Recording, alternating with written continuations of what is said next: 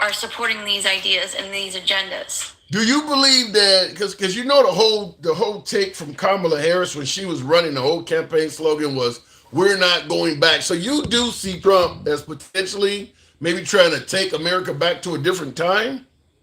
Um, I would say taking us back to not even just a different time, but in a different country, What do you mean?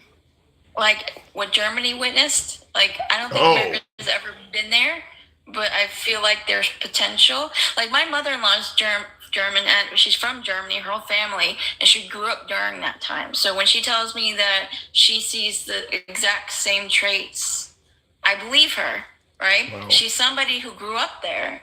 And there's just too many things, too many. The fact that he even idolizes that person, even, you know, Well, you talk know, about he denies that. He denies that he had a copy of Mein Kampf on his nightstand and that he idolizes Adolf, which is what you're alluding to. He yeah, denies that, though. But you're saying that you believe there are similarities to Germany in the 1930s under the Trump administration, or the yeah, because, well, he denies certain things, but there's certain things he's physically said. Stuff about the loyalty of the generals, how he wants to have that. yeah, These are his physical words. And he yeah. related it to the type of generals that, I don't want to say his name on your live to get it kicked for any reason, but the head of the German army back then. Adolf. You can say Adolf. Yes. Okay. Yeah, I'm not sure. I don't want to get you Right, I banned get or it. I get whatever. it. I get it. But when he sits there and says he wants to have generals like he did, why would you say something like that? Yeah, yeah. I mean, there would be no other reason to say that. Now, of course, once again, he's going to deny that he ever made a statement like that, but you are correct. People It's that were on certain. video. Huh? It's on video. You can't really deny what's recorded. Yeah, yeah. Wow. And then you also have, members of Congress already saying when Trump says, jump and scratch your head, you jump and scratch your head, right? Yeah. Now, the fact that they said that is crazy. Congress is supposed to be speaking for the people, right? A representation of the people's voice, That's not what the president. that's what you would expect, but apparently things might be slightly different this time. Yes, but apparently there's fighting within inside the Republican Party right now, so we'll see how that plays out. But I can only hope he does well, right? Because I have no choice but to hope for Yeah. that. Yeah. I can't hope for him to do bad and to go, ha ha, I told you so. I can't hope for that because I don't want that to be. But it's hard not to think that that might be a thing. Wow. You paint a bleak picture. I got to move it on, but before I let you go, I guess I'd ask you the question: do you think we'll survive the next four? Or do you think America will be fundamentally changed for in a whole different direction? Or do you think at the end of the day, listen, he may do some controversial things like last time, but we were able to carry on? Or do you see permanent, I don't want to say damage, but permanent change possible? I see possible permanent change. Although we have, outcome many things in American history, um, it really depends on how much other people who were put in place to protect us, like the judges, Right. Congress, how much do they step up for us will determine what he does to our country. Wow. No chance he'll just give us a good economy, strengthen the border, and make America None of, great. none of his economic policies are making sense right now. The idea of tariffs, companies are already starting to, buy large supplies of stuff because they're expecting prices to go up, which I also believe that they're going to even charge more for those and blame them on the tariffs, even though they stockpiled their product. Yeah. So to just, increase This their man, revenues. the stuff you're talking about, though, this man did not spring any surprises on anyone. Everything you're suggesting that might be bad for America, or whatever the case may be, we Mhm. knew he was who he was before we elected him. So if he is as bad as you're saying, how the hell did he win by so much? It's mostly like fear. So, and also you have that team mentality sport. Like, you want your team to matter, like to win no matter what, even if they totally suck. You know, it's just That's a hell of a way of putting it. Wow. All right. You just simply invested in it so much that even if you know some things are bad about Trump getting reelected, you're saying his supporters are just in too deep. Yeah, like you had this one guy talk about he wants to get rid of Obamacare, but as long as Trump keeps the Affordable Care Act. And then someone was like, that's the same thing. He's like, well, why is it called something different? It's like they don't understand, you know? All right, Sunflower, you're scaring the hell out of me, but I do appreciate you coming on. Wish you all the best. I like your lives. Thank you. Appreciate that. Thank you. Come on back anytime.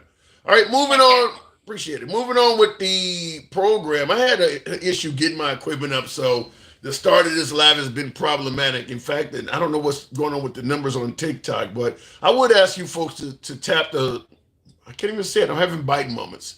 Tap the screen for TikTok, smash that like button on YouTube, get the likes up on the program. It's early on TikTok, it helps out the algorithm, brings in more MAGA. You know we are MAGA friendly. We don't block, ban, or censor anyone. Looking in the comments though, before I go to the next comment, some people don't even understand what a consumer is. Who would not understand what a consumer is at this point? I don't know the progressives and leftists kind of, I guess you mean I don't know why, but you said I don't know the progressives and leftists kind of scared half of, oh, okay, so you say you don't know the progressives kind of scared, progressives and leftists kind of scared half of America. 3/4 of America apparently, and I don't get the rest of that. But in regards to the statement, the progressives and the left scared half of America. They did say things like Trump was a threat to democracy, going to take women back to the 50s. But notice you said they scared half of America. That leaves room for folks to suggest that Trump scared the other half. Just want to point that out. Let me go back to the bots. Continuing on with the program, Stick the Ruler. Good evening, Stick. Now, hey, how you doing? I'm doing good. Now, Trump has met with Biden. I'm asking this question right off the bat. If you were in that same situation where your adversary was blaming you for everything from stealing the election to trying to have him wrongfully arrested up to and including his assassination attempt, would you have invited him to the White House, shook his hand, and offered to help him in any way possible? Now, Tim, he's doing the traditional. Right. I'm gonna look out. Right. I'm gonna. Hell no. So you would not have done it. Hell no. I'd have did him the same way he did me. But what happened to when they go low, we go high? Like I asked my last caller, what happened to that tradition? We did that already. We lost the first time we did that. Right. So we lost again. So now it's just time to go ahead and match energy, man. Nah, you straight. You don't need no votes, remember? You don't even need votes. Wow. He told people, I don't even need your vote. I don't need your vote. He made another reference today stating that once again, I guess he's joking, but he said something to the effect of, if people decide they like me, I may stay longer. I think he said this is the last time I'm running. But if people decide they like me, we got to come up with a way to keep. He said I might run and get something. He said of that nature, joking about being in office for longer than 4 years. He did that again today. Why does he do all of this so often? I mean, he does it because he really means half of what he says. I said half, but on this tip, it's all about power. So yeah, he means what he says. If he can stay in power, he's gonna do it. Yeah, but the guy is almost 80 years old, Stick. I mean, do you really see him trying to do it again at 80? He'd be almost like 83, 84 years old. Listen, when you're trying to, number one, have the best of the best in the sense of healthcare, they got all the shots that you need, booster shots, you ain't got to pay for nothing. Then on top of that, you're well protected. I mean, he wants all the perks that comes with being the president. Yeah, but it's even if you're not president, you're going to, for the most part, have a tremendous amount of perks. I mean, I assume Obama still has a ton of perks. You don't really need to be president once you've done it already. Yeah, but when you are at the helm, do you not feel that the perks are way more glorious when you're at the helm? I don't disagree with that, but you really think that's what it's all about? Is just perks? Not just the perks, it's the power. That's is a perk to be so powerful, and then to be the one with the golden goose. Because right now, you've heard about people's pockets, you've heard about eggs, you've heard about all of that. Yeah. But one thing you ain't hearing is that the economy is really bad right now from Trump. You're not hearing that. Well, and the reason is because just like with Obama, he's going to inherit a good economy again. Regardless of what you say and how you feel, facts is facts. And the facts is the economy is right now is off the chain. It's booming. Bitcoin is up. Everything is up. Yeah, well, but what about, I agree. Well, here's where I kind of disagree. The economy is doing very well for middle class and up. For poor folks that don't have Bitcoin, may not have stock, may not have a 401k, they're not feeling this. They're not feeling that. Well, I mean, my thing is this. You're not going to feel it if you got constantly a person in your ear telling you shit is bad. You're not going to feel it. And especially if you listening to that person. You know, today I had somebody in a live tell me, well, they told the whole live, go watch this documentary called The Brainwashing of My Dad. I've actually been told to watch that my damn self. I haven't seen. And I jumped out of the live, not because the live wasn't good, but because of just the whole, I suggest you guys go watch it. When you watch it, you truly understand MAGA and why they think the way they think. So are you trying to say that MAGA has been brainwashed?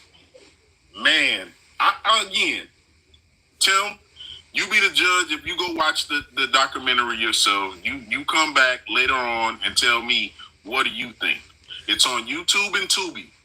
Now, it's interesting you would say that because I'm constantly being told it is the left that has been brainwashed. It's the left that follows the mainstream media. It is the left that has been brainwashed.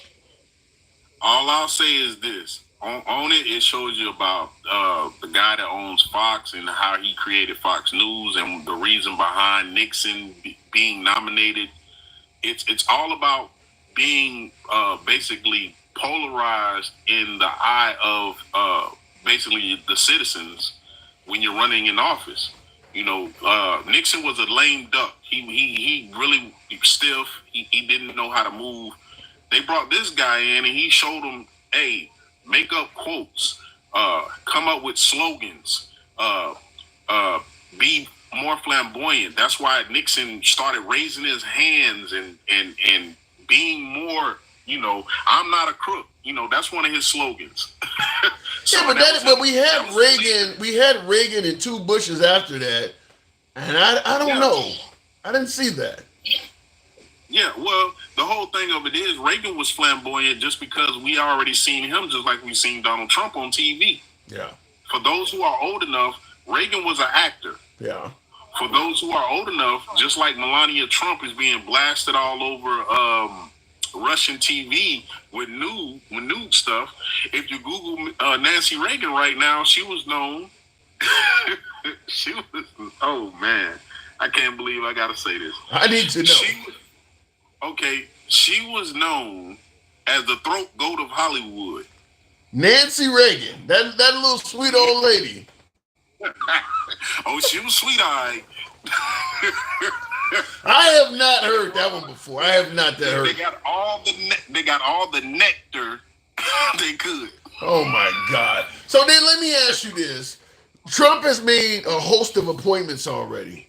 Any issues? Are you concerned with any of them so far? I mean, you got Marco Rubio. He's a respected Republican. I mean, some are suggesting that his appointments don't sound like. Well, take out Matt Gaetz because Matt Gaetz is a problem. I was about to say you better tighten take up out Matt Gaetz. But what do you think? You think the Senate will approve Matt Gaetz though? I mean, he's an election denier. Listen, the Senate may be compromised because I think they have the Senate as well. So And even if they don't, they still got like a close. It's close in the Senate. Whether they do or they don't, it's close. But long story short, there will be somebody in the Senate on the left that's gonna approve. So it's just one of those situations. Now, you're not in the camp like my last caller, believing that Trump is trying to turn us into 1930s Germany. You don't see that, do you? Man, I really don't know Germany like that. I've been there before, but as a spouse, not a spouse. I'm sorry, as a dependent. My mom was in the military. My dad was in the military. So I've been there, but I really don't know anything other than what has been shown on TV. So I really can't say it's going to be exactly like, Nazi Germany or whatever. But at the end of the day, just listen let me rephrase it. Do you, because you hear the women complaining, but I mean, some folks are saying they haven't lost anything. It's just states' rights. But I want to, do you foresee anybody in this country losing rights under a Trump administration? Well, I mean, they already lost rights when they gave it back to the states. Anytime you give somebody something, somebody's going to lose. And the women lost. They lost their right to their reproductive freedoms. They lost their right to health care. They lost rights, just period. You can't take something from somebody and say, well, we didn't take it, we just gave it to somebody else. No, you took it then. Yeah. I mean, that's the dumbest shit I ever heard in my life, to tell somebody we didn't take nothing, we just gave it to somebody else. What? Do you foresee anybody else losing rights? Well, as we all know, the massive deportation, I see some citizens getting caught up in it, man. Some regular smuggler. I was born here, probably been here since before my parents even thought of me. But yeah, they're gonna take them too. I want to ask you something, because this is coming in the comments on YouTube horizontal. Andy Joe says, "Can a man take the life of the unborn? Do we have rights?" How do you respond to men that might say it takes two to make a baby? Why is the woman getting all the right to make all the damn decisions? Why can't a man have input? How do you respond to that? Now, Tim, this is my thing with that. My thing with that is this, and we've had this conversation about instead of taking men's or women's rights, why don't you just give men more rights? And the right that I would give is you can't have a right to my pocket unless we have basically now that's what it's come to. There's no more me and you, let's have a baby. Let's get in this contract and let's hear, you've heard me say, hey, yeah, I agree to it. But if I didn't agree to it and you get pregnant and I say I don't want it and you want to keep it, then I should be able to divorce that child.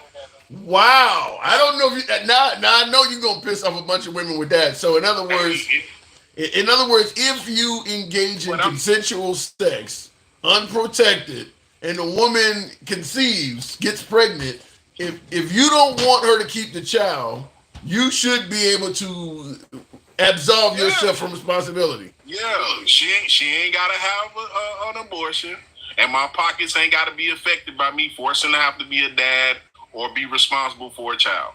So know it going in. I don't want no kids. If you get pregnant, that's on you. And I guarantee you sit there. Hold on a second. I guarantee you, women as whole will be like, "Oh damn, they done messed up the game. I can't even get paid off my child no more. I ain't gonna have no more kids." This is why I need more female. I need more female viewers, because I see a lot of men in all three platforms. The men are like, hell yeah. By the way, just in regards to what you folks have all heard this caller say, if you agree with this, type yes in the comments. If you disagree, I want to see a no. Because I see most folks are actually agreeing with you. Now I don't know. This is why I need more women. I don't know if I don't know how that would go, because you would have a lot of single moms out there doing this. It's simple. It's simple. Just like all these, they can just come up with a simple piece of paper that says, check this out. when you sign this paper, you are signing away your kids' rights to this man, to his pockets. Because all he wants to do is have fun. If you're not willing, if you're not understanding what's going on, that's on you. But when is this contract produced and signed? Is it before you hit it or after? Hey, it's like one of them Dave Chappelle's infomercials. You feel me? Like you can just have it in your wallet like a card. And that wait a minute, hold on. So you meet this chick. Let's talk about how this shit really often happens. You meet a chick in a club or something like that. You know, you running some game on it, you guys dance a little bit, and look, let's go somewhere private or whatever. You gonna hand this broad a contract? Check this out. For your pockets, it seems like they'll do anything, won't it? They'll re-elect Donald Trump. Why you won't sign it? Check this out. Wait a minute, I'm trying to let me get clarity though. You're gonna hand this chick a contract. I'm gonna hand her a contract right before I stick it in. Ain't nobody gonna sign that shit. Hey, but then guess what? Ain't no more kids being produced either. Ain't no more kids without fathers there either. So it is what it is. She has every right to say no, hell no, I ain't signing it, and go on to the next dude. Now guess what? In this world that we're talking about, the next dude might have a contract too, because he might be trying to guard his pockets just like I am. Yeah, you want to have all the fun, but charge me for it for 18 years. Wow. How cool is that? So again, don't take the woman's rights. Give the men more rights. Give them the option to opt out. Check it. All right. You don't want to have an abortion? Cool. I told you in the beginning I don't want no kids. You signed this contract. That's on you. I'm out. All right. Appreciate it, Stick. Strong stuff. Let me move on with the program. That's powerful. Now, I gotta say, you know, you just met somebody, you guys are, you know, the passion is hot and heavy. She's ready. You want it. And then you bring out this contract. To me, it seemed like that would be a mood killer. It just seems like, I mean, you know, because a lot of times intimacy is kind of, you know, certainly that first time, it's often spontaneous. It seemed like you spring up a contract, it would really be a mood killer. Maybe I'm wrong. And it would lead some women to say, this shows that this person is not going to be, you know, accountable or responsible. Didn't count. Appreciate the magical gesture there. Thank you. Wow, pull out a contract. I don't know. Let me look in the comments, though. The conservatives are gaslighting. The abortion has never been about babies.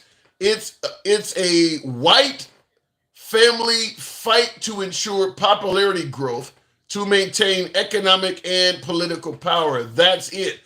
Now, you're talking about replacement theory. I don't totally disagree with it because so many folks are talking about replacement theory at the same time they're doing this.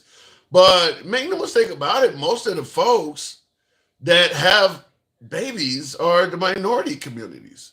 So if you ban this, you're going to probably have a quicker growth in the minority communities because they have more babies than the white community. The white community, you know, these folks, you know, tend to, and at least this is my analysis. Maybe I'm wrong. Maybe my opinion on this is wrong, but I think the white community is more likely to, you know, try to do things the financially advantageous way. Get your become gainfully employed, make a decent income, and then, you know, you can go ahead and just decide if you want to have a family or not, where you're financially able to do so. Problem with that is, because a lot of folks say, yeah, that sounds better. That's what you should. Well, yeah, but by the end, you're like 35 years old or some shit.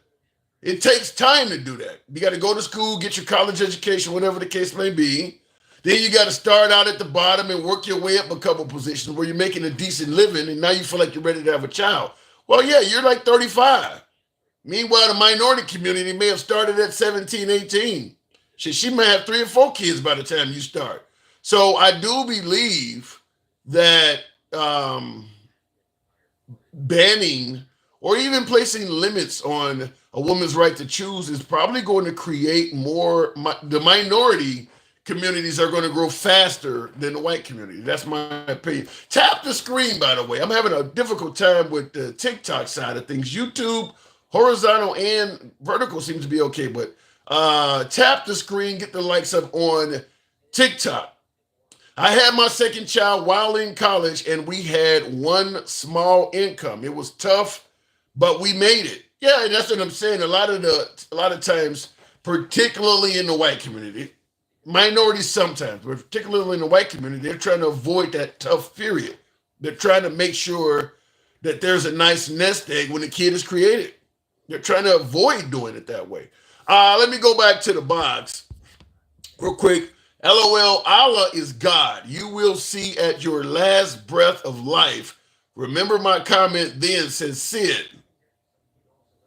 You guys having a religious comment in my comment section? I need to hear more about that.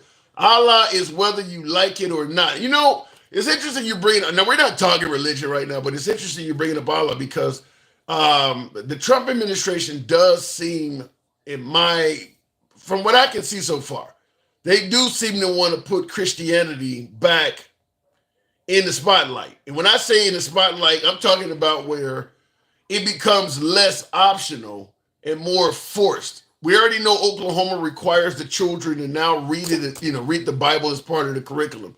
So it seems like they want to kind of, I guess for lack of a better term, shove Christianity down a few people's throats. The right tends to really believe, placing God in our environment will really make things better. So they're pushing for that. Let me go back to the box. MAGA reacts, or I bet they hit dent cow there. Good evening. A religious cult. I don't know about a religious cult, but they do tend to see it that way. MAGA reacts. Good evening. Hey, by the way, that last guy, the thing with being able to abandon a baby, he stole that from Dave Chappelle. I think he actually made that joke like last election. But when you heard it, were you laughing, or do you think it's a legitimate way to go? I think it's a legitimate way to go, but the way it would work, you don't need to sign a contract. You just wouldn't be responsible for the baby, period. Like, she could go on her own and have an abortion without ever telling you, and you could just say, hey, I don't want to take care of the baby, I give up my parental right, and that's it. So you don't have to sign anything before. The only time I recommend you sign anything before is if you want to keep the baby, and then I would sign something like, hey, we're having this baby together, I'm going to be the dad, I want to keep my parental rights. So you At least that's the best way to do it. And you would favor that if a guy got his girlfriend or his wife pregnant, he could opt out of being responsible for it? I mean, I think wife is a different story. If you're married, it's a different story. But yeah, any other situation where it's a one-night stand or dating or anything not serious, then yeah, I mean, she could go have an abortion without you. So you should be able to say, hey, I don't want to be part of this kid's life. And I see in the comments, Miss White. I don't have a lot of females in my form. I see Miss White said, I'm out of here. Because I think the females would really have a problem with this. Again, but it's only fair. Like, I mean, I have a problem with babies getting I get it. But I think if you're playing fair, I mean, again, this is a Dave Chappelle joke. I kind of agree with it a little bit, but really, I don't care either way. I'm kind of in the middle with all this stuff. Well, so I want to ask you this question. This is what I've been asking on the show. When you got Trump accusing Biden of everything from stealing the election to weaponizing the DOJ to have him wrongfully arrested to even attempts on his life, I'm asking, if you were running for office and your adversary was saying all this stuff about you, would you have invited him to the White House, shook his hand, and promised to do anything you could for him? Yeah, it's only business. I mean, you can't take things personally. He's threatening you for people trying to kill him. You're saying don't take that personal. I don't know. I mean, I guess Trump Trump started it, is what I'm trying to say as well. But yeah, most of the time, I don't think Trump takes any of this shit personal. Look at all the people he forgave. Even J.D. Vance talked shit about him, and Marco Rubio. I mean, you're blaming attempted murder on the guy. You're blaming stealing an election on the guy. You're saying that he tried to wrongfully incarcerate you. That's just business. I mean, also, like, the older I get, the less I seem to be the one to hold grudges. Like, I feel like no matter Grudges, how it bad happened last week. What do you mean grudges? but he's also 72, and he's had a lot of people do him dirty across his life. So I doubt this is the thing that's gonna put him over the edge. No, I don't doubt that. So in other words, you're saying that no matter what he said about you, you would still be friendly to him. Yeah. Plus, it's only like one meeting, and it'll help me unify the country. And it looks good for both of us, especially since, I mean, you could say that last time you couldn't do it because of COVID. I mean, because a lot of shit didn't happen last time. I mean, they keep putting it on Trump saying he didn't concede, but also COVID stopped a lot of, CV-19 stopped a lot of this stuff from happening. So then let me ask it to you this way. What if the situation was reversed and Biden was accusing Trump of trying to have him assassinated and incarcerated? Do you think Trump would have invited Biden to the White House? As you say, you're 80, you don't take it personal, it's just business. Do you think Trump would have did that? Yeah, I mean, I think the only reason he didn't do it last time because the optics of I'm challenging the election, how could I invite him over and say he won? What do you mean optics? I don't think, like, the reason Trump didn't do it in 2020, I would assume because he was still, like, challenging the election. He didn't want to concede that he lost the election, so how are you going to invite someone? No, Trump didn't challenge the election. He said Biden stole it. He didn't challenge it. He wasn't saying, well, something didn't look right. He said, no, this guy stole it. Yeah, that's just challenging it. That's not. You're challenging the results, even if you think it's stolen. Or no, whatever. you're not. He's not challenging the results. He's not challenging the results. According to him, he knows the results. He won. Okay, and that's not challenging. He won, and then you're challenging his point of view. How would you say it then if it's not a challenge? I say that you're actually accusing this guy of being a crook. Okay, and you're still going to challenge him in court. I mean, even after he lost. Word than challenge. I don't know what other word I would use. But he lost in court, so we're beyond. Challenging it in court is one thing, but once you've lost in court and you're still saying it, now you're accusing him of being a crook. I don't know. I don't want to get distracted by this. I don't think it's really important. I don't think Trump cares. I don't know why you would say that, considering the fact that he continued literally right up into the election of saying this stuff happened. He was still talking about all of this. January 6th, the election, all of that. He's trying to win an election. I mean, you don't think that shit helped him politically? Unfortunately, I think you're right. Unfortunately, I think it did help him politically. Well, that's sometimes you guys take. This is the problem with, like, the left. You guys take everything so serious. You know, the second elections are over. It's like the primaries when all the left was against the left and the right was against the right, and then a month later they're helping each other win. You know, even Nikki Haley was trying to help Trump, or at least trying to get on his good side. So what you're saying is the left takes everything so seriously. And I see in the comments, Facts Only says MAGA never believes the facts. So when you say the left takes things so seriously, you're saying they shouldn't be so focused on being honest or not. If a person lies on you, don't take it that serious. No, it's not that. It's just he said the man stole the election. This is how the game is played.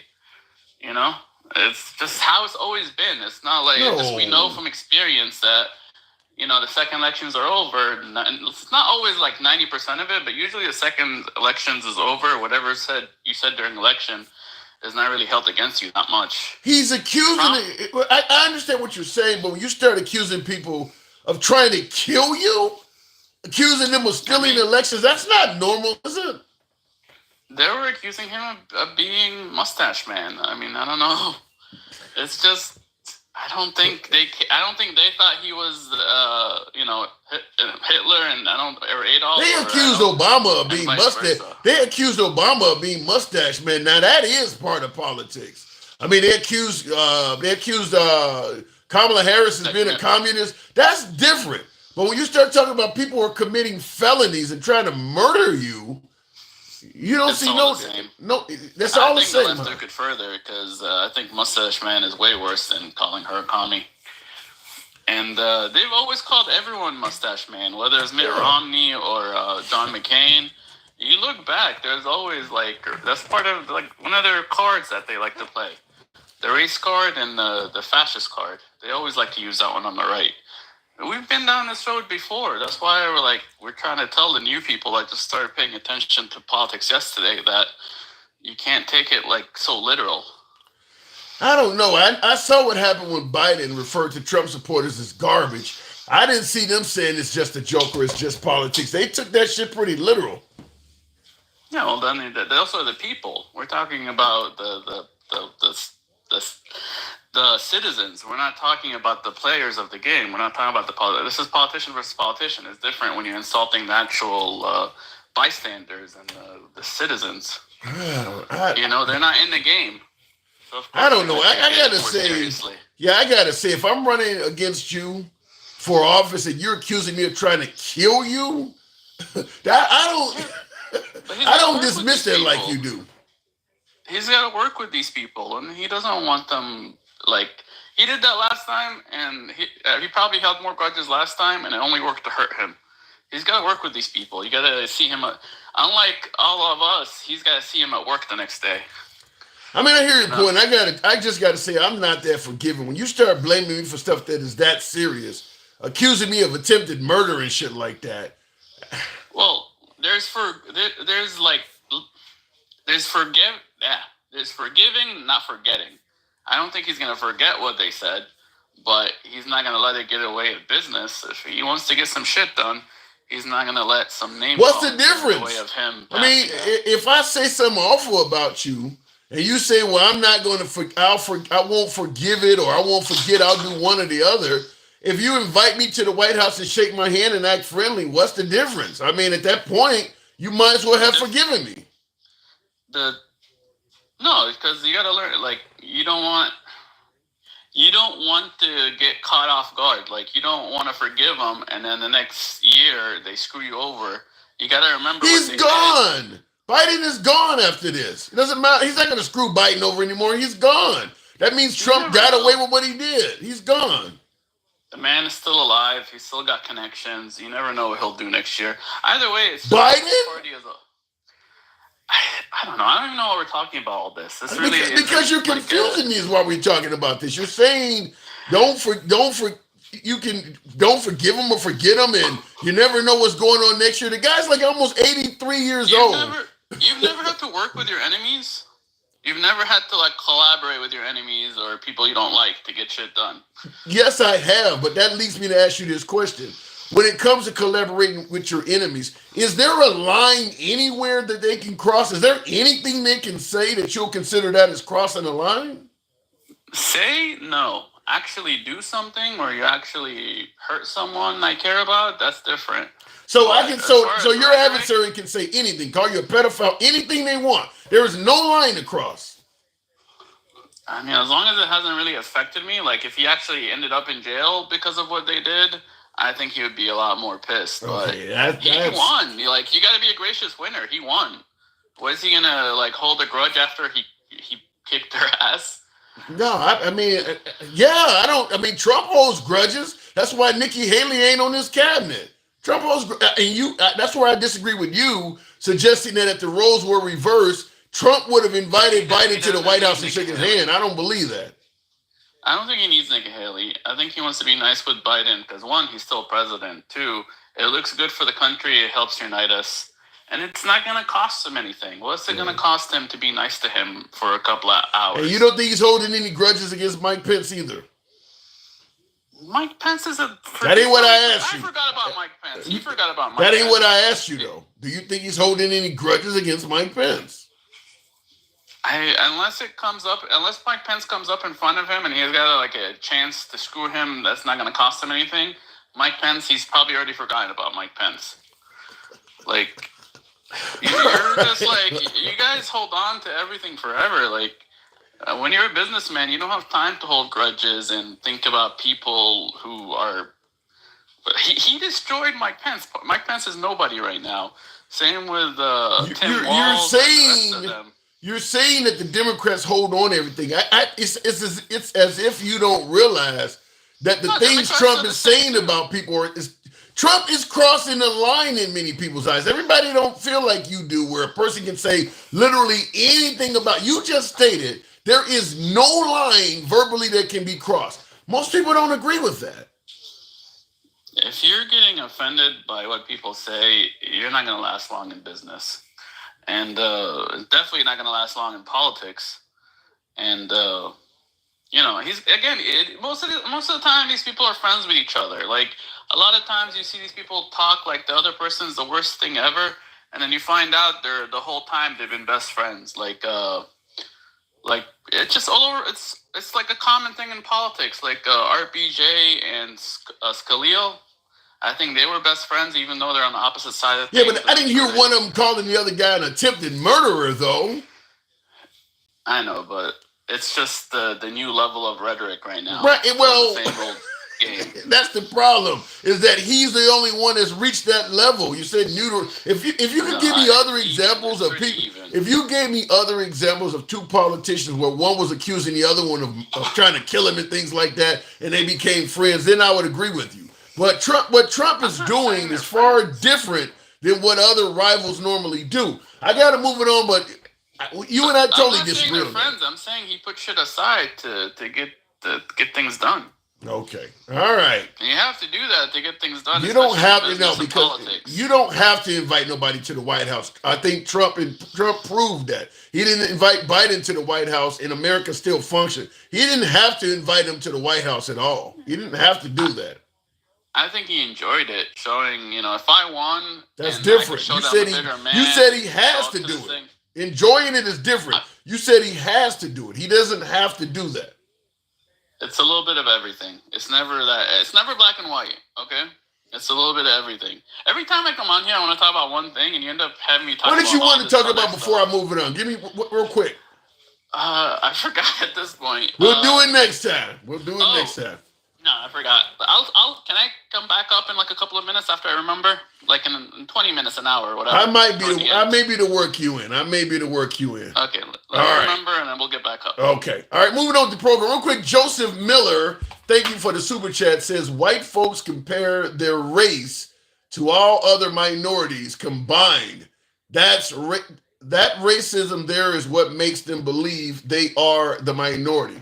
Interesting. You're saying that I guess it's kind of like the notion that if you got one drop of, one drop of black blood or whatever the case may be, you're talking about, I guess, purity versus impurity. So that he's indicating that white people compare themselves to, they put Hispanics, blacks, all these other cultures in one pile. I think that's the way I'm interpreting it. And then they compare themselves to the pile and they can say who's the majority or not. Well, white people are bigger than the pile in America. I think whites in America represent like 60%. So they're more in quantity than all the other cultures combined. I think I'm interpreting what you're saying that way. I think that's the way what you're saying. I don't know if that's the case. I mean, different white people have a different mindset. For instance, you hear about replacement theory and all this stuff from some white people. Other white people don't care nothing about it. So I don't want to say all whites are this way or not. Some people don't care nothing about that. Okay, looking in the comments, and thank you folks that are tapping the screen. Dencal, appreciate you holding on, Dencal. Good evening. Now let me ask you, Dencal, under the same circumstance, your adversary is accusing you of, stealing the election, weaponizing the DOJ to try to have him wrongfully arrested, even accused you of attempted murder. Would you have invited your adversary to the White House, shook his hand, and offered to help him out in any way you can? Yes. And I would have extended that to him because the personal beef and how I feel is not as big as the United States of America. Well said. So you agree with my last caller then, that you gotta be thick-skinned and not take this stuff seriously. No, I don't believe that stuff he was talking about is crazy. That guy is way out there. I mean, he was saying some stuff that I tried to remember some of the stuff he was talking about. Now I'm curious to know what he was indicating that all politicians talk like that. And I was trying. Well, one of the things he said is, if you're running for office, there is no verbal line that can be crossed. Your adversary can say anything about you, like what Trump talked about his wife versus Ted Cruz's wife. He said anything is, there is no line that can be crossed as long as it's verbal. Right, and I totally disagree. He is normalizing what Trump has brought to our political system. He's saying that's it's not normal. People don't go around talking about their candidates' wives and how their wives are ugly. They don't say that their parents contributed into the assassination of JFK. Yeah. They don't go around doing those things, and we are still which I'm glad we are on this side. I'm glad we're still operating in the environment where that's not acceptable. And so I am glad. Are you sure? Hold on. And are you sure about that? And by the way, I do want to acknowledge Sia. Thank you. Sia says Trump attacked the race of Obama and Kamala. Did he attack Obama's race? I don't know. Did he? You talking about Trump? Yeah. Yeah. When you say you're not American, you're attacking his race. You're attacking his nationality. Yeah, you attacked his nationality. I don't know if that's his race, though. Who he is as a human being, you attacking that. Yeah, it's all in the same category. All right, fair enough. I mean, I don't know why it is, but I brought this up on yesterday's show. There's 4 people of color that ran for the White House in the last few years, and why the Republican Party attacked all of them. I brought up Kamala and Obama, obviously, but Vivek Ramaswamy and Nikki Haley also were people of color, and they ran for the nation's highest office. And the Republican Party did use race to attack all 4 of them. They were calling, Nikki Haley by her real name, Nimrod. They did it to all 4 of them. They brought up Kamala Harris being Jamaican and being Indian. Of course, with Obama, he was born in Kenya. They did do that to all 4 of them. So go ahead. Which one was it? Was it Megyn Kelly that sat there in front of Vivek Ramaswamy? That was Ann Coulter. That said that. Yeah. Laughed in his face and said, I would never vote for you because you're Indian. Yeah. In his face, in front of the whole world, and not a gasp or nothing came out of us. Why do you think that is, that she could say, I'm not going to vote for you because you're Indian? And there was no outcry on the right for saying something like that. I don't want to sound, and I know I am going to sound like a certain group of people or type of people when I say this, but they are saying what a lot of white people feel in this country. They won't say it out loud, but they feel that way. That's racism. Yeah. And when going back to that question y'all was talking about, well, you didn't see how the math was working because if they was doing abortions and that mostly minorities and stuff were the ones having babies. Not if you put out 20 million Hispanics and brown people. That's the balancing factor. Well, no, the Hispanics that are here have babies fast too, though. They're not going to put them all out. Well, if you put out 10 to 20 million, military-aged men, as they say, out of this, the baby makers, the bucks, what do you think that's going to do? And the law is going to extend their run. And I get it. You know what I'm saying? It makes sense if that's your perspective. So if people were going around saying to me and you, Tim, hey, this is what we're going to do to make sure you guys stay on top for another 20 to 30 years, you think we're going to be saying, no, don't do that? Yeah, I get your point. We're going to be saying, look, I don't agree, but I'm going to be over here doing my thing. Yeah. So do you believe that actually is what they're doing? That there's some kind of subplot to keep... Man, they told us this, man. In what manner? Stephen Miller, read his history and look where he is in all of this conversation. He is the architect of all of this all of this border wall policy. Trump is not smart enough to think like that. This comes from a far, far right white supremacist. But would Trump support something like that? Trump will support anything that gives him more power. I'm looking on Google. They're saying that as of 2022, I typed in how many Hispanics are in the U.S. They say 64.99 million. Now we know there's over 350 million people in America, so that means that, and we know the black population is even less than Hispanics. Right, they're at around 25%. I'm talking about documented. I thought it was more. I thought it was actually more of them than that. No, it's about 25% for them. Well, that was a couple of years ago. It may be increased, but it was about 25 for them, and it was about 13 for African Americans. As of 2022, 219.5 million whites. What the hell do they mean by replacement theory? They're not in any danger at all of being surpassed. But the issue is when you look at media. I think we had this conversation before. If you look at a commercial in America today, you gonna see a mix. Yeah. You gonna see a Chinese person and a black person, and they all gonna be sitting down at the picnic table together. They gonna be eating Subway together.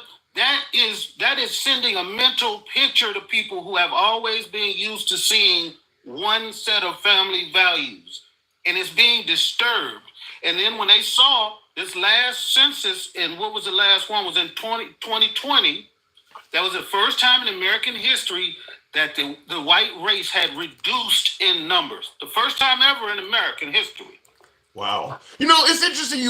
Somebody just said that. I heard somebody on television say exactly what you said. Oh, it was what is her name? The lesbian, the black woman that's a lesbian comedian, Wanda Sykes.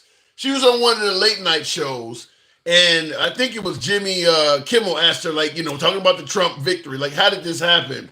And she said, I blame Cheerios for putting all these commercials on TV of mixed couples. She said exactly what you're talking about now.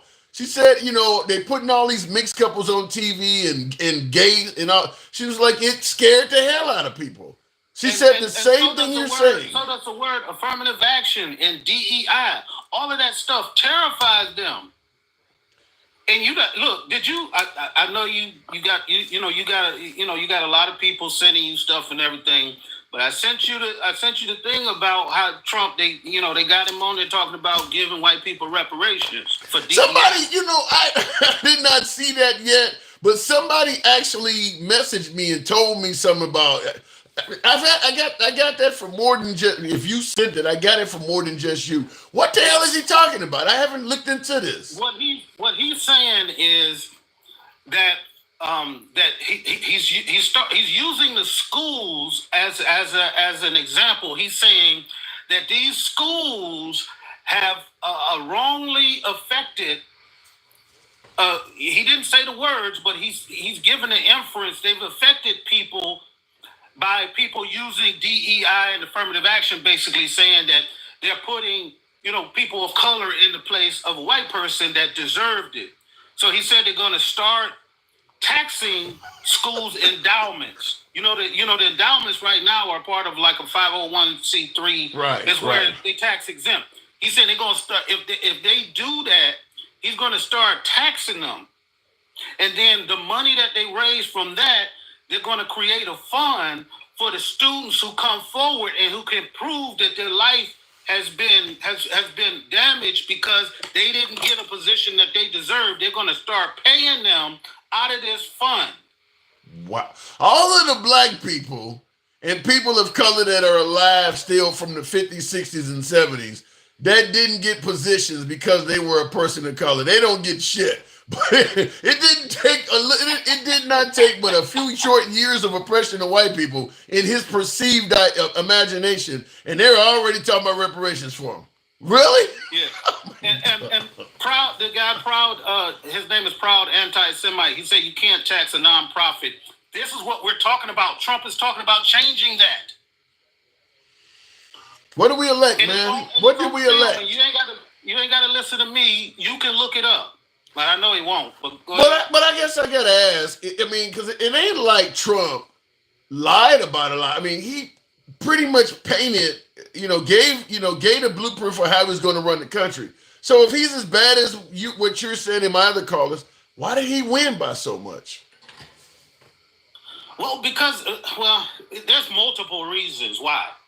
But I think the main reason is that he's the master of manipulation. He's the ultimate con artist. He's the king of rhetoric and propaganda. He can take one statement and he can make you feel like he's speaking just to you. Remember what you said at the rally when he yeah, I gotta say when I went to he might have not been even looking at your black head, but you felt it in your core, and he's a master of that. But it doesn't make him a master of all of these things he's talking about doing, because if you look behind all of these policies, there are people. They've come out and said it. A lot of people have come out and said it.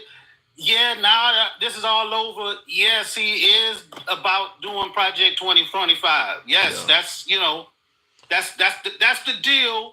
You guys lost. Just deal with it. Yeah, I got somebody on YouTube right now saying Trump won. Just lay down and get over it. Somebody's even saying that now. Yeah,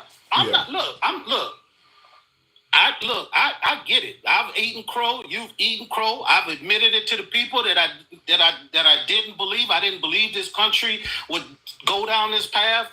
I believe the country is as great as it's ever been today, and I don't believe going back to any other point in time is going to make us any better. I just didn't believe that we would just internalize all of this stuff and just say, well, if I make a couple more dollars, I don't care about this country. If we just isolate ourselves from the rest of the world and just back away from everything, then we can concentrate on ourselves. We've never concentrated on ourselves. Yeah. We've never sat down as a country and said, well, no, I take that back, because we did have some points in time where they said, listen, we got too many old people out here with nothing. By the time they get in their 60s and 70s and can't work anymore, we got to do something. So Social Security, that was a beautiful thing. That kept a lot of elderly people off of the streets. But let me ask you this though. Do you? Because this is a comment I'm getting on YouTube. Tim, America is for sale. The highest bidder can control the government, such as AIPAC and corporations like Elon Musk. Do you see this country in this type of shape where you can just buy the direction of this country, where it's just for sale like that? We just saw Elon Musk purchase his way into the government. We don't have to debate and be like, that's kind of, we have seen it. And one thing I'm going to tell these MAGA people is they don't understand power like maybe some of us do. Elon Musk don't want to be second fiddle to nobody. Elon Musk is using Donald Trump. There's an ends to a means. That's why he will be the. How about it? What about the possibility that it's the other way around? That Trump is using Elon Musk? You don't think so? Trump ain't smart enough to use Elon Musk. Everybody keeps saying this man ain't smart. Hold on. Everybody keeps saying this man ain't smart, yet he is batting 1,000. Trump keeps winning and winning and winning to the point he was right when he said, if you vote for me, you're going to get tired of winning. Yet people keep saying he's not smart. I'm not saying that. But the thing is, we're not winning. He's winning. He said we were going to be tired of winning. We're not winning. Well, his supporters feel victorious. Exactly, because I just told you he is the master of propaganda. You did say and that. You just used one of his one-liners and proved my point. He told black people, I've been the best to y'all than anybody in history. Well, I don't do that. You got to be crazy to see that. I don't get that one. That never made any sense to me. Dude, swipe up and down on your TikTok right now and see how many black Jews is on there with a hat on their head talking about, we won. Yeah, they are. I've talked to several of them. I just want to know from some of the MAGA people, when it comes down to it, when they bump heads, who they going to be with? Who they going to be down with? They going to be down with Elon or they going to be down with Trump? Because they going to bump heads. It's inevitable. You can't have two alpha men like that at the top. Well, Trump has the power, so if they do bump heads, Trump is going to win. No, he don't. No, he don't. He don't have the power. Elon Musk has connections around the world. China, Russia, Saudi Arabia, all of the major players. He got Starlink. And Trump doesn't? Trump doesn't have connections? Trump doesn't control Starlink or Neuralink. No, he don't need to. But Trump has millions of folks that are going to favor him over Elon. If they bump heads, everybody that has bumped heads with Trump, his supporters went to Trump. Trump has won every time he bumped heads with somebody. Okay, well, I would say since you basically making it seem like everybody's gonna be down for Trump and Trump has got complete and total power, why didn't he say nothing when Vladimir Putin put his wife on national state TV butt naked? I still haven't seen that yet. I've heard you're not the first person to say that. I haven't seen. Why would he do that though? What was the purpose of that? A complete power move. Because he's showing Trump. Because Trump came out after he won and said, I had a phone call with Putin and I told him to back down off of Ukraine a little bit. And Putin came out the next day and said, I don't know what the hell he's talking about. I do know that, but I have not heard. It's a matter of will. And if you believe that Trump would let somebody put his wife on TV like that and not say a word, well, as my last caller said, maybe it was state TV in Russia. As my last caller said, maybe it was just business. I gotta move on though, man. Well, one last thing I want to say before is that is the conversation you had with your last guest and all of the twisting and turning into a pretzel to explain everything. When you come up to something, he just say, well, when you get to the end, when he's supposed to admit that he was wrong, he just say, well, why are we talking about this?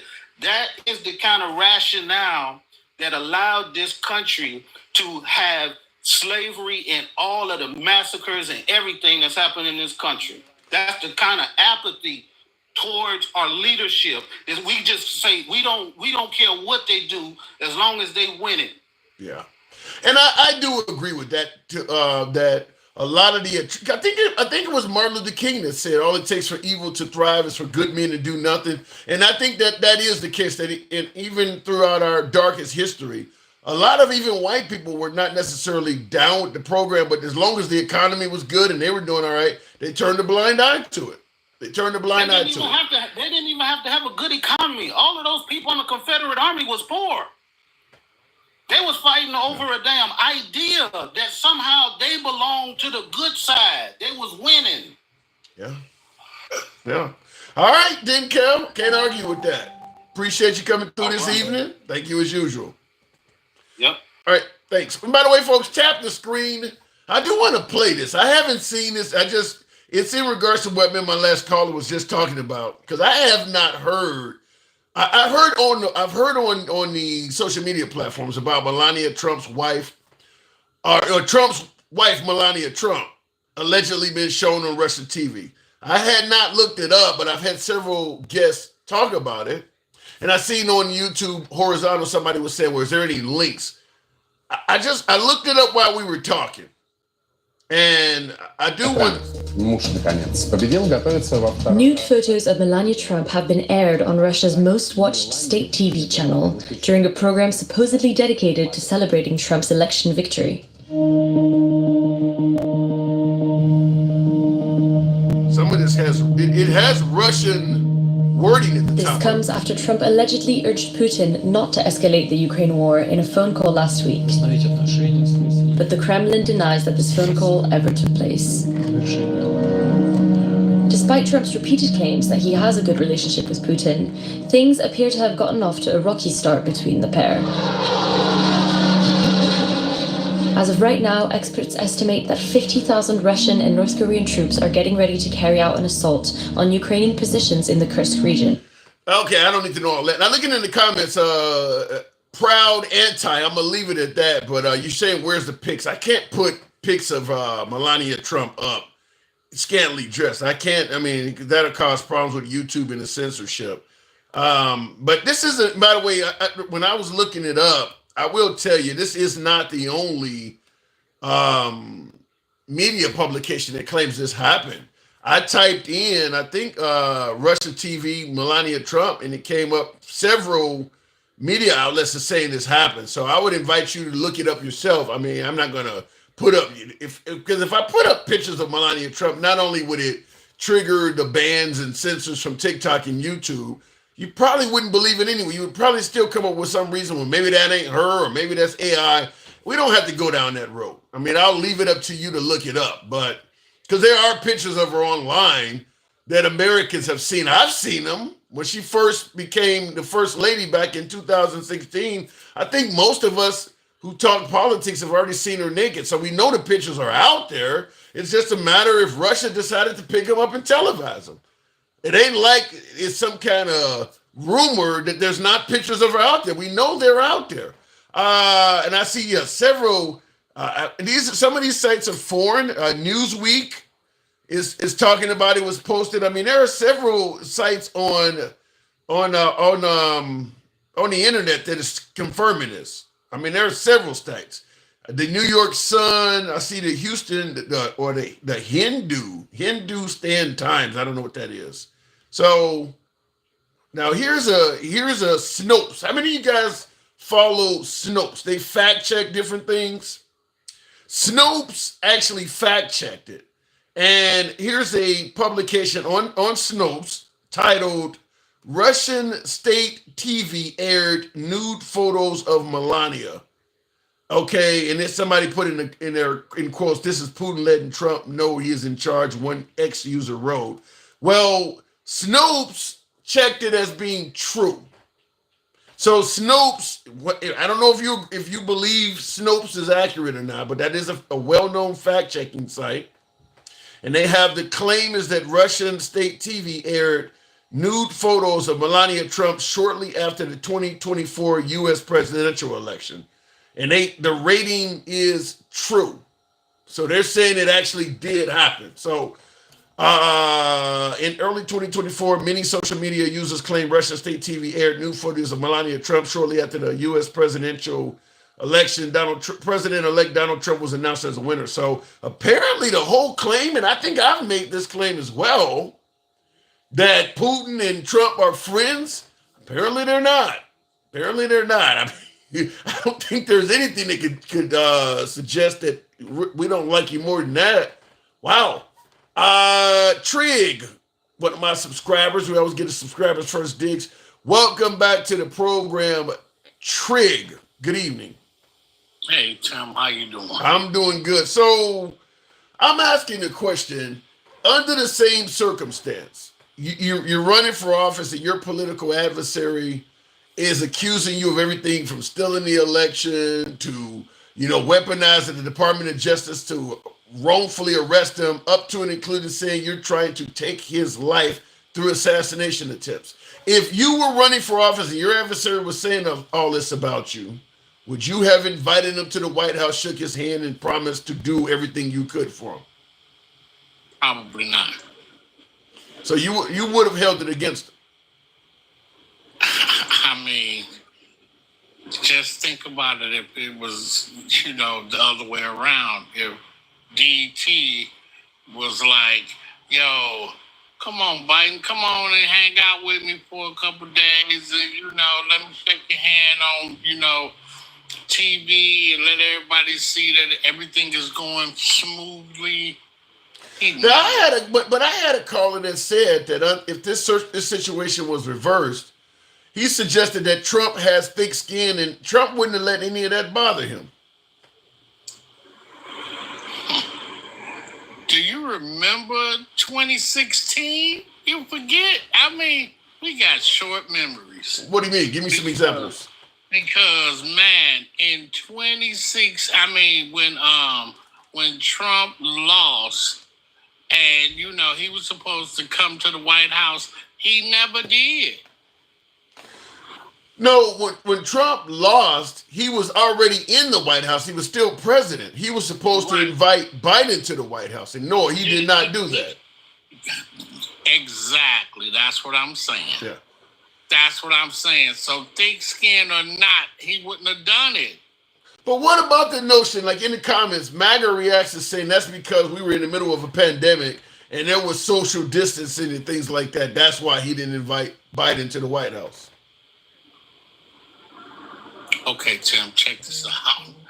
Do you remember Trump saying, "Man, I'm too big for this mask stuff, man. This ain't what I do." Yeah, I do remember this that. ain't what I do. Yeah. So I mean, I don't think it would have mattered if it was the pandemic.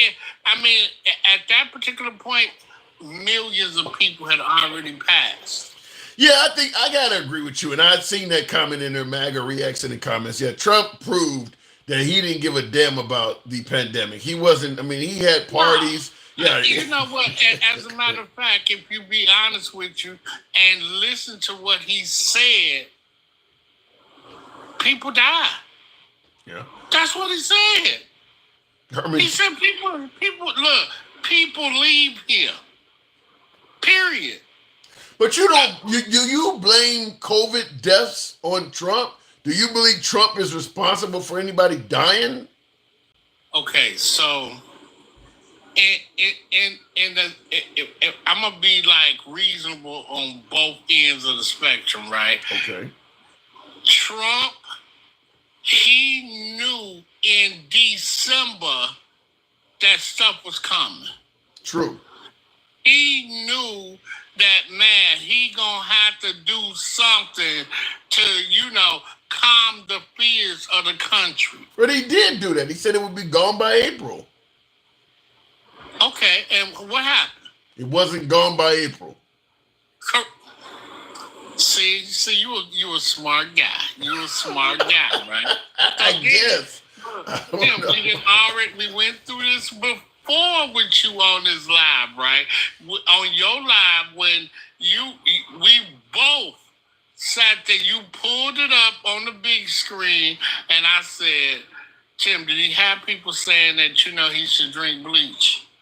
He said disinfectant. Yes, he said disinfectant. He didn't say bleach. He didn't say bleach. He said disinfectant. You said, I don't believe he said that, but let's see what he said. And then we both said, okay, well, I'll walk the bleach part back, right. But he still said use disinfectant.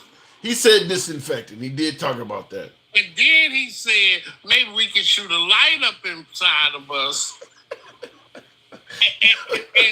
and it'll all go away. Well, he was trying to calm down the people, as you just said he should do. Okay, but I mean, you know what? When people are leaving here expeditiously like that, I don't think that's the part where you start saying, hey, drink pine salt, it'll work for you. I'm hearing that Dr. Fauci gave him horrible advice, and that's what caused it. Oh my God, Dr. Fauci did everything he could to make sure that this guy is, sane and reasonable in the process of this big thing that's going on. I mean, I don't know why people are sitting here, you can't keep blaming the doctor like he gonna know that this thing is gonna get worse and worse and worse and worse and worse. You can't keep blaming that. It's just like this. If you sit here and you go to the doctor and the doctor tell you, you know what, you got cancer. Mm-hmm. And then they tell you, you know what, you're going to have to do this, and this in order for, the cancer to go away. Okay. And then all of a sudden, you get sicker and it don't go away. You blaming the doctor now. I mean, stuff, your body or whatever the heck didn't happen, it could have gotten worse at that time. Well, when Trump appointed Matt Gaetz as his attorney general today, I read the comments on many of the commentaries, the media commentary that was posted all over YouTube. One of the main requests from MAGA was that once Matt Gaetz gets in there, he goes after Dr. Fauci. They want Dr. Fauci prosecuted. You know what? Let's be fair, right? I'm trying. Okay. If Matt Gaetz got the balls enough to go after Dr. Fauci, I'm gonna need you to go after yourself and start talking about all of these on the house floor, these little girls you were sitting here spreading around pictures of. Well, he's in power now, so that investigation is likely to kind of go away. So that's not going to happen. I mean, you know what? This is what I'm saying, man. We won't sit here and call a spade a spade. You know, once something is, you know, the next person that comes in, you know what? Everything disappears, right? But my thing is this, right? You still are like what we would call a pedophile. You still that. He wasn't. Wait, hold on. He was not convicted, though. You can't call him that. He wasn't convicted of it. Look, if I see somebody who sat up here and said that they was trying to take pictures of my daughter and showing it to his colleagues and having a chuckle about it, I'm getting ready to have some, like Bernie Mac say, some furniture's getting ready to be moved. I don't know. Maybe, you know, they often say, maybe it was just a joke. Maybe you're taking it out of context. I don't know. I got to move it on. But at the end of the day, are you concerned with a Matt Gaetz appointment? Hell yeah.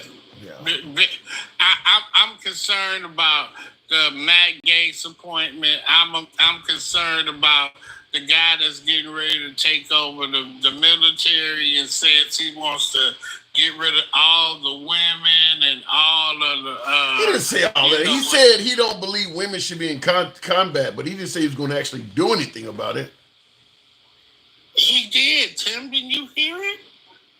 He was like, they all got to go. I didn't hear that. I heard him say he don't believe women should serve in combat, but you telling me he stated that he intends to basically prevent women from being on the front line? Joy Reid had it on her show today. Pull up. I got to hear that. All right, Trig, as always, appreciate you coming through. All right. Good talk. All right, moving on with the program. Have any of you heard that? Now, like I said, I did hear, just like you heard about the childless cat ladies from Vance or J.D. Vance suggesting that women with children should get more power at the voting booth than women without. But I heard him say that women should not be in combat. But I didn't hear him say he was planning on doing something to prevent them from being in combat. Because remember, the whole take is women are not losing rights under the Trump administration. It's just handing it back to the states. Well, if they start losing military equality, they are losing rights. But I haven't heard that yet. He doesn't believe they should be assigned to combat units, says Travelman. That's what I was under the impression. But is he going to try to pass laws or change the regulation to prevent them from being in that? We haven't seen Pete since he was appointed, Pete Buttigieg. We didn't see Ben Carson a lot either. I hear your point, but that's kind of what happens. Some of these cabinet positions, the people tend to get them and disappear. I mean, I gotta assume that's going to happen that happens on every presidency. Trump may be a little bit different because he had such a revolving door and there was so much backlash, but generally, a lot of these cabinet positions, people get them and you don't hear back from them. I want to ask you a question before we move on with the program. Tim Scott, remember I Love You Man and all that from Tim Scott? He obviously defended Trump, certainly loves Trump as he said. Why did he get a cabinet position? As far as I can tell right now, minus Vivek, his cabinet looks like it's all white. And I think Christy Nome and his main lady, those are I think they're the only two women right now. It's like all white men, is it not? Maybe I need to look at that again, but I believe his cabinet so far, everybody he's appointed so far is a white dude. With the exception, like I said, of his what is it, the chief of staff or whatever, that's a woman. And then Christy Nome is going to be over South Dakota Governor Christy Nome is going to be over like Homeland. What is she over? Homeland Security or something like that? But other than that, it's just all white dudes. Tulsi, oh yeah, you're right. You are correct. Tulsi Gabbard is now in there. I stand corrected. He did appoint Tulsi Gabbard to, is it intelligence? He did give Tulsi Gabbard a intel. Yeah, he did give Tulsi Gabbard a position. Looking in the comments, Tim just hit in. What do you mean by that, Billy? Billy Buckeye. I don't know. Is that who I think? What do you mean by that? Just hit in. All right, let me go back to the box. I don't know what I'm just looking here. My screen is just acting up real quick here. So there we go. All right. So much diversity. Yeah, there's not a lot of diversity. And I was preaching that yesterday on yesterday's show that Trump got a large portion of the Hispanic vote. He didn't really do that much better with blacks, but he got a lot of Hispanics. So I was suggesting that, there is more diversity under Trump than any other president, but looking at his cabinet, maybe I was wrong on that. Tim Scott didn't get a cabinet position. He should have got one. Travelman, because Tim Scott's been rolling with Trump since day one. Give him any damn thing. Like with Ben Carlson, just give him some bullshit. Nothing? Travelman, good evening. Evening, Tim. How you doing, man? Hey, I'm doing good. So what do you think? Trump is making appointments. Some folks are concerned about Matt Gaetz. What say you?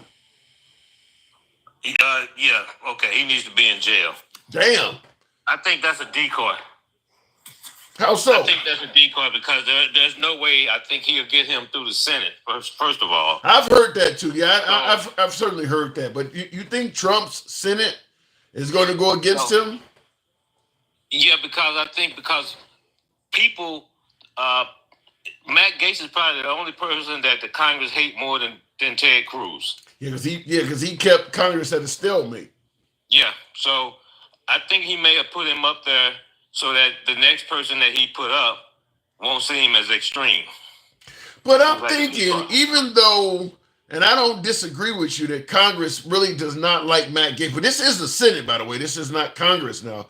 But Congress is the Senate and the House. Yeah, but what I'm thinking though is, you think, because a lot of folks believe that the Trump administration is like loaded with loyalists. You think you really see them going against Trump and refusing to confirm him? I mean, Trump's going to badmouth a few people in that. Yeah, but you in the Senate, you'll probably find a couple of them that may be from like purple states. Yeah, that would probably go against him. That would probably go against all the Democrats will. Yeah, definitely.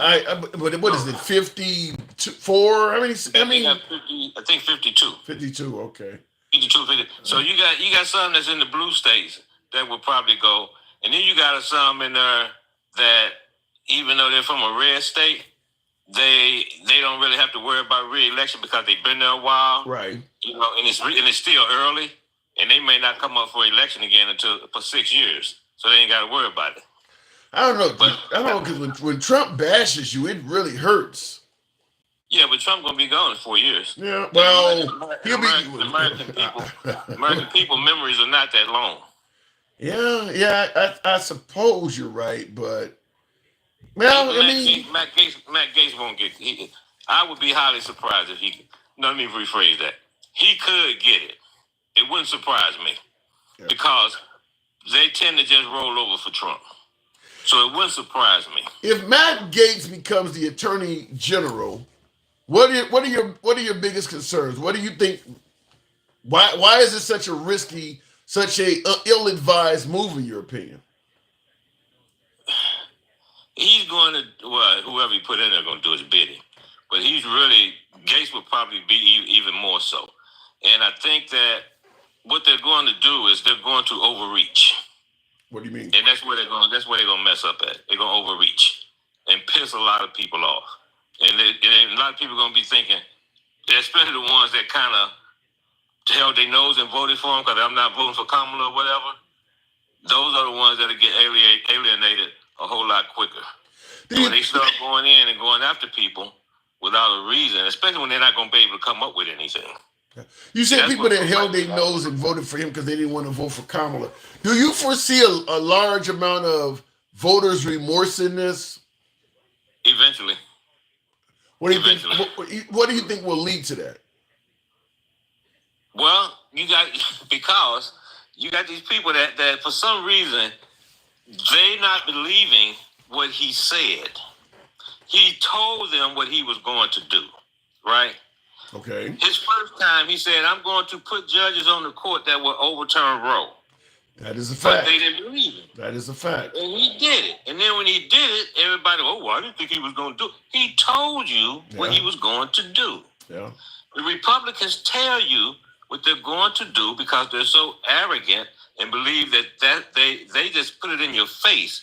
And they're going to do it whether you like it or not. Trump told them, I am going to deport a million people a year or whatever, something along those lines. Mm-hmm. He's going to have the biggest mass deportation. Right. Well, I saw some of the interviews. He's not really, everybody I know, they're doing good. They're not doing anything illegal. They're working this, that, and other. No, he's going to snatch your ass up with the rest of them. Yeah. I wish I could understand. I wish I spoke Spanish because I would like to be able to tune into the Spanish channels and hear what they're saying because I do agree with you that a lot of them probably did not take what he was promising seriously, or as you stated, look, I haven't committed any crimes and all of that. It's not going to affect me. I think that to some degree, based on some of the things they're saying, like, as opposed to separating families, you all can get deported together. Meaning that even if your child was born in America, we'll send him out too. I think that they're now starting to realize this could be far more encompassing than they originally thought. That's what Holman said. He said they say, well, what if the child is born? He said we deport the whole family. Yeah. These guys are cutthroat. They're coming in here and they're going to do what they said. American people are very gullible, and all these people are always trying to. Well, you can't take what Trump said literally. They always trying to explain for him. The man is the freaking president or president-elect or former president of the United States. What he says matters. Whether he's lying, which most of the time he is, but you got to take what he says for it. Yeah, you better be serious. How do you see it now? The Hispanic. They're getting ready to jack up the military. Okay? They get ready to jack up the military. Jack it up how? Because they hollering about everybody, the woke military. Let me tell you something, man. I went in the Marine Corps in 1976. Thank you for your service, yeah. And I served, thank you, man. I served in two branches. I served in the Marine Corps and I served in the Navy. I rode aircraft carriers and I've been in the field. We always, every year, sometimes a couple times a year, it was called multicultural training back then. Mm-hmm. We called it sensitivity training. That was our joke about it. Because we was always learning about other cultures, how to talk to people, the whole time I retired in 1998. So for almost my entire 20 years, we were always having some kind of training like that. Always. Right. And you said now he's going to get rid of that. Yeah, that's what they're saying. In the Navy, if you don't score high enough on the test, you're not getting promoted. Is that a bad? Air Force. Pardon me? Is that a bad thing? No, I'm just saying that's a good thing. Right. But they talking about getting rid of people that don't agree with their ideology. Bro. All this woke BS. Can you see where this might divide the military, though? If he starts doing some of this stuff, maybe some generals start trying to resign and get out? They took the oath to the Constitution. They took the oath to the Constitution. He's gonna probably have to he's going to probably have to force some of them out because they might want to stay to try to keep things on track. But he might have to force some of them out. You always right now to this day, you got white supremacists and stuff in the military. Okay, when I was in the Marine Corps, when I went to Camp Pendleton in 1976, they had just had a KKK meeting in one of the barracks rooms. Okay, so yes, so it's always the society is a reflection of the military is a reflection of society. Do you see, obviously you've been out since the 90s, so you've been out for quite a while. Do you believe there's still this type of intolerance or racism in the military today? Not to that extent. Okay. I'm out, but I live right next to Quantico. So I'm around military people all the time. Okay, and I talk to military guys all the time. Mm-hmm. So the military, as far as the racial stuff go, it's nothing like it was in the 60s and 70s. Nothing like that. Well, yeah, at that point, we still didn't have civil rights. And even like when you got in, the Civil Rights Act had passed not long before that. So you can pass any law you want, but what's in a person's heart and mind doesn't always change with the law. So even once they gave people civil rights, if it's in your heart and your mind that these folks are inferior, some law ain't going to change that. No, and what they're trying to do is they're trying to divide is what they're trying to do. And see, this is the thing. We, and I'll say we, I'm talking the United States of America, the citizens of the United States of America. We just elected a convicted felon. You can say what you want to say. That's a fact. You can say that they try to talk about fake charges. That's BS. Okay. Some of them will get dropped because now he's the president. All of that shit's going away now that he's president. Except for the one in New York. He could force the issue because it's state. But he originally started, that's why he started running over 2 years ago. To stay out of jail. It worked. When he did it, that's when he did it, all the reports and stuff said that's why he was doing it. I do remember that time, and apparently it has worked. Yeah, and it worked.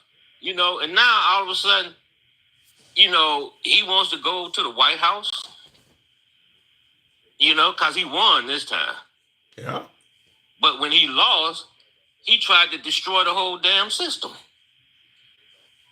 So what about the claim folks might make that, listen, we had 4 years of Trump before the country ran fairly well. He's not going to try to do all of this shit that people were saying because we've seen him the first time and he didn't do it then. How do you respond to that? He tried to. Huh? He tried to do it. And what people are doing, they got amnesia. Okay? The presidency is 4 years. Therefore, when he left office, the country was in worse shape than when he came into office. Because it's 4 years long. It's not 3 years.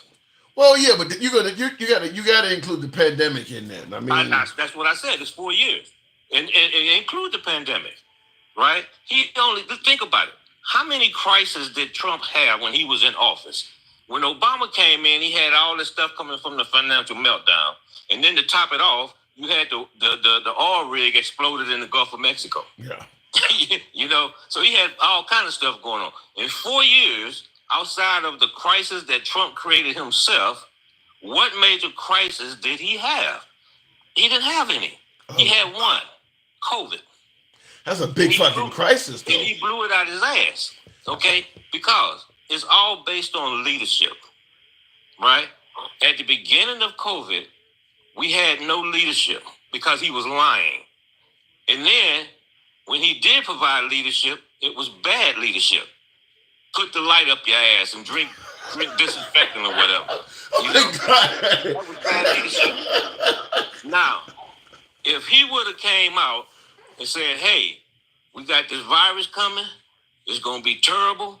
This is what we need to do. The CDC says that we need to wear masks. We need to do hand sanitizer. We need to stay 6 feet apart. This is just the beginning. As things evolve and we learn more, then we will adapt as we go. And the whole country attitude would have been different. Yeah.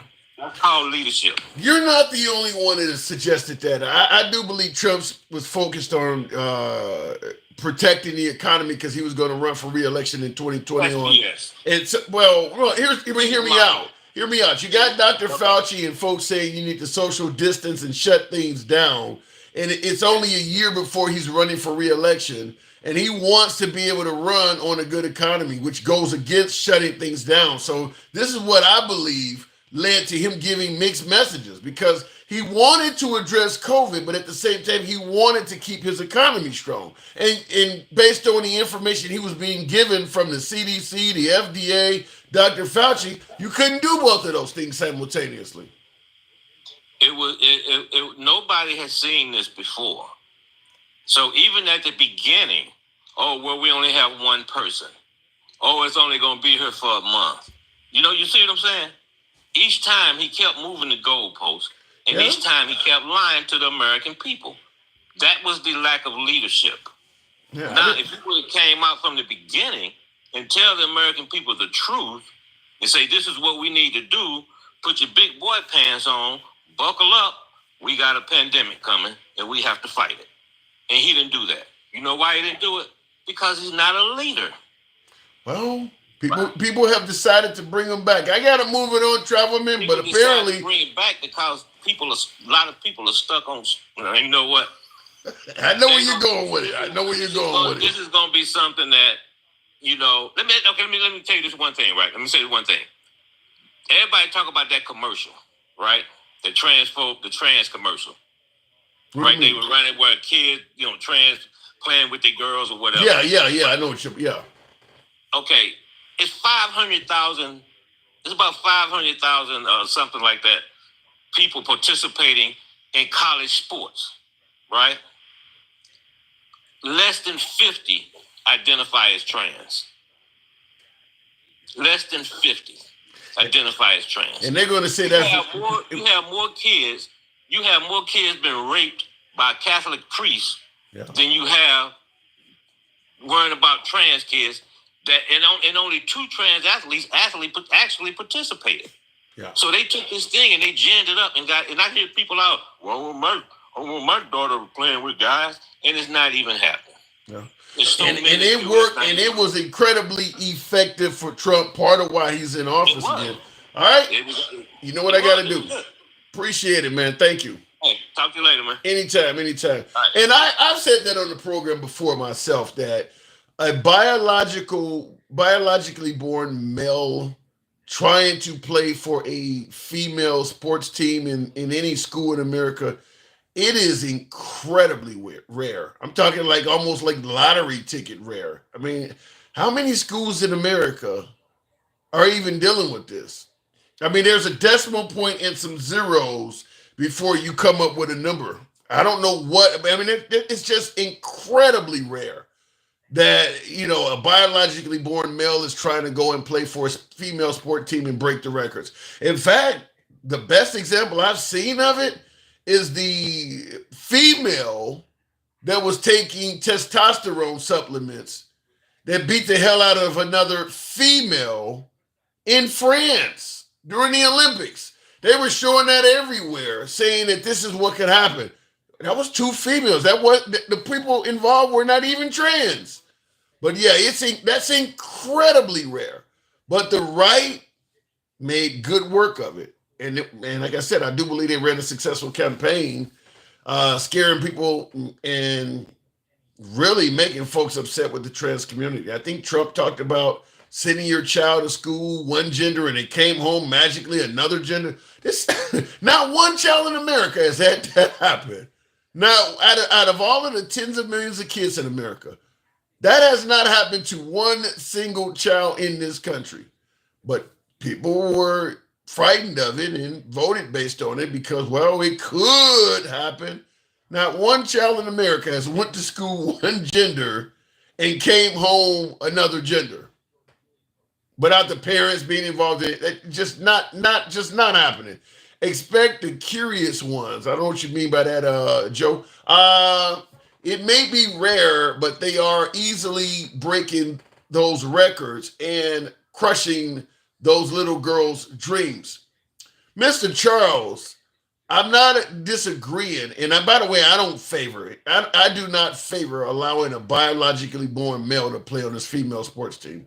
I don't favor it at all. I would vote against it as well. But what I'm pointing out is, out of all the things that are going on in this nation that are affecting us and we need to be concerned with, that's kind of the legislative version of the Minority Report. You ever see the Tom Cruise movie called The Minority Report, where they're addressing crimes before they happen? It's just not happening. I mean, and by the way, when it does happen, we're talking about, well, you broke my record. I mean, that's what we're talking about. You actually broke my, I could run the fastest in school history. You broke my record. And this is something that's in the future. It's not even happening. I just think that the right was incredibly effective at making a fairly urgent issue over something that is just not happening. Now, I mean, I would say probably over 99.99% of schools in America are not dealing with this at all. 99.9% of schools in America probably don't have one single transgender child in it, even if they're not playing for a team. Most schools in America have no transgender children in them at all. They really made a mountain out of a tiny ass molehill. And it worked, and it did work. Let me go back to the comment section. Vote Democrat, vote gay, says Anthony. I don't know what that means, but I will say if you're gay and you're not voting Democrat, you're probably voting against your best interest, your own interest. Unless you don't give a damn about the gay stuff and you're voting based on the economy or something else. But the LGBT community is not very welcome among the Trump supporters. Certainly not like they would be among liberals. I want to make a distinction. I think there should be two groups. One, I don't quite get that one, DJDC. You want to make a distinction. I think there should be two groups. One. Now, let's be clear. I think one of the issues is also the right does not favor allowing you to transition at all. I mean, I don't care if you're an adult. It ain't just about saving kids from bathrooms or saving their sport. They don't favor you being able to transition at all, because Trump stated several months ago that if he became president, he would ask Congress to require that you go by the gender you were at birth on all of your documents, your driver's license, taxes. So that ain't got nothing to do with kids. I mean, that means a full-grown adult that wants to transition. In terms of your government documents, you can't. According to the government, you're going to be what the gender you were at birth for the rest of your life. They're not going to let you transition and put the opposite gender on any of your documents. So essentially, the government's not even going to recognize your right to transition. That's something that came out of Trump's mouth. So, like I said, I don't see Trump as welcoming to the transgender community at all. They don't like them, and you really can't come out and say I don't like the transgender community. You got to come up with other reasons to make them a scapegoat, such as you're trying to dominate girls' sports or you're trying to harm children in bathrooms. But like I said, he's talking about doing it to even the adults.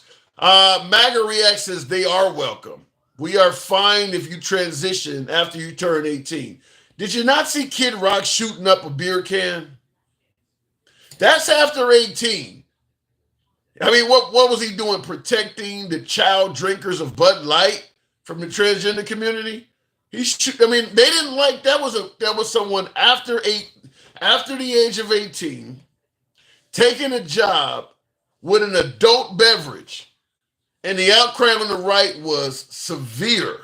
So yeah, the idea that turning 18 will save you, no, it ain't got nothing to do with that. No, I don't want them on my back. Oh no, I don't want them on my beer. It makes me feel like I'm drinking gay alcohol.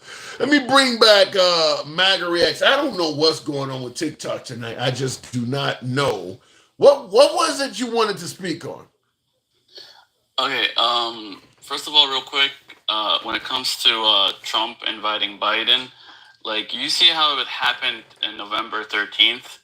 Back then, November 13th, we're still doing recounts in 2020. And then we were challenging the election all the way till January 6th. And then after January 6th, we were dealing with the aftermath of January 6th. Well, he's still challenging the election. Trump is still saying he won that year. Exactly. There was, with CV19 and all the challenges and recounts and stuff, there was no time to invite. Let me ask you this, and I'll give you time to bring up your own topic, but let me ask you this. Any idea why no other Republican from that year is saying the election was stolen from him? Only Trump. I mean, there was a lot of other people that won and lost that year too. If I'm cheating on my ballot, there are all those other names on there. You're telling me that all of America, all of these folks that cheated selectively only chose to do it with the presidency? They let the Senate and House and all of these other lower offices, they left all of that alone, huh? Well, we lost all of them. No, you didn't. The House, no, we you lost didn't. The Senate. In 2020, yes, we did. No, yeah, but in 2020, there were a lot of races where the Republicans outperformed expectations. I mean, so why didn't they look? What it is it wasn't that the cheating happened everywhere. It's only like 4 specific places. It's actually 4 counties. I think it was Fulton County in Georgia, Montgomery County in PA, Maricopa County in AZ. Like, those were the specific places where we thought the Did you see 2,000 Mules? Not really. I didn't watch it. Okay, well, he's claiming a lot more than 4. By the way, President Trump himself claimed a lot more than 4 counties. President Trump was saying it was happening in North Carolina, Georgia, Arizona, all of the places they went and challenged it in court. I got you. Yeah, he said like. Listen, I'm just trying to stick. This is what you always do with me. You always pull me. Well, you the one that said that. Though. I'm not going to answer things I don't have 100%. That I haven't thought about. Okay, all right. That's what I'm going to do from now on. If all I right. didn't think about what did you want to discuss? What did you want to discuss? You remember how I'm always telling you, like, Trump's power is not that we listen to everything he says. It's how he listens to us, and how, like, he's always talking to people. He's on social media. Yeah. He's always doing rallies. He's doing meet and greets. He's always, like, talking and asking questions. He's kind of like Joe Rogan in that way. He's always asking questions, and that's how he knows what he knows, and he knows what the people want, and that's how he won. Anyway, there's a documentary on Twitter. I don't totally believe that, by the way, and I'll tell you why. When Trump got in office and he met Kim Jong-un and had him over to the White House, and he was speaking favorably of Vladimir Putin at the time, and the right was, most of the Trump supporters were like, yeah, we need to start talking to these folks instead of just hating them all the time. These same people under the Bush administration and Reagan administration were totally hating Vladimir Putin, totally did not like Kim Jong-un. All of a sudden, Trump comes in and says, we need to start working with these people, and they changed their tune. You gotta realize Trump's MAGA is not the old Republican. I mean, we're a coalition. So we include those people that you're talking about, but we're not all, like, a lot of us are freaking old Democrats. But that's not, like, my point. I'm talking about he listens to the actual people. Like, he changes his mind about a lot. Like, I wouldn't be surprised if he changes his mind about some of these nominees based on what the people are saying about them. Here's where you mentioned he talks to the people like Joe Rogan and listens to them, and it's not a case of the people just follow him blindly. And I'm disagreeing with you on that. I'm saying let me finish. There's a documentary on Twitter, on X. It's called The Art of the Surge. It's like 6 episodes. They still haven't released all of them. They're about 30 minutes each. And you could see him, like, behind the scenes at the rallies. You could see him sitting around, like, in his war room, writing a response to Harris's speech. And in the response, he's getting feedback from Tulsi. He's getting feedback from, like, 6 different women. He's actually got a lot of women in, like, high positions around him. A lot of his advisors are actually women. Like, most of the men are family. So you could see, like, in the back end, I think episode 3 really shows how he does things. I mean, all the episodes will show you how he goes around asking everyone their feedback, and how he gets advice and gets information from everyone. He's not, like, just looking at polls and talking to only experts. He talks to everyone, and that's how he comes up with a lot of what he says. I don't think anybody told him to say the election was stolen. He said the Haitian migrant thing. You think somebody told him to say that? I think he got it because the people were talking about it on Twitter. Somebody saw the video was probably spreading. The video of that lady eating the cat was spreading all over Twitter, and he made an assumption You realize that how she was Haitian incredibly and it was Ohio. You realize how incredibly irresponsible that is that you see one person doing something and you blame it on a whole migrant community. Just one video of one person. I mean, you could probably find a video of a white person eating. In fact, I showed one. There's a video of a white person eating a cat out there. I mean, just one video. And you blamed it on 20,000 migrants or something in that town just based on one video. It's his gift and his curse. He gets it wrong a lot, but he also gets it right a lot. And that's the other thing. Like, you guys, he's on TV a lot. So remember how earlier you're talking about the guy that from Fox News that's going to be Secretary of Defense and how he said that one comment about not wanting women on the front line. Yeah. That guy is also on TV a lot. So he might have said that one time on some random episode, and now it's coming back to haunt him. Yeah. And same thing with Trump. Like, you got to stop it. You got to ignore the stuff that he only says like one time. Or I don't buy that. I don't buy that. And concentrate on the stuff he constantly repeats. I don't ever buy that. I'll tell you this right off the bat. That would be like trying to convince MAGA or trying to convince, because MAGA wasn't around at that time, trying to convince the Tea Party that you got to kind of ignore when Obama said spread the wealth around and Joe the plumber. No way in hell they would have ever ignored that. Obama's not on TV every day like Trump is. Obama, Biden, all these guys are never on TV. I'm not going to give you leeway. I'm not going to give you leeway because you're on TV more. It ain't like you want to be on TV. It's not like Trump is running from the paparazzi and they're putting a microphone. He wants to be on TV. I know, but it's one of the side effects, though, is what I'm trying to say. But I'm not going to forgive you for saying dumb stuff because you're on TV all the time. I'll say this. One of the things I've said all the time, I've been saying on the show the whole time is, I don't see anything wrong with holding a politician accountable for what comes out of their mouth. I don't want to hear it was a joke or you're taking me. If you say it, you should be held accountable for saying it. It's as simple. I don't care how long ago. If you said it, you said it. What I'm trying to say is if you're on TV as much as him or any of these guys, they're going to catch you saying some stupid stuff. Yeah. You know, it goes for everybody, you know. Yeah. All these guys are on TV. They have, like, videos of them, you know, doing crazy stuff when like hidden mics and stuff. Like, when you're on TV that much, you're going to eventually slip up, and Trump has no filter, so he's going to slip up more than anybody. And you should be held accountable. Remember when Obama was caught on a hot mic saying that once I don't have to run again, talking to the Russians, once I don't have to run again, I can. They held him accountable for it. You don't get a pass because you're on TV a lot. If you say something wow, you say something wow. You're gonna be held accountable for it.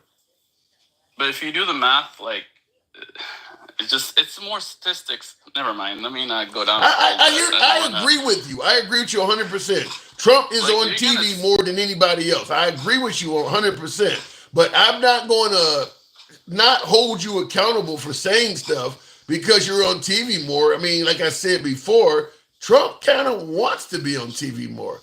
I mean, it ain't like the paparazzi is chasing him around and catching him saying. I mean, he wants to be on TV. So this is what you want. I'm not saying forgive him. I'm just saying if you're on TV that much, you said ignore him. You said ignore it. Some of this stuff is just a lot of the stuff is mistakes. How do you know what's a mistake and what's not? You don't. That's why I'm saying you don't have to forgive him because it could be just him saying the quiet part out loud, or it could be just a mistake because he's, like I said, he's ranting 24/7, trying to entertain. He's trying to entertain thousands of people by telling the same story 10 times over because he's not going to have enough material to say something new every time. Exactly. You don't need to be on TV that damn much. Like when Trump was president, he never stopped holding rallies. No other president generally does that. They don't continue holding rallies throughout their presidency. So that's how he finds out what the people want, though. Well, but that's how you end up on TV a lot more too. I think the good outweighs the bad. Like, okay. The fact that he understands the people that much where he knows what they want. He just goes a little crazy with the methodology. Like, he knows we want safe borders, but, he didn't have to go say that he's going to deport everybody when what he means is he's just going to secure the border and deport all the criminals. But what I'm trying to avoid doing is giving him credit for the good and ignoring the bad. If he's on TV more, as you say, he's talking to the people, he's in tune with his audience more than the average politician that doesn't do that. So he gets credit for doing the good. But because he's doing that, he's on TV more and he's slipping up. I'm not going to ignore. You chose to make sure you go out there and talk to your people more than the average politician. So you want credit for doing that, but then when you fuck up, you don't want credit for that. No, you get both. Listen, I'm okay with that part. The part that I'm more upset about is when people say that MAGA is listening to everything he says when it's the other way around. He's repeating everything we're saying. No, I don't. I truly believe it. I mean, it's not always going to be like that. It's probably like a 80-20%. Like 20% of the time, he's telling MAGA shit and they're following him. But I want to say 80% of the time, it's the people saying it and he's repeating it. And it's not that hard. I mean, we're all over Twitter saying that we're unhappy with the economy. Here's where I disagree with you. We're unhappy with the border. It's not that hard to repeat what we say. Here's one thing where I disagree with you. Virtually all of the nicknames, Sleepy, Bird Brain, Little Hand Marco, Nervous Nancy, Crazy Bernie, all of that came from him, and you can regularly hear that from MAGA. Every nickname he gave to an adversary, MAGA instantly started parroting that exact same nickname. You go on X, they're calling Nikki Haley Bird Brain. So he's telling them the nickname, and they're following in lockstep. Yeah. No, I'm talking about more when, like, you know how Democrats are saying the economy's good, and they believe that all of MAGA thinks the economy's bad because Trump told them the economy's bad. I think it's the opposite. I think the people are telling Trump the economy's bad and the border's bad, and he's just repeating it. I partially agree. I mean, because at the end of the day, I don't care what they're telling you in Washington. You know if you can afford to survive or not. But there are areas, like I still say the 2020 election is a perfect example where they solely went by what Trump was telling them. I mean, there are plenty. Most voters did not see anything personally that indicated election fraud. They got it from right-wing media and Trump. Because we always hear how the liberals are brainwashed by the mainstream media. That came from Trump and right-wing media. The average voter... Let me tell you what I saw election night. Election night, I saw Republicans getting kicked out of voting precincts. Trump had nothing to do with that. It was maybe Fox News had to do with it because it was all over the news. Okay. I saw a water pipe being told us the excuse that why Fulton County is taking so long to count. Like all this stuff we got from the news. Like it wasn't Trump saying this stuff. I went to sleep with Trump winning, woke up, he was losing. And them counting Biden's numbers late tell me that they counted Trump's first and then they found out how many they needed and brought him in. You know, I'm not saying that's how I thought, but that's what leads to this stuff. Well, and that's Fox News. When I say brainwashing you, Trump is already, because Trump was claiming there was election fraud long before election night. So what Fox News was trying to do was show you stuff to measure up to what he was saying. Just like with the cats and dogs. The minute Trump said Haitian migrants are eating cats and dogs, right-wing media tried their best to find stuff that measured up to what he was saying. And that's what Fox News was doing with what you're talking about, what you've seen about the election. But a lot of it was live. Like, you know, Fox News didn't make the precincts put up a paper on the window to block for people from looking from the outside. No, what Fox News did... They didn't make them stop counting, wait till the Republicans leave, and then start counting again, even though it was fine. What Fox News... And it was legit. What Fox News did was went to areas that were predominantly Democrat and then looked for shit that looked suspicious. Did they shut up or board any windows in Republican areas? We don't know. We didn't go to any of them. They literally went to areas to make, just like Dinesh D'Souza, you said you didn't see 2,000 Mules, but he did the same thing. He did all of his investigations in Democrat areas. He did not go and check anything, any type of propriety or anything in Republican areas. He just simply went in Democrat areas. After the fact. That was after the fact. That was, What do you mean after the fact? Forever editing. We're talking about live news coverage of just cameras being. They went to Fulton County because they were the only ones. All the Republicans finished counting. Fulton County was the one we're waiting on the count. That's why everyone went there to see what's taking so long, and and they just had a camera sitting in front of the place. They didn't they didn't make the stuff happen. The stuff just happened, and they haven't. Yeah, but just because, and this is what I say on the program all the time, just because you see something that looks suspicious, that don't equate to Democrat fraud. I mean, how do you know they're not closing these windows up to cheat on behalf of Republicans? Why are you just assuming it's Democrats? Well, it's Fulton County is it's an all blue county. Okay, so maybe in Fulton County, Biden was going to win by 90%, but they closed up the windows and were trying to cheat as much as they could, so he only won by 70. How do you know? Yeah, I'm getting flagged again. Every time. He beat Obama's record. He set a record voting percentage that we'll see if it ever happens again. But I honestly think in the end it was the ballot harvesting, which is legal. I think it's legal in Pennsylvania. So technically they didn't cheat, but nobody wants to win because they. I'm just going to say what I often say.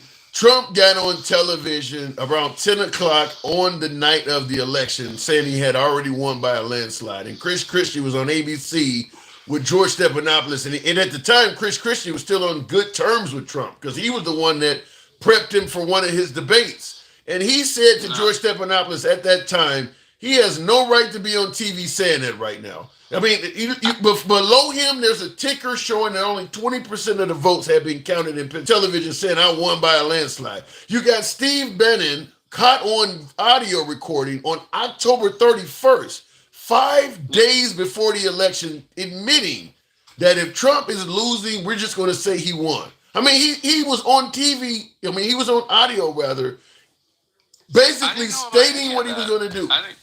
I didn't even hear Trump say that the night of. Everything I'm telling you, the reason I thought this thing was sketchy was stuff that I saw with my own eyes that I didn't even hear from Trump for like the first 2 weeks. Well, I'm just telling you all of the stuff. This is like people who didn't watch the January 6th hearings. How the hell did Steve Bannon know what Trump was going to do 5 or 6 days before it happened? It was the same thing Bush did in 2000. He was just telling you this. He was repeating what Bush did. No. He said if 100%. Trump is down, he's just going to go on television and say I won anyway and talk about Hunter Biden. I mean, that didn't happen before under Bush like that. I hate to say it, but if you know the context, it's exactly what happened in 2000. No. Okay. I don't know all the context, but pretty much that when I looked it up and researched it, that's what it had to do with. He was copying the Bush plan. And he thought it worked for Bush, that it would work for Trump, but Bush had way better. Bush was establishment, and he had way better lawyer than Trump. So you're saying the Bush plan was just to go on TV? Well, they took him off. I don't know why. Dencal, appreciate the underwater Carol. Every time we talk about the election, we do have some problems on the show. MAGA reacts. You know how it works. Even though they took you off, you're always welcome back on the show. I can't control the TikTok gods. I don't block, ban, or censor, but I can't control how the apps work. So it does piss me off when they take folks off the show. I mean, I do believe in free speech, but the show, TikTok, YouTube doesn't censor as much like that. I get some censorship on YouTube when I do actual long form videos and post them when I'm talking about the election sometimes, because you try to monetize it. But when I'm talking live like this, they don't censor any of that. Attacking the ignorance. Good evening. Welcome to the program Attacking. Do you think TikTok will stop doing that after January and the power switch? Stevie, hold on. Hang on a second. Hold on, Attacking the ignorance. Stevie, you're talking about, do I think Trump will stop TikTok from censoring like that? It's possible. I mean, we've seen what happened with X. But here's what I don't get, and I'll talk to you in a second, Attacking the ignorance. Here's the thing I don't get is we don't want drag queen shows. We don't want, transgender shit and all of this DEI. We believe all this stuff is affecting kids. You don't think they have access to these platforms that you're uncensoring? I mean, you can see all kinds of nudity and adult scenes on X now. You don't think kids have access to that shit? Attacking the ignorance. Good evening.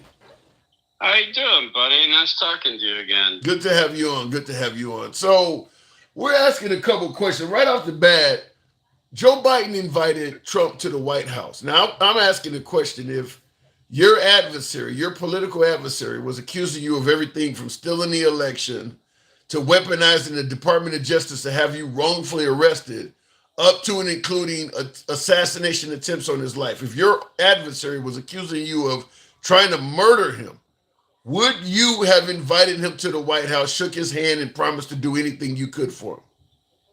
Well, if I'm the president of the United States, I have to be above the fray.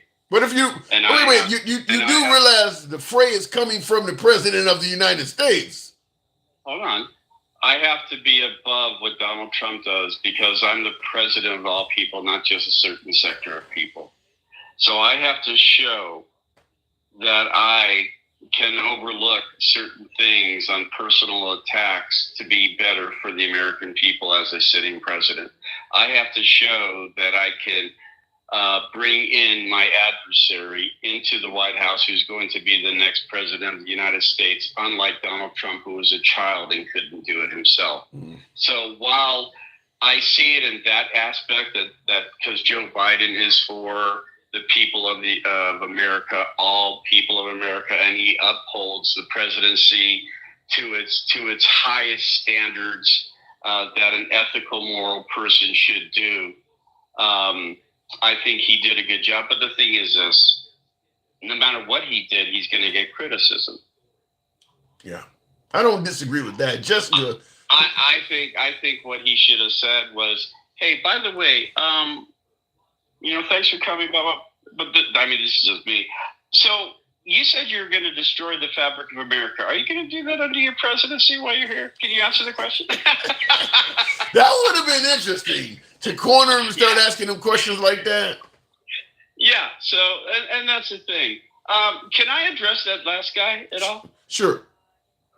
Okay, in regards to what he's referencing was with Georgia, there was a leak. As a matter of fact, the people really wanted to find out about what was going on with Georgia. They had security videos that you could have checked with Ruby Freeman and what she did that entire time period.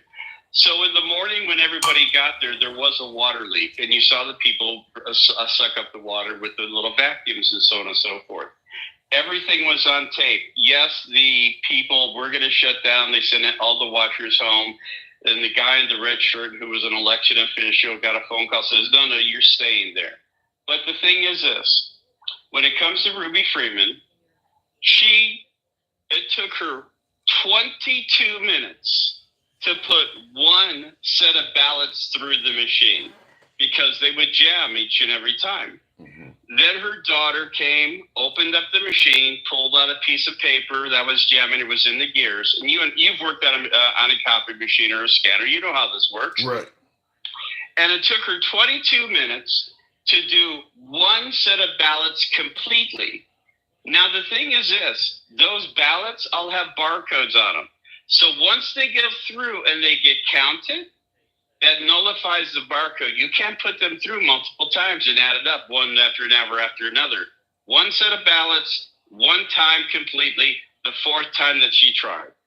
And that's why she won her defamation suit against Rudy Giuliani. Yeah, I think the thing about it is to me is just like the Haitian migrant thing, in my opinion, is that once Trump says something, his supporters are left with trying to come up with a way to say, well, what he said meant that they were trying to come up with ways of fill in the blanks. And that's what they were doing with the whole, with the election. Just like with January 6th, Trump never said that was Antifa, but his supporters are trying to come up with ways to downplay it to make him look better. And I think that's what they were doing with the election, is that once he said the election was stolen, it was up to them to now come up with ways to prove what he said is valid. Just like with the Haitian migrants. Once he said they're eating cats and dogs, you got a bunch of MAGA trying to scramble to show, they do eat cats and dogs.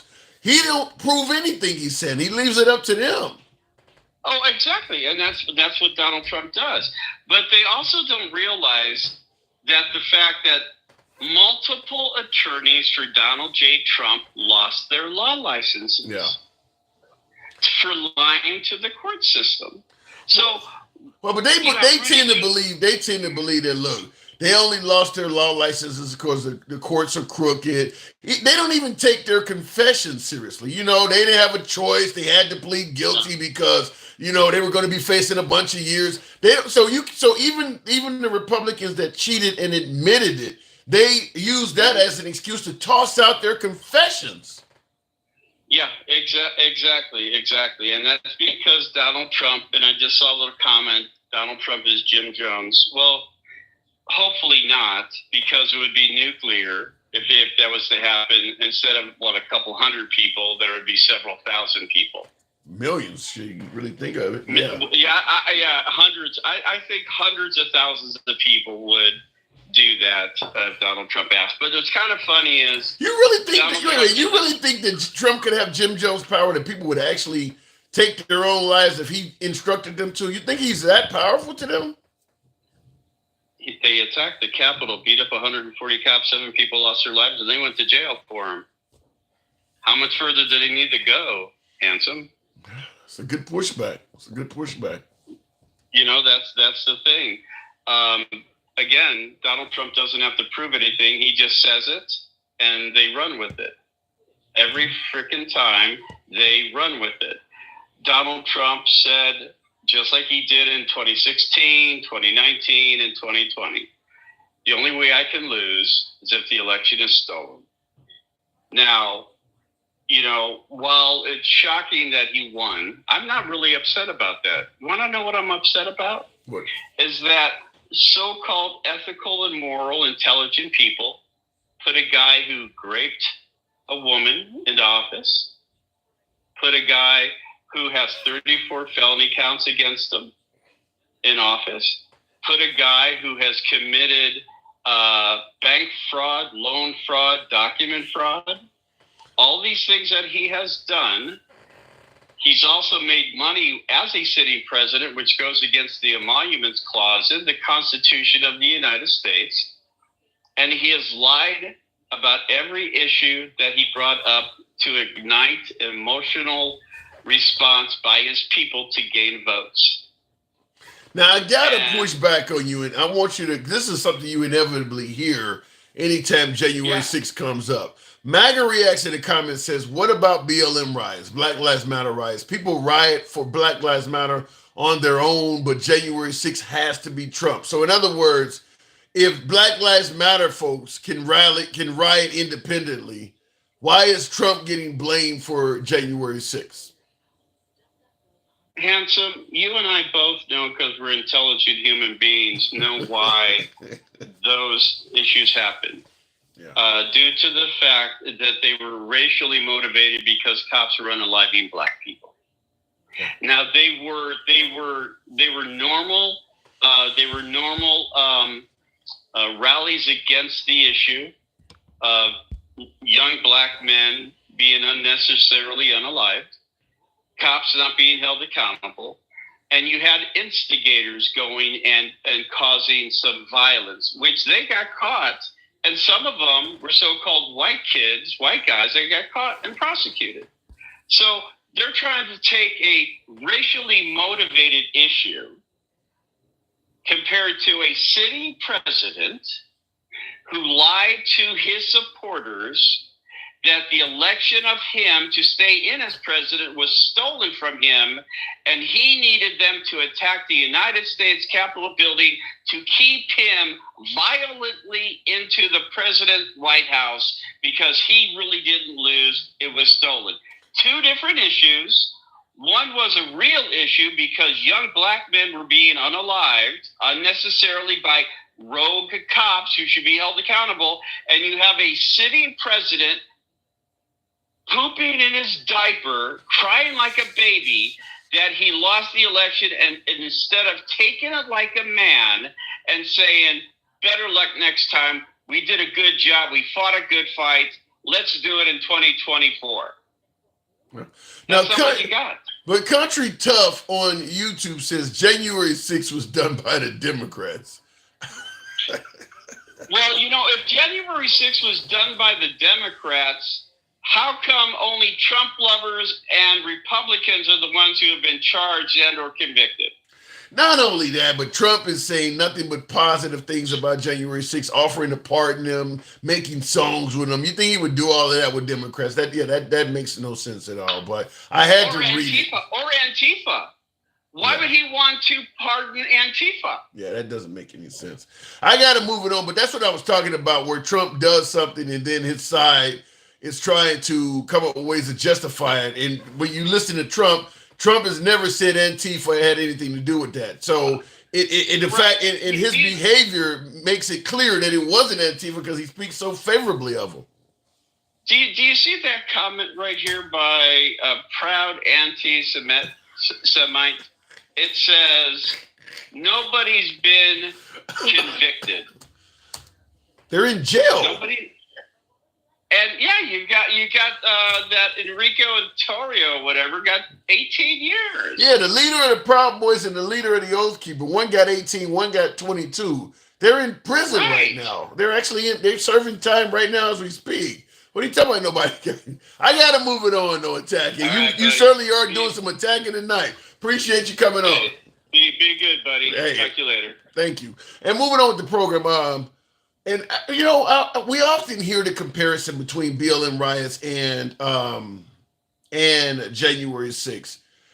I mean, I don't know what the similarities are other than crowds getting out of control. BLM, now they're fighting for what they believe is civil rights or injustices committed by the police. The January 6th folks were fighting for what they thought was a stolen election and I guess a threat to democracy or trying to overturn democracy. When you look at what they were trying to do, BLM is known for, you know, what they say, setting cities on fire, burning structures, flipping cars, things like that. That's generally what happens. I mean, that even happened during the Rodney King riots, and it also happened during the Martin Luther King era. That's what they were, you know, that's what the rioters are doing there. Setting places on fire, flipping cars, property crimes. I'm not downplaying at all, but it is property crimes. What the January 6th protesters were doing, they're not really after the damaging of property. They're going after humans. They're trying to hurt humans. Big difference there. I mean, they're calling out Vice President Mike Pence. They're walking down the halls calling for Nancy Pelosi. They're hunting humans.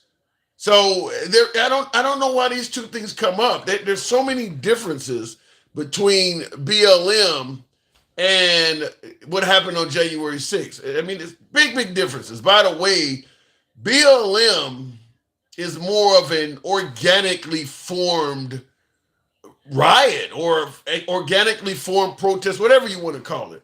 People see what they see on TV, and before you know it, more and more people show up, and all of a sudden you got chaos. What happened on January 6th was more organized. I mean, you got Steve Bannon saying, you know, show up, it's going to be wild. There's actual buses bringing everybody there. It was more organized. Even the Capitol building excursion, let's just call it whatever you want to call it, whether you want to call it a coup, an insurrection, or you want to call it a peaceful protest, whatever the case may be. Even that did not happen organically. That happened because Trump said we're going to go to the Capitol building.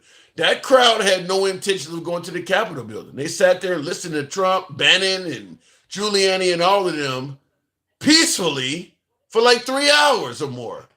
They didn't go to the Capitol building until Trump said go there. So it wasn't. They're not the same, in my opinion. You hear BLM and January 6th getting compared all the time. I mean, what happened during the BLM protests, not only did those riots form organically, they also were happening all over the country. When George Floyd lost his life, you had shit starting to happen in England and stuff like that. I mean, it was starting to happen worldwide. That's organic, where people were just seeing what's happening, joining the movement. They're pissed off too. What happened on January 6th was far more organized. If Trump didn't say come to Washington, that whole thing would have never happened. They would not have just formed in Washington on their own and went to the Capitol building. Certainly in that amount of numbers, it just would not have happened like that. So I don't know why we compare those all the time, but I don't think I've ever brought up January 6th to a MAGA crowd and BLM didn't come up as well. I can talk about BLM all the time to minorities. January 6th don't come up. They don't use January 6th as some kind of excuse or rebuttal. You know, look, the police was doing this, and this is the consequence. They don't go flipping to January 6th. But when you talk about January 6th, BLM comes up all the time. I don't know why that is. Looking in the comments, you said yourself they would have called it for Trump. I don't get what you're saying there, proud anti. What do you mean they would have called what for Trump? I don't get what you're saying. You know what? Let me go back to the comment section. Trump ignited that riot because he lost the election and tried to get Mike Pence killed because he wouldn't break the law for him. I don't know if what Trump was doing I don't know if Trump was trying to get Mike Pence hurt. I won't say that. But he was trying to get Mike Pence hated. I will say that. He made it clear to that crowd he was not happy with the actions of Mike Pence. I think he may have even called him a coward that day. Called him a coward or said he was unpatriotic. I mean, he was trying to get him hated. I won't say he was trying to get him hurt, which I guess to some degree is a possibility if you cause so many people to hate one guy. He was trying to get him hated, but I won't go as far as saying he was trying to get him hurt. But they didn't call it again because it was too big to rig. I don't, look, too big to rig my ass. Trump was claiming 2 weeks ago, right now it is Wednesday evening? 2 weeks ago from today, Trump was claiming there was widespread fraud. Once he won, he don't give a damn about the fraud. For all we know, the fraud may have worked in his favor. Trump is not seeking free and fair elections. He's seeking to win. Every single election Trump was involved in, he stated there was fraud. When he wins, he don't care about the fraud anymore. It's only when he loses that he cares about it. He's not seeking a free and fair election. He's seeking to win. I mean, I always bring up the fact that right before the 2020 election, Joe Biden was beating him in North Carolina. For a time, Joe Biden was leading in the polls. Now, Trump won North Carolina in the 2020 and the 2024 election. He's won North Carolina in every election that he's ran in. But for a short time, Biden was leading Trump in the polls in North Carolina. Trump was all over television, all over rallies saying there was widespread fraud in North Carolina. Come election day, Trump won North Carolina. You never heard him talk about fraud in that state again. Never heard it. You didn't see it on 2,000 Mules. Out of those 60 court cases, not one of them pertained to North Carolina. He was totally fine with any fraud that took place there once he had a victory. That's not seeking a free and fair election. As long as you win, you don't give a damn how it happened. And that's where I believe it hurts his credibility. Because you complain about all this fraud. Well, if you won North Carolina, how do we know you won it legitimately? According to you, there was a ton of fraud there. But now that they've given you their electoral college votes, you don't seem to be concerned about it much. Like I stated 2 weeks ago from tonight, he was still saying there was widespread fraud. Now that he's won the 2024 election, he don't seem to care about that anymore. That's not too big to rig. That's just as long as I win, I don't give a damn what happened. You haven't heard him announce any. Look, we got Matt Gaetz as the Attorney General. Attorney General Barr did a shitty job. We're going to have Matt Gaetz go into these states and look up and show you. You haven't heard him say none of that. You haven't heard him saying that he's going to show up and prove to you the fraud that happened. That shit's going to be swept under the rug as if it never happened. I'm in office now. Who gives a damn about that? It wasn't true I'm going to tell you right off the bat. I have a hard time ever believing it. Simply put, the idea that you could hold a national election with 300 plus million people and the only person that's victimized by cheating is him. All of the senators in Congress and lower down ballot governors, nobody else is complaining about that. Only the one dude in a race that large. Then Cal. What's happening? Not much. What's going on? Yeah, I'm usually like a leadoff hitter for your show. I usually come early, but yes. I watch it to the end. But sometimes I be wanting to come back so bad because welcome. Well, tonight's a slow night, so welcome back. What you got? Yeah. I was just gonna say, like look, I don't mean to spread disinformation or anything, but they had Q last time, so we could say we got Dencal this time. All right, give me a Dencal drop. We can't get a Q drop. Give me a Dencal drop. The FBI seized Polymarket CEO's phone and electronics after betting platform predicts Trump's win.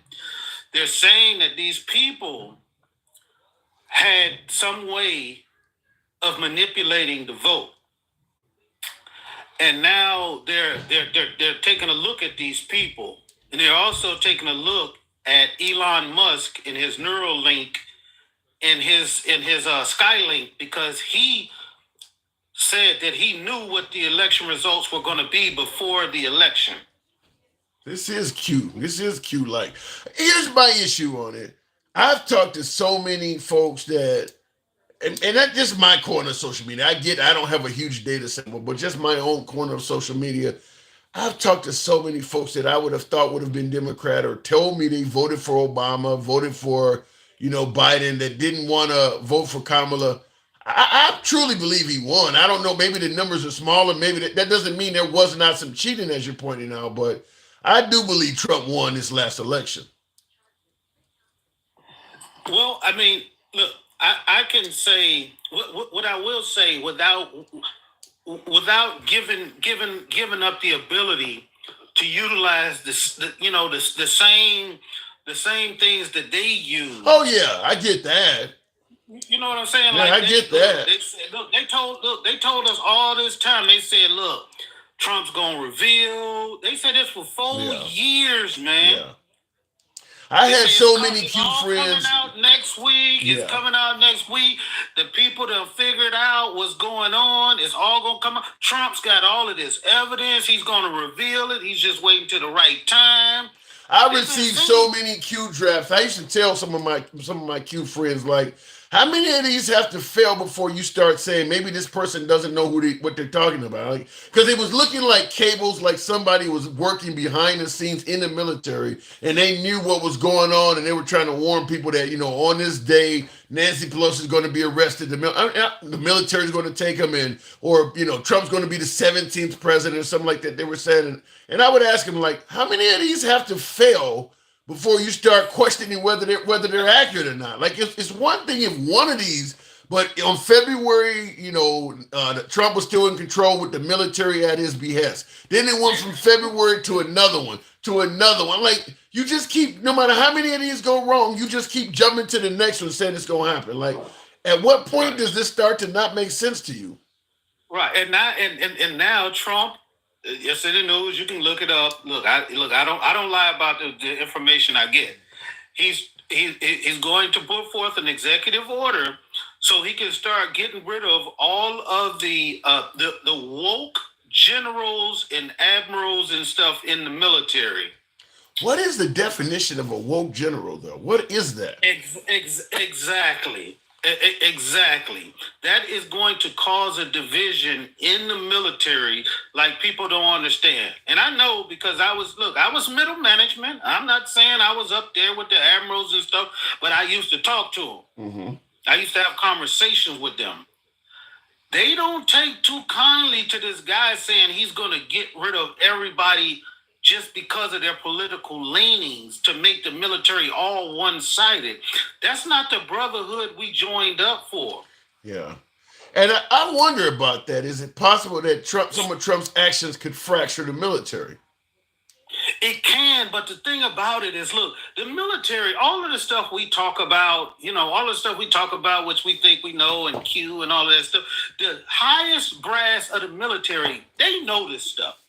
The highest levels of the CIA and the FBI, they know all of the stuff we do. When I get on here and I say, look, I think Putin pulled a power play on Trump when he, revealed his wife.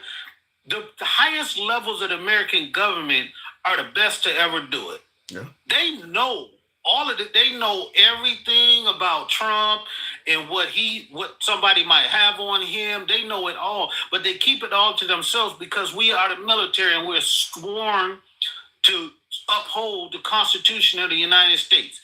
And we don't want to, we don't want to rattle the cart, right. for our own, our own goals. But let me present it to you this way. If things go the way they have traditionally, Trump is only going to be in office for 4 more years. Can he really do that much damage in 4 years? Yes.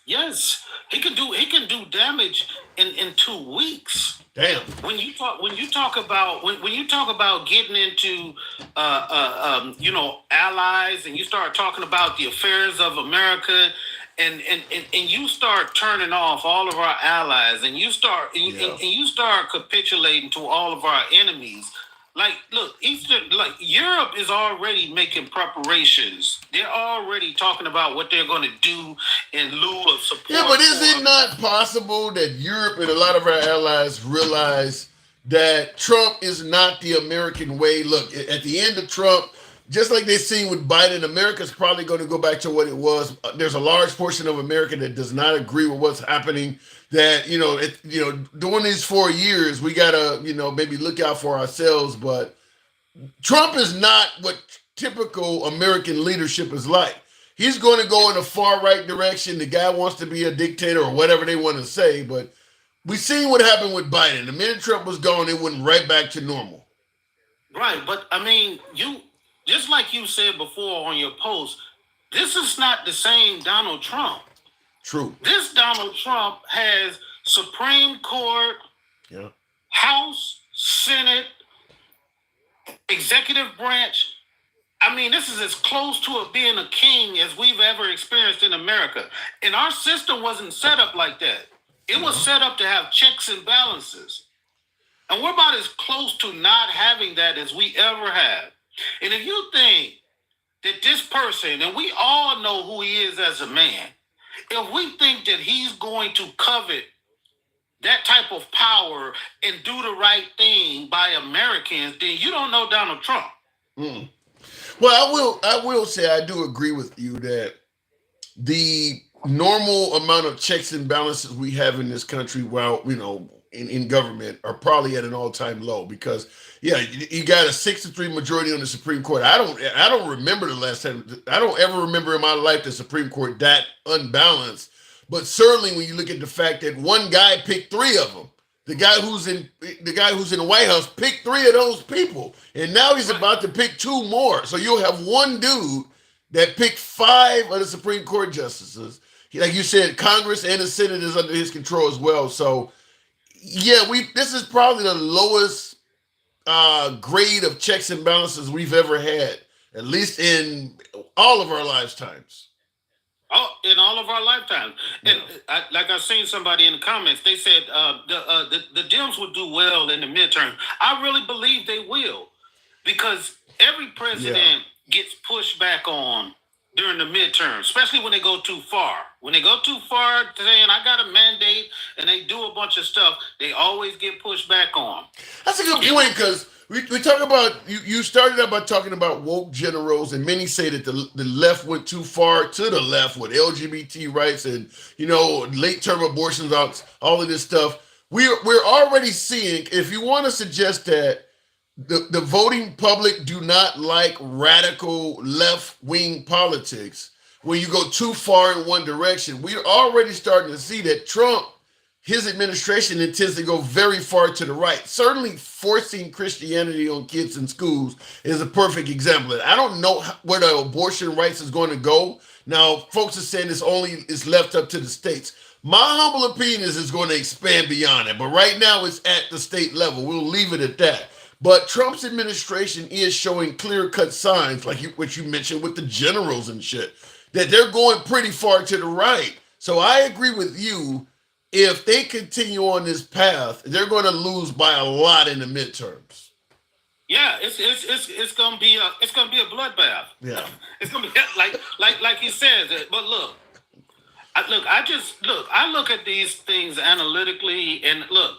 Yes, I lean left just like you do, but I understand like the other side. I kind of understand, like, when you winning, you know what I'm saying, you have a tendency to exclude all of the people that's going to be hurt while you're winning. Like, I get it. Like, if the Democrats was with, our problem is we have attracted and we have adopted every minority cause in the universe. Like, everything, like when you are, when you're a, an underserved community, the Democrats say, come on, we a big tent, come on with us.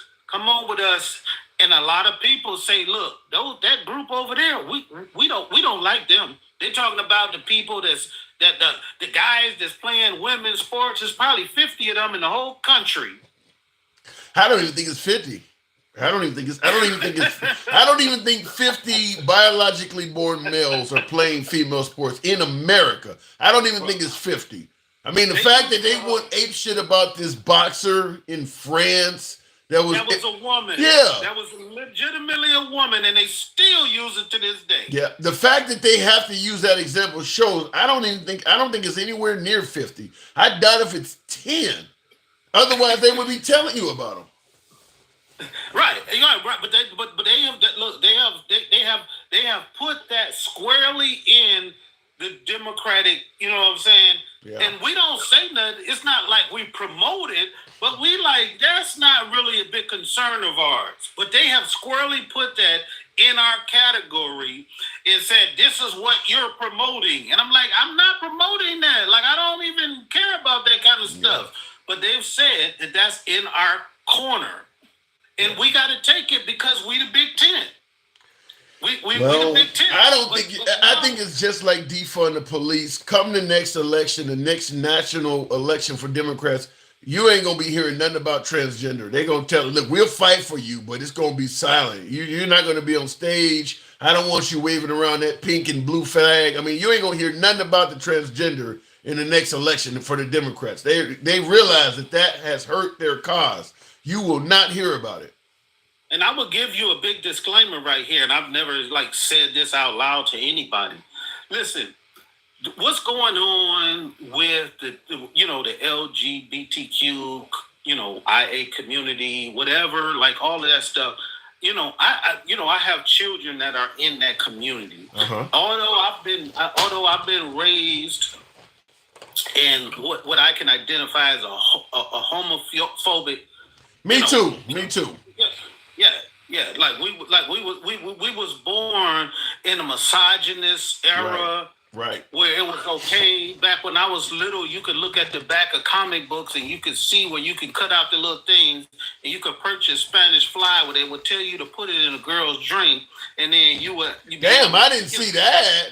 Come on, man. You done seen that, man. Really? They used to have the thing with the little plant. That's the Spanish fly plant. And maybe you didn't pay attention. That's probably what it was. That's probably what it was. Right. But when Bill Cosby was saying that that's what he was doing, he was saying it because it was natural. He was saying because that's what people was doing back then. But now we're saying a whole different thing. Right. But I'm just saying that to say like times have changed, and although we're accepted to that thing, there's a large part of our community of our country that are not. True. That is true. And so we have been looked at as we've gone too far by being too accepting of people as they are. We want to go back to when you couldn't be who you are. You gotta be what we say you should be, and then if you're not that way, Yeah. And I've said that numerous times on the program is that it is a lot easier to be a Republican politician than a Democrat politician for exactly what you're talking about. If you are a Democrat politician, you got to give a seat at the table to Muslims, and you got to hear from the feminists. You're talking about the LGBTQIA community. You got to listen to all these folks. You heard what happened with Kamala trying to give rallies, and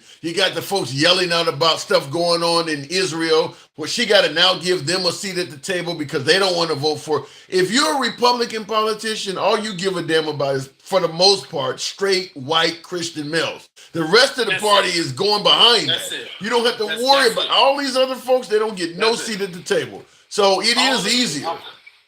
Yeah, all of them people over there in Dearborn, Michigan, all of them Muslims saying, we don't support you genocide, and she's over there trying to appeal to them, saying, look, I'm asking for a ceasefire and everything, and she's going over here to the LGBTQ community, and she's talking to the Latino community, talking about, I got a plan for Latinos, black men, I got a plan for black men, I got a plan for everybody. And guess what? Donald Trump said, I got a plan for white people. This is what we about to do, y'all. We about to get rid of a whole bunch of them. Well, he did say though. Remember, he said he was telling African Americans, vote for me. What the hell you got to lose? There's a lot of black people that think they did very well under Trump, though. That was the first. You talking about his first? Right. His first term. Right. Well, yeah, of course, his first term. Right, but he took over the same economy that Obama gave him. But them same people said Obama ain't do shit for us.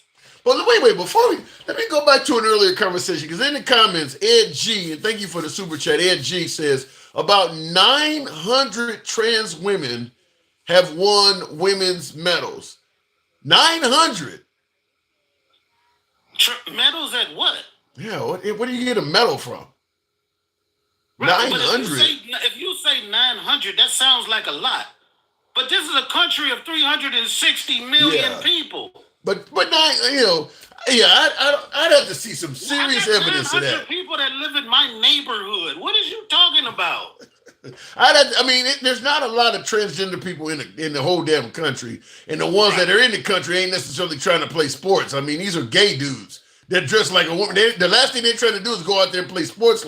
I'd have to see that. I'd have to see 900. That sounds incredibly high. That's what, look, 900 is nothing. Like my high school had 1,300 people in it. Like, don't get this mixed up and be like, that's a whole lot of It's not. It's not. Maybe you're right to say it's not, but I doubt if it's 90. I don't think it's 90. I'd have to see that. I'd have to see some solid evidence of that. 900. I agree, but look, some things when you having a conversation about reality, you have to blow past them because they're not based in anything. They're not based in anything to make me like try to think like, oh my goodness, 900. We should be against that. And I'm not saying, look, I don't believe personally that men should participate in women. I don't believe it either. I don't believe that, But what I can't do is I can't, like, when we're having this conversation and you're talking about people who have altered themselves and they have changed and they take a medication to change their testosterone and all of that stuff, like, it becomes a scientific question that I'm not equipped to answer, basically. Yeah. But I get it. I don't want my daughter, I don't want my daughter to be swimming against a dude that's like Mike Phelps. I think because obviously girls would not want, like you said, as a father, you wouldn't want it either. Women would not want their records being broken by biologically born males. Notice how few women you hear bitching about this. I mean, because this is, if you don't want to put the transgender on TV or you can't find them to come in for interviews, it should be pretty easy for the right to find all of these women that had their records broken by somebody that should not have been allowed to participate. And you don't see them at all. We would know the major record. We would see a guy breaking like the 100-meter dash record by women in the world. Like we would be. You would have people pulling out their cell phones and recording it because they would get booed and everything for doing it. It's not even safe as a biologically born male to go to a sports competition and defeat a woman. I mean, the audience might beat your ass for doing it. So it ain't like a whole bunch of transgender men are trying to, line up to do this. You're not going to get applauded for doing that. People are going to be booing you and threatening to hurt you for doing it. I don't think there's a bunch of transgender men that want to do this. Right, but they all fall under the umbrella of a Democrat, and it's not like wealthy people, their children don't decide to be trans, and their parents are conservative. Every trans person we assume are under the Democrat umbrella. Well, you got Caitlyn Jenner. That's a Republican. Right, exactly. And that's why I asked the question. I've asked you a couple of times to do a social experiment and ask people if you were standing in front of a bathroom and you had two children, one boy and one girl that were both 6, and they both walked, you went to the bathroom, they said they had to use the bathroom, you walked to the bathroom and both of your children walked into a bathroom, the boys and the girls, and you seen Caitlyn Jenner walk up dressed as a woman. Which bathroom should Caitlyn Jenner walk into? Yeah. Well, I think that's because they have this misnomer that any transgender woman is going to look like my ugly ass with a wig on. There's a lot of transgender women out there that in fact, I got a couple of them on my TikTok page. Like, damn, I would be trying to hit this if I didn't know what was going on. Right, exactly. That's why I'm asking you. I'm asking you the question now, Tim. Which bathroom should Caitlyn Jenner go into? I'm fine with the person going into the female's bathroom. I don't believe that person is going in there to start committing all these sexual assaults. Hell, I was out the other day, by the way. I was traveling across the country. I went to a gas station and I had to pee really bad. I walk in the gas station and they had a man's and female bathroom right next to each other. And they had an out of order sign on the man's bathroom. I looked around and I went in the female's bathroom. I had to pee. I mean, it was a one-person bathroom, but I had to pee. I went in there.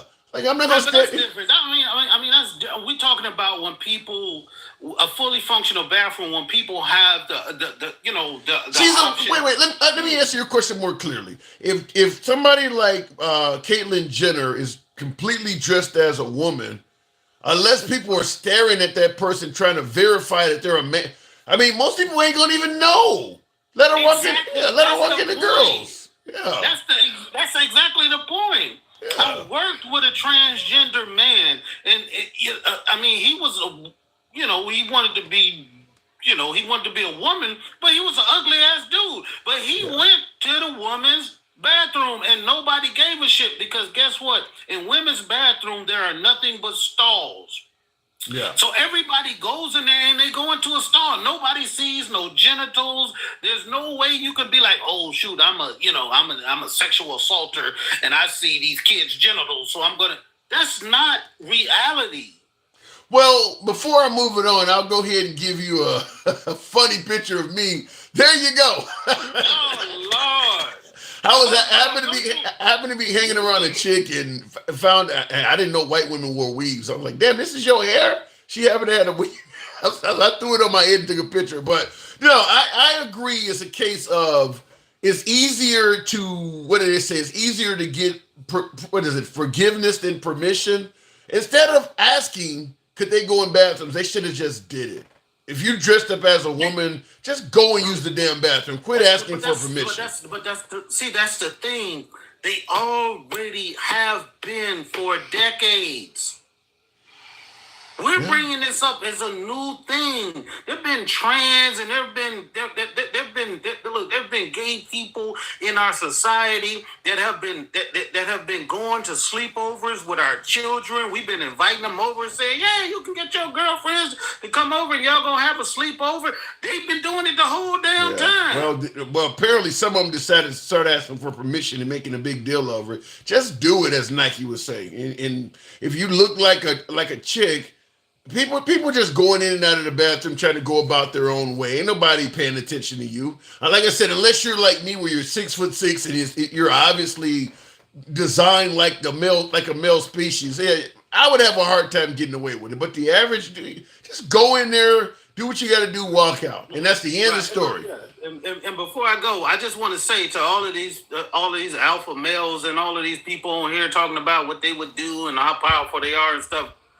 How many times have we seen something in the news of some trans person going into a bathroom and getting accosted by a person and something bad happening? It doesn't happen, man.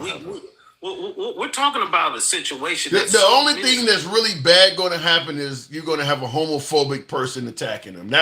There's a far greater chance of that happening by multiples than that person going in there and assaulting somebody. There's a much, much greater chance of somebody who's homophobic committing an act of violence than there is a person that's transgender going in the bathroom and harming somebody. I got to move it on. You know how we do. Appreciate it. Good talk, man. As always. And Ed G says, if you believe men shouldn't compete, wait a minute, if you believe men shouldn't compete, then one medal is too many by your hypocritical standards. But like you said, you gotta back everyone in that wide umbrella. They definitely gotta back everyone. But in regards to the common phrase, one is too many.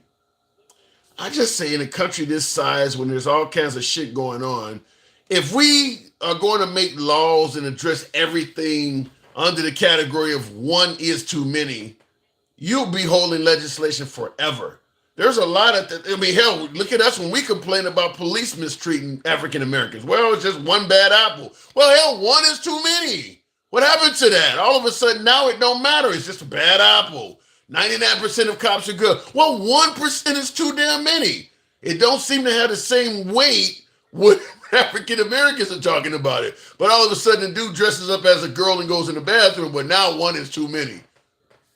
And like I said, I don't, at the end of the day, I'm not in favor of a biological male playing for a female sports team, but it's just so fucking rare that it should not be getting this kind of attention. There's far, far, far more examples of bad cops mistreating African Americans than there are of transgender people bringing harm upon a child. And yet we're still saying 99% of cops are good. Okay, well, 99% of transgender are good. How about that? You're not going to say that, are you? That's where the hate, that's why people believe it's hate. Because of that. Imagine if you had, because I'm mentioning the police and the whole deal with there's, videos of mistreating African Americans. Imagine if you had as many videos of transgender abusing children as you do of police abusing citizens. Now we're talking about something. Now we're talking about some real genuine numbers. We're not talking about speculation. We don't have to talk about cops in France. Now we're talking about something. I doubt if anybody would be talking about 99% of transgender are good if you had that many videos floating around like you do of cops. This is why people are talking about hate, because people are picking and choosing when something is really bad and it needs to be addressed, or when it's something that's not that bad and we need to downplay it. Look at it in the comments real quick. And by the way, tap the screen. Very small audience. TikTok did not like the material. I don't know what the hell's happened, because YouTube vertical just fine. I don't know why TikTok did it, but I'll keep moving. So what about women coming forward 30 years later? You don't know. William, I don't quite get what you mean. Women coming forward 30 years later. What are you referring to? Ed G says, so a 30-year-old, does that say midget? So a 30-year-old, I can't, maybe I need to put on my spectacles because I can't read what you're saying there. So a 30-year-old midget, yeah, should date a kid. Wait, what time is it? We talking about midgets now? Hold on a second, let me. Ed G, let me see what Ed G don't put up here. Hold on a second. What the fuck time is it? What am I looking at here? Wow. Okay, so a 30-year-old midget should date a kid if that midget looks like a kid themselves. I don't know where you're getting that from. You're telling me something I said makes it sound like a 30-year-old midget should be able to date a child because the midget looks like a child. I don't know where you got that. Omaha, Nebraska. Shout out to you in Omaha. Did even Omaha vote blue? Because I know Nebraska has a separation of how they do electoral college. Or did Trump just win all of Nebraska? I think he won all of it. Because you got folks out there showing a map with all this red talking about Trump had more coverage than Verizon. What they didn't tell you is you understand that map shows there's no coverage in the major cities. I don't know if that's a good example to use. You know, Trump got more coverage than Verizon. And I'm looking at the damn map and saying, well, you know this shows that Verizon has no coverage in all of the major cities, right? I mean, who wants a phone where you don't get any coverage in New York or Chicago? Look at in the comments. I'll come up with some wild ones. Donald Trump supporters never failed to amaze me. All right, let me go back to the box. Continuing on with Kareem the Dream. Good evening, Kareem. I got 2 times a year except this year because, hey, what's up? What's up with you? Not much at all. Asking the question is, if you're running for office and your political adversary is accusing you of everything from stealing the election to weaponizing the Department of Justice to have you wrongfully arrested, even blaming you for possibly trying to assassinate them, would you invite that person to the White House, shake their hand, and promise to do whatever you could to help them? The typical politician would, but me, I tell him go fuck himself like he told them to go fuck theyself last year. Yeah, he wasn't a fan of him. That is true. He certainly did not invite Biden to the White House. So you would not have invited him. Shit, I told him go fuck himself. Shit, you start this shit by yourself, cause it ain't like he need his help anyway. Hell, yeah. The way it looks, it looked like Biden was on his side the whole time. It looked like to me. Wow. How so? Shit. You mean to tell me you tell the whole the whole world that I'm Sleepy Joe? Yeah. That shit. I can't control the United States. Well, let me give it to you from this aspect. What if you're Kamala Harris? Because Kamala Harris also called Trump and congratulated him on his victory. You know, and remember he said Kamala Harris was not only did he call her dumb a host of times, he said she was born mentally ill. Would you have? If you were Kamala Harris, would you have reached out to him and congratulated him? I wouldn't have called him for shit. I'd have told him to go fuck himself. Shit, what you mean? Well, what happened? You done told the whole world that shit, a motherfucker on a helicopter, we about to die, and he done told them that that he was having sex with me. Yeah, you talking about the Willie Brown thing. Trump said he was on a helicopter going going down. The wrong Brown. Yeah, he did say that. Yeah. I told him go fuck himself, just like he told them to go fuck y'allself. That's the problem with the Democrats. They played too soft, bro. They did the same old shit. And he tried to tell them, shit, America ain't got no morals. Tim, we don't have any morals in America. What about the notion of Michelle Obama, when they go low, we go high? That's the problem. We still on that bullshit right there. I'd have went low. Man, just like Russia right now got Melania Trump naked all across Russia, I'd have did the same thing. I'd have had Melania Trump naked all across She had $1 billion, Tim. She had $1 billion to play with for this campaign. So you would have... Whoa. So you're saying if you're Kamala Harris with $1 billion in campaign donations, you would have started plastering photos of Melania Trump nude? What? They played too nice. I'd have went out to Barron ass. All that. You see, Barron is on X now.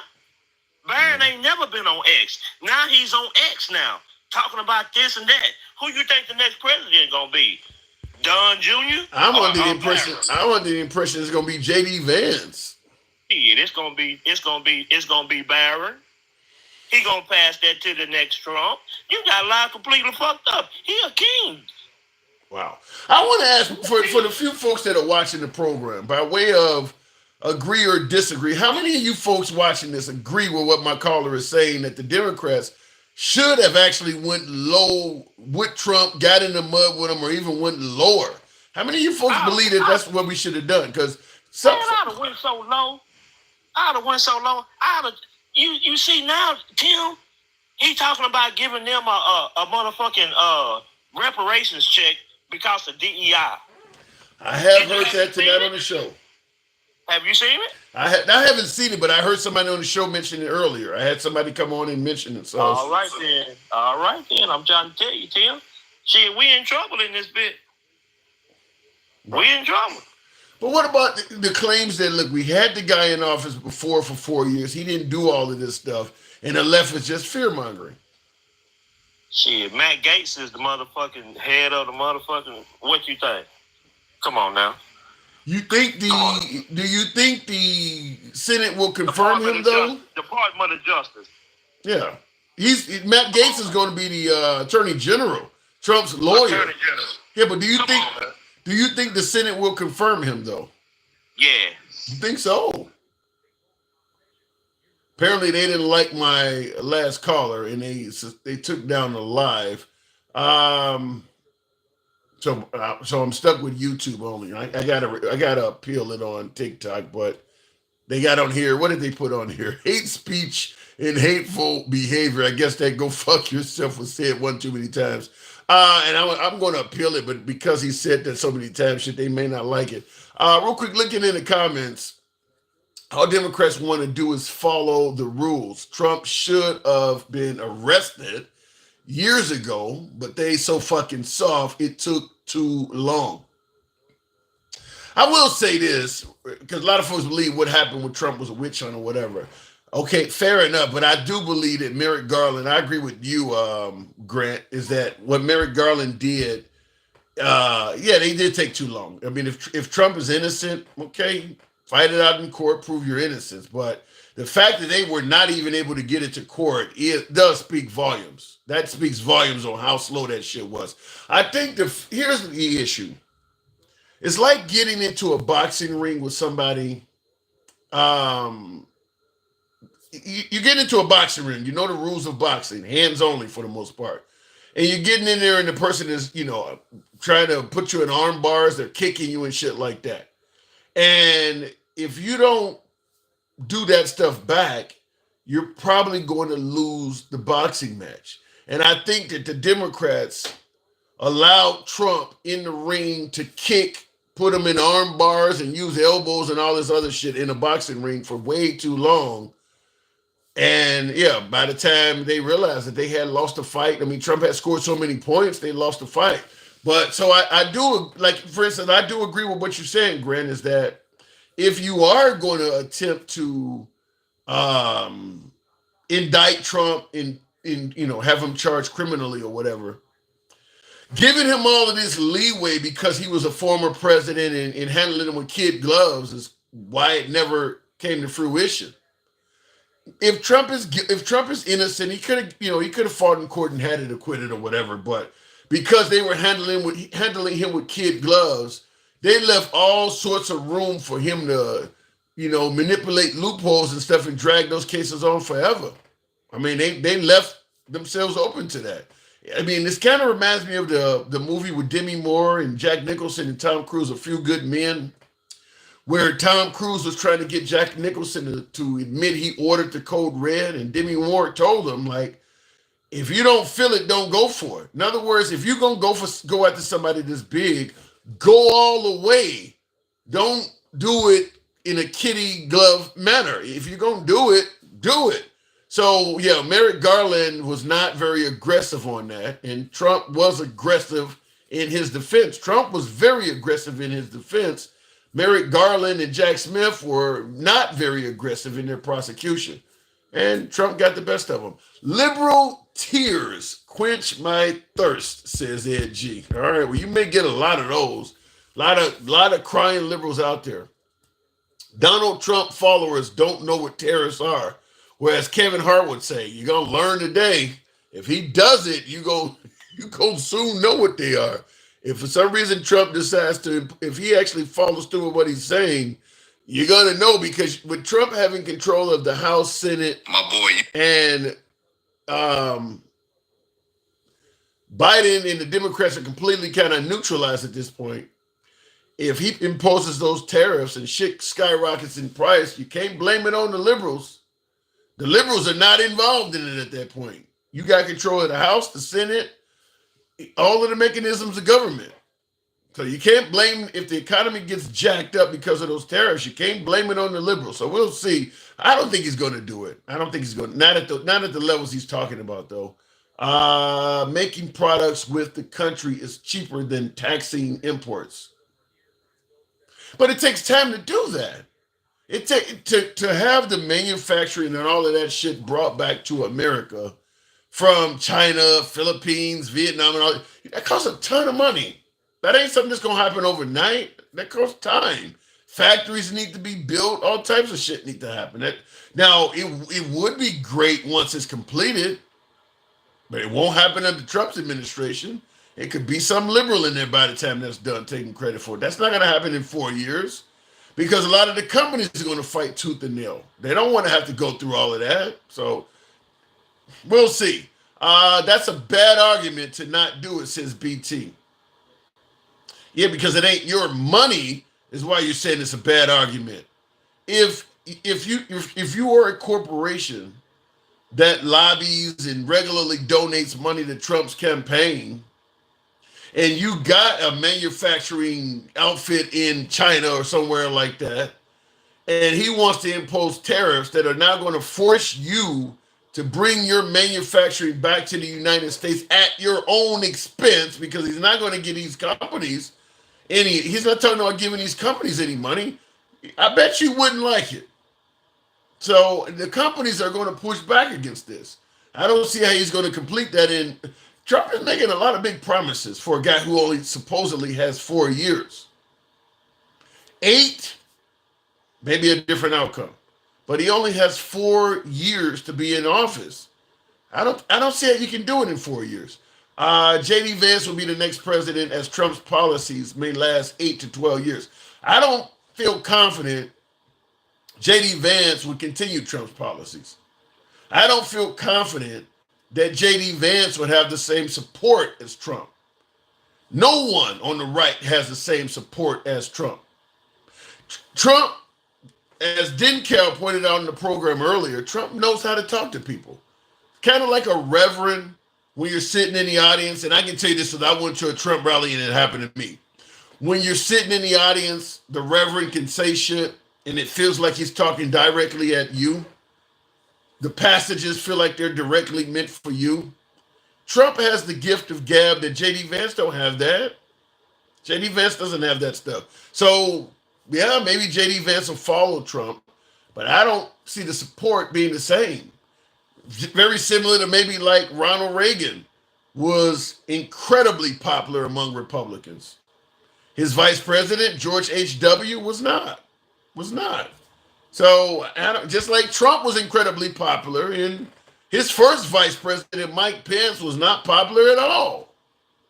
So I don't know if J.D. Vance can do it like that. I see in the comments, BT says, yes, he does have that support. Have you actually listened to him?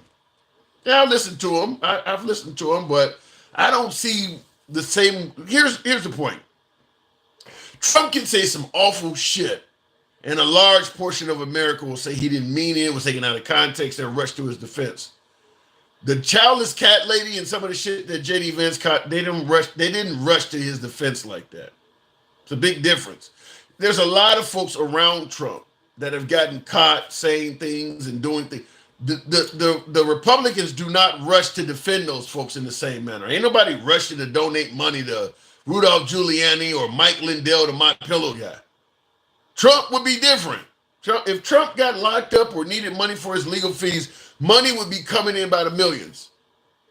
They were willing to watch Rudolph Giuliani go straight to jail. Big difference. I don't know if J.D. Vance has that kind of support. Yeah, he's well-spoken. I get it. He says what Republicans want to hear, but there's a lot of people that do that. You got to assume Liz Cheney was saying what Republicans wanted to hear until Trump said get rid of her. That ain't enough.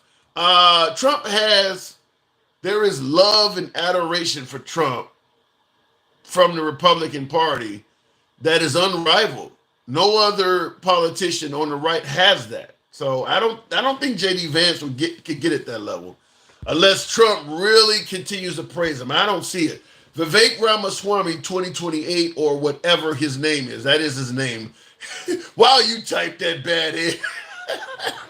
You know, like ramen noodles, R-A-M-E-N. He typed Vivek. Now, this is hilarious, though. How he typed Vivek ramen swap meat. I like it, Ed. I like it. That actually is funny. That's some shit the liberals should come up with. Vivek Ramen Swap Meat. Oh my God, that's funny. I may have to use that in the future. Ramen Swap Meat. Okay. He represents the American man, less color, especially since he didn't have a dad and mom was on drugs, and because a father, husband, and financially supports his family. I think Trump's being, a billionaire is something that people, um, pattern themselves just like Elon Musk. People like people who are rich and successful. I don't see JD Vance having that pull. He grew up in a family that was similar to Roseanne Barr on the Roseanne show. You live poor like that. Your father hooked on drugs. I don't see it. I don't think JD Vance. I mean, in my opinion, for the right, I thought Ron DeSantis was a way better candidate than JD Vance. Way better.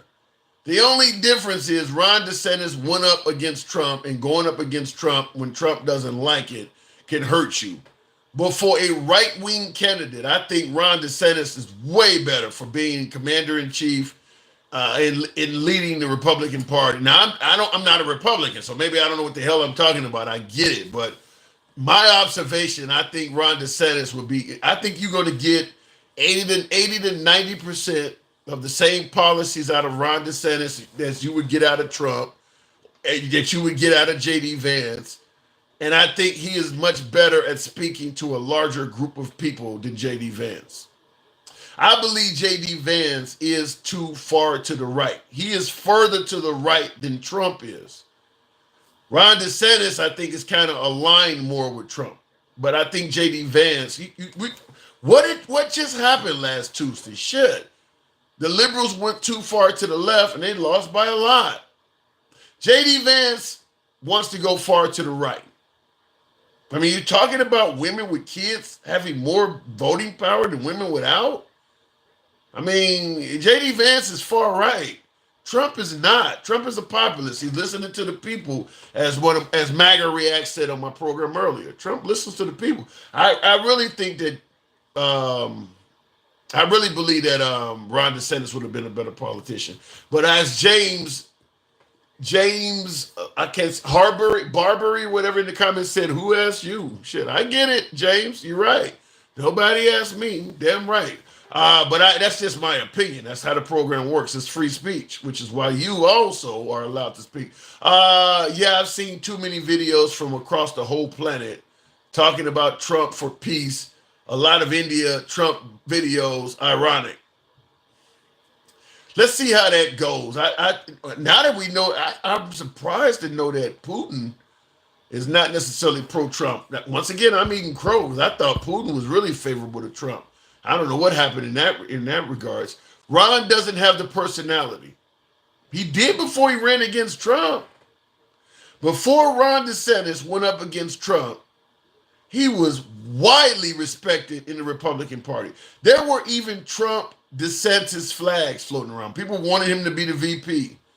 People were saying that Trump was going to do 2 years and Ron DeSantis was going to follow him. It's amazing at what happens once you get on the wrong side of Trump. It's amazing at what the right does to you once you get on the wrong side. I don't care how much respect you have. Once you get on the wrong side of Trump, it's as if nothing happened. Because I often bring up Liz Cheney. Liz Cheney was a highly respected Republican politician up to January 5th. She didn't like what happened on January 6th and she became trash. I don't know how that works, but yeah, Trump has, I don't think, and by the way, I don't believe JD Vance has that kind of power to just trash Republican candidates' careers and shit like that. I don't think he has the power to do that stuff. I think Trump could trash JD Vance overnight if he wanted to. If he started speaking bad of JD Vance would be gone. If JD Vance starts speaking bad of Trump, Trump will still be here and JD Vance will be gone. I don't see JD Vance having that kind of power. Now, he might be a great politician if you favor his policies, but he doesn't have the draw of Trump. I don't see, like, for instance, the Hispanic vote, like what Trump just did with the Hispanic vote. I don't see J.D. Vance being able to pull all that. Liz Cheney, and like for instance, Trump continues to go on rallies throughout his presidency. I don't see J.D. Vance doing that kind of shit. Trump is a showman. That stuff has helped him out tremendously. I don't see J.D. Vance doing that. J.D. Vance is closer to a typical politician than Trump is. Trump's taking all of my good politicians from Florida. Be up to like 5 now. Laughing on Florida must be doing something right. Well, Florida is right. It ain't doing something right. It is very far to the right. That's what it's doing. So it makes for a great place to supply politicians to the right. Florida's doing something right. Okay, most of them going to get deported from Florida. Let's see you praise Trump then.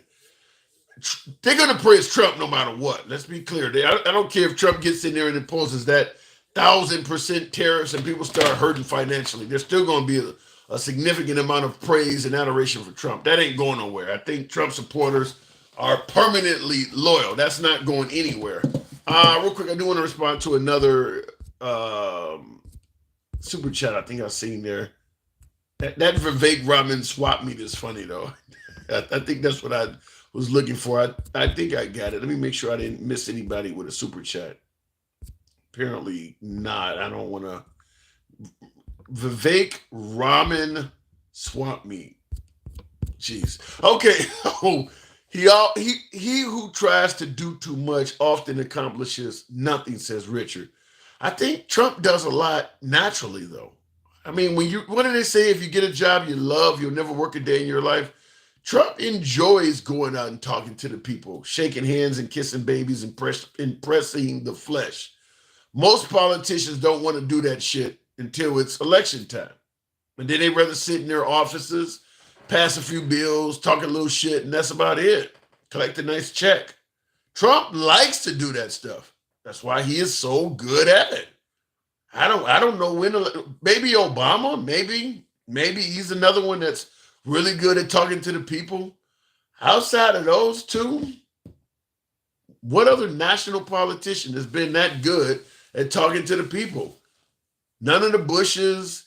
Reagan was good at it, but I think Trump and Obama are better at it, in my opinion. I think Trump and Obama were better at talking to the people than even Reagan. He's grabbing pussies and kissing flags. Come on, Tim. But the people like it. But the grabbing of the vagina is something that happened, obviously, during his Playboy career. That hasn't happened during this political career. He wasn't still doing that. He's too old now. So I want to strike the grabbing of the you-know-what. But, yeah, he kisses the flag and all of that. But people like that stuff. That's what I'm saying. He knows how to tap into the pulse of the voters. You're not going to get that kind of goofy shit out of J.D. Vance. J.D. Vance is more like a typical politician. You might like his policies. You like the direction he's taking the country in. But he's not going to rally as many people behind him because he is not as fun to go watch. That's the reason why I went to a couple of Trump rallies, is I wanted to experience the energy of it. People are having fun at it. I wanted to see what it was like. I don't want to go see J.D. Vance. That shit don't look interesting. Just like I didn't go to any Biden rallies. That doesn't look like that's fun. Trump shit looked fun. I was in line for like 5 hours or something at a Trump rally. I mean, it was lively, people dancing around in flags and Trump gear. I mean, it is what it is. By the way, this is something I'm going to end up having a show on tomorrow. It should have came up today because it is a story. Apparently, I'm talking about dancing in line and having fun at rallies. Apparently, Kamala Harris, her campaign paid those celebrities, at least some of them.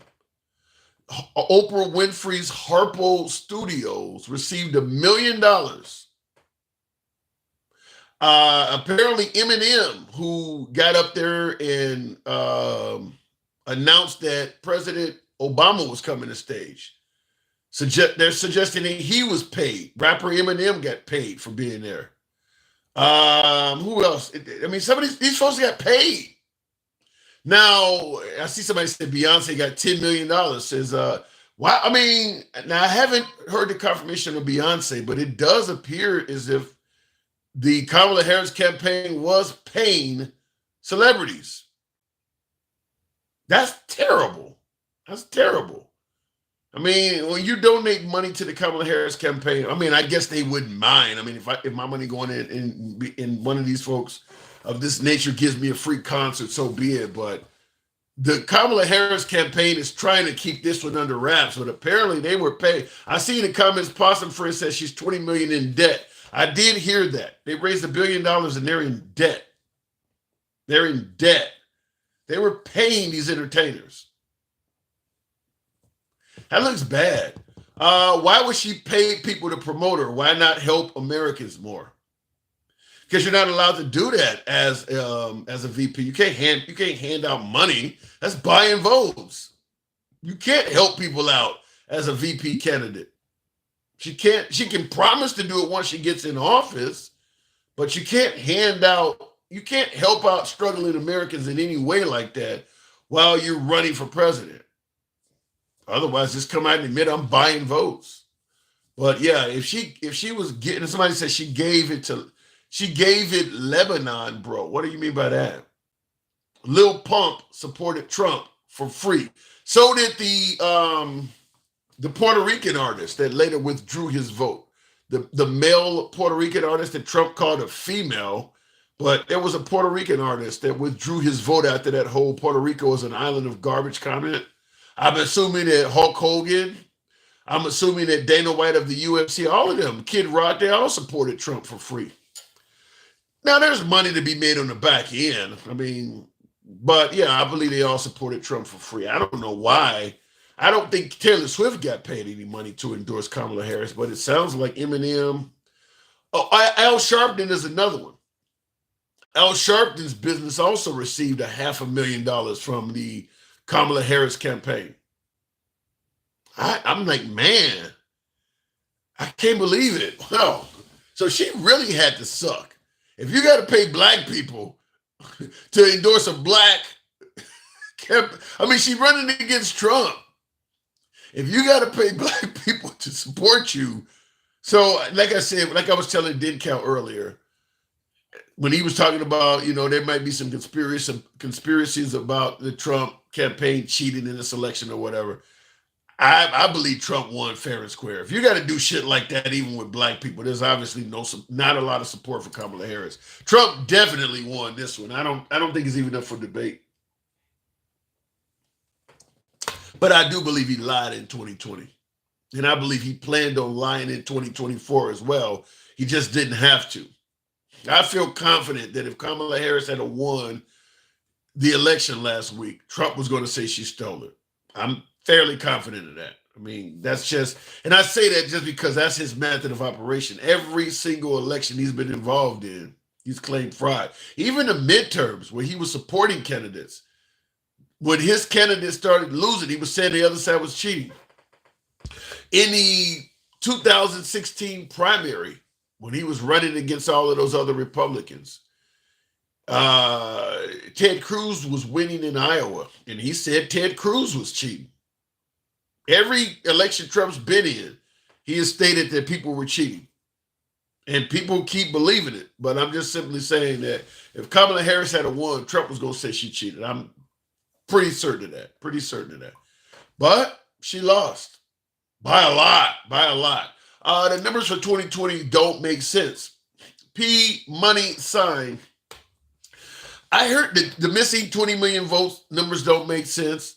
But what about the fake electors? Do that make sense? Or Rudolph Giuliani or the Dominion voting? Why is it that only the things that might help Trump's claim things that might help Trump's claim that he said he won in 2020, we're pointing at? What about all the stuff that looks like they were trying to cheat? Should we keep quiet about that? All of the Republicans that confess to being fake electors, should we keep quiet about that part? The whole Dominion voting machine stuff that Fox News lost $750 million. You want to point out things that look suspicious. Should we keep quiet about all of that? I mean, there's a ton of stuff that make the Republicans say, let me just put it this way. Even if the Democrats cheated, in my humble opinion, the Republicans got caught lying about so much stuff, they don't have the credibility to point out the cheating. Their hands are not clean. Let's say the Democrats cheated. In effort to prove the Democrats cheated, the Republicans committed all kinds of acts of fraud themselves. So you don't come across as credible pointing it out. The Republicans are not clean. But if you support Trump, that part they don't talk about. Do we keep quiet about all the cheating in Fulton County, Georgia? No, you show proof of it. No, you don't keep quiet about the alleged cheating in Fulton County, Georgia. You show evidence. You sure as hell don't get on the world stage and say I won by a landslide. As if Fulton County, Georgia decided to hold damn election. Notice how the governor of Georgia, Governor Kemp, who's a Republican, he didn't say that cheating was legit. He still is not saying that cheating is legit. Nobody else in his state. I'm assuming every Republican that ran for down ballot offices in Georgia. I'm assuming that Fulton County, Georgia, is not 100% Democrat. Nobody else is complaining about being cheated in Georgia, just Trump. Why is that? Same thing in Arizona, same thing in Michigan, same thing in Wisconsin. All of those states, nobody else is complaining that they got cheated, even though all of their names are on the ballots as well. Trump is the only one in the 2020 election, and Kerry Lake, I believe it was, the only two that's really complaining that they got cheated. Even though there were hundreds of candidates. That doesn't make sense. That doesn't make sense. Audit the voting system. And that's another thing we got to overlook. The fact that Trump hired his own auditors, his own third-party auditors that did multiple recounts in Georgia, multiple recounts in Arizona, multiple recounts in Wisconsin. And they all came back and told him he lost too. We got to overlook that too. I mean, there's so much evidence to the contrary that if you have to want to believe Trump won so bad that you got to ignore all this. There's so much evidence that says he didn't. That's part of it. Why would his own auditors, being paid for by him, come back and tell him you lost these states? Are the auditors no good as well? I mean, you got Mike Pence on record saying Trump lost. You got his Attorney General Bill Barr on record saying he lost. You got every Republican governor in all of those states saying he lost. You got the polling officials that say he lost. And none of that matters. It's just Trump said he won, so be it. All of these folks, many of them being Republican, some of them even being people that would have served a second term themselves, meaning they had something to gain. Mike Pence would have did 4 more years as vice president. Maybe even had a better chance at running for the actual job of president if Trump had to get reelected. Why would he lie and say Trump lost? What's in it for him to do that? Trump lost the Electoral College by 56,000 votes in 2020. Well, you can't lose the Electoral College by 56,000 votes. There's only like 500 and something votes total. I mean, you mean he lost the popular vote by 56,000. Sound like you're talking about. You can't lose the Electoral College by 56,000. Florida does a good job, doesn't want a repeat of the 2000 debacle. Fair enough. The hanging chads. And there's strong evidence that says otherwise. You just won't look at it. Doug, like I said, where I'm baffled at is you're telling me I won't look at the evidence. Fair enough. Explain to me why won't so many Republicans look at the evidence? Why won't members of Trump's own administration that would have been reelected and would have stayed in power, why are they saying he lost? You're telling me I won't look at the evidence. Why won't they look at it? Why would they come out and say the man lost? Make it make sense.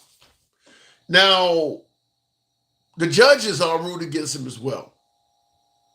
In my opinion, what I think Trump has is a strong case of this looks suspicious. But that doesn't amount to anything. That doesn't amount to anything. Something, and I think his mouth didn't help him out. I don't think his mouth helped him out either. Because if something looks suspicious, then you go to the American people and you say something looks suspicious. You don't jump up and say, I won by a landslide. As Chris Christie talked about on election night that year, like, you don't have a right to do that. He didn't say it looked suspicious. He said, I won. There's no evidence of that. I seen 2,000 Mules 6 times. I seen all of the things that they say. So none of that stuff proves he won. But the Republicans have in their mind that only Democrats cheat. So everything that looks suspicious means that the Republicans were being cheated out of votes.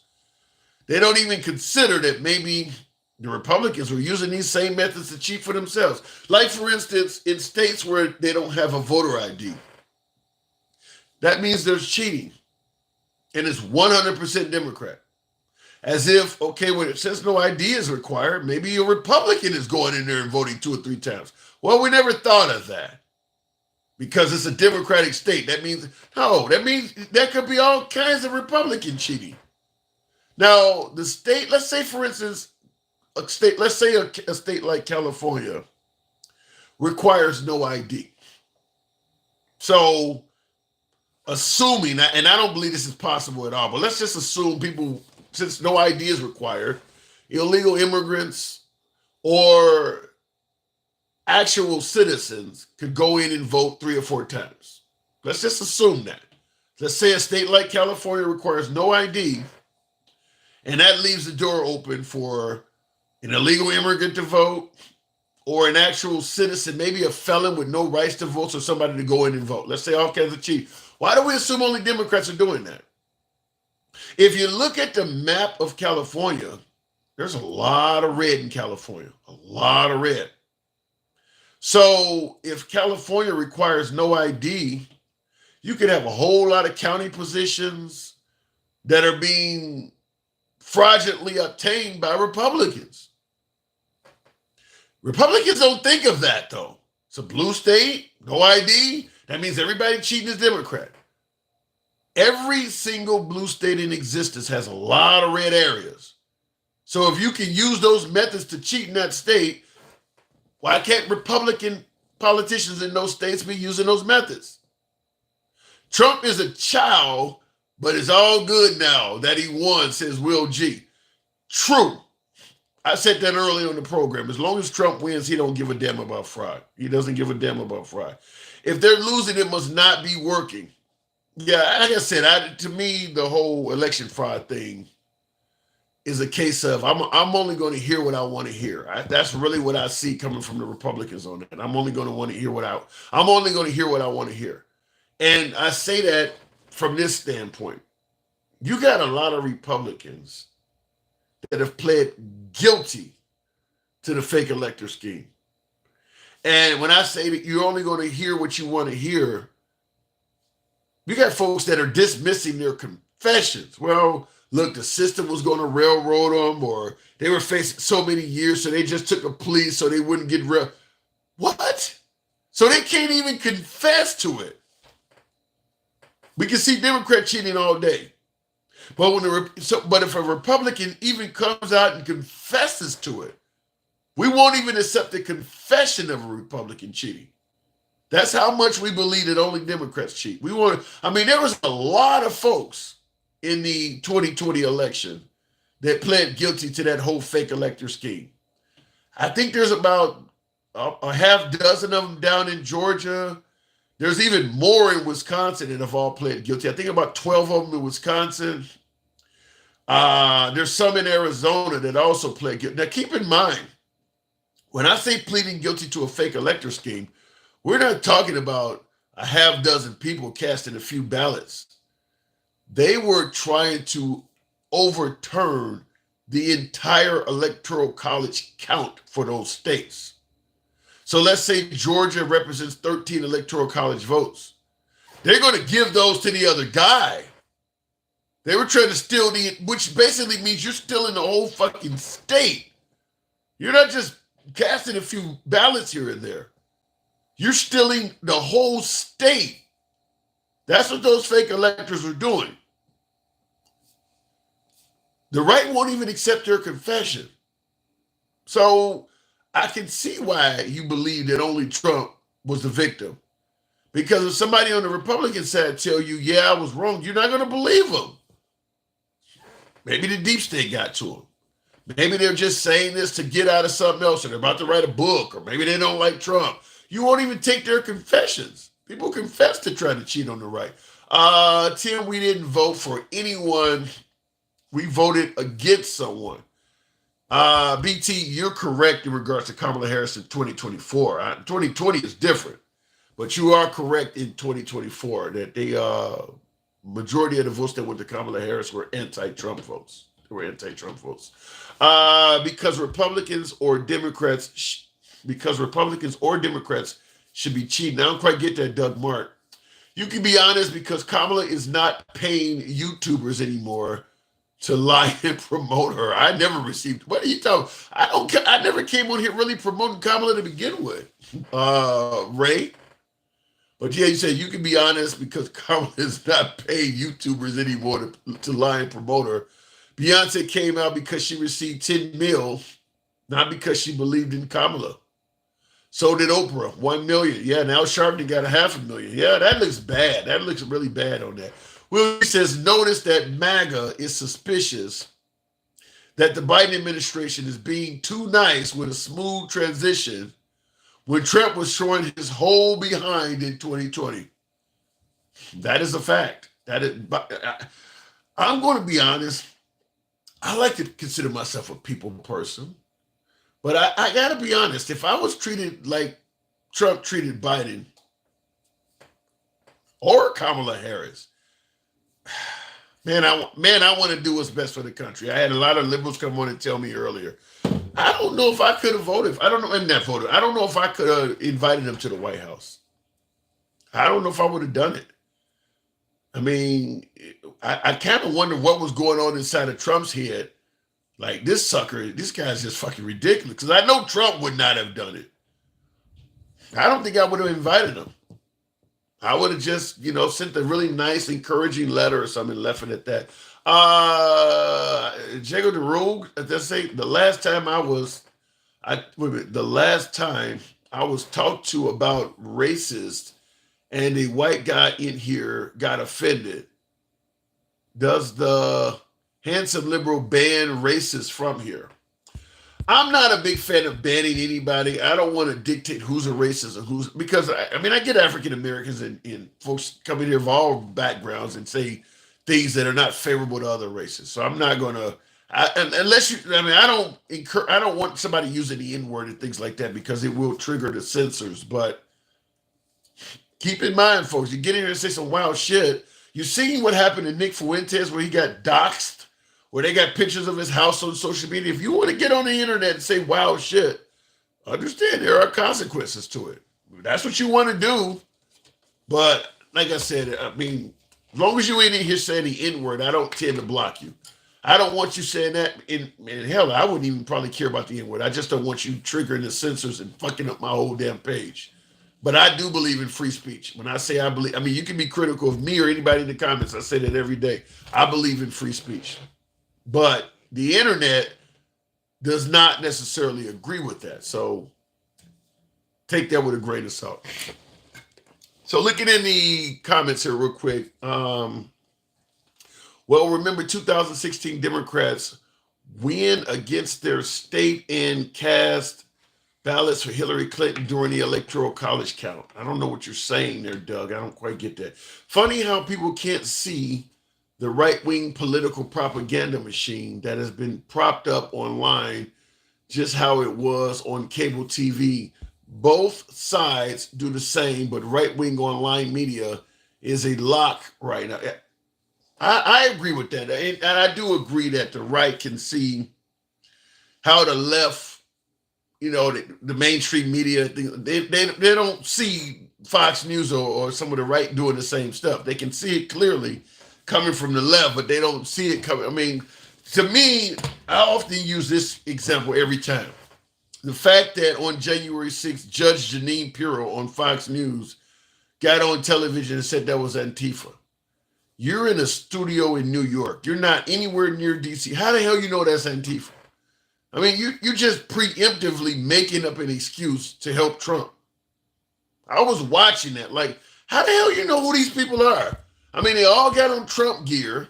Nobody's wearing anything that says Antifa. Where are you coming up with that from? And it's been 4 years later, and they still have no definitive proof that Antifa had anything to do with January 6th. I've had people say, well, yeah, people showed up wearing different clothes. Okay, what if you had folks that wanted to pretend like they were Antifa? But yeah, for her to be on Fox News in the studios in New York claiming that Antifa was causing that melee on January 6th, that's right-wing propaganda. You talk about the left does this and that. That's a good example of it coming from the right. She had no reason to say that. And that's the same thing with the Dominion voting machines. Once Trump said the 2020 election was stolen, a lot of folks on the right just filled in the blanks with whatever they wanted to make what Trump said accurate. Same thing about, I always bring up the Haitian migrants. Once Trump said they're eating cats and dogs, you had people on the right just fill in the blanks with whatever they could to make his statement accurate. I got sent tons of video footage from people in Cambodia and places like that eating animals. Like, that ain't got nothing to do with what the man said. Why are you sending me this? Well, it shows it's their culture. Show me one in Springfield. To this day, I've still never seen a single video of somebody eating a cat, dog, or a bird in Springfield, Ohio. Still haven't seen it.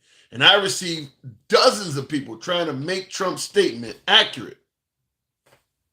Don't think educated is equivalent to intelligent. Educated in intelligence. True. I've met some, I mean, you could be educated and not be intelligent enough to even explain what you know to a layman. So I'll give you credit for that. Dayton, Ohio has witness of dog being grilled. Here's a point I'm making about that. Trump said the migrants are eating the cats and dogs and the pets of the people that live there. That means it's something that's ongoing. That means it's happening. It's plural. Finding one isolated case of some cuckoo or some idiot or somebody with mental illness doesn't validate what Trump said. I kept saying it over and over again when Trump said that stuff. 20,000 migrants in this town. It's their culture to do this. And you're having this much trouble producing any videos of it. There's 20,000 people in this small ass town. And you're having this much difficulty that you got to bring up videos from foreign countries and shit to make this make sense. That should tell you everything you need to know. 20,000 people in this tiny town and you can't find videos of this. As if they're all in sync deciding to hide it. Not believable. Not believable at all. Exactly. It's a racist lie created to fuel prejudice against immigrants. I'm not 100% certain it's racism. It could be, but it certainly was. It definitely created it fueled a lot of prejudice against them. And apparently it just was solely based on one or two people or some folks in town using it as just saying it. Or he didn't fact check it. He didn't require any evidence to go on TV and say that in front of 60-some million people. That's incredibly irresponsible. They think Biden is trying to unalive Trump in being too nice. And I don't get that, Will. He got dementia, can't string together a sentence, doesn't know where he's at most of the time, can barely stand up without falling, and yet they're blaming this guy for the attempted assassination. This guy sounds like a bumbling buffoon But then when you need a fall guy for something that is coordinated against Trump, he suddenly is the guy to do it. The way they portrayed Biden, he's not capable of leading an assassination or weaponizing the DOJ. He barely knows where he's at. He's in advanced dementia. People are picking and choosing when they want this shit to make sense. What does it say? Just because the majority supports it doesn't make it right. True. I don't disagree with that. I mean, you can talk about Jim Crow, slavery. I mean, I'm not even a big fan of the death penalty. A lot of things are supported by the majority that are not necessarily right, in my opinion.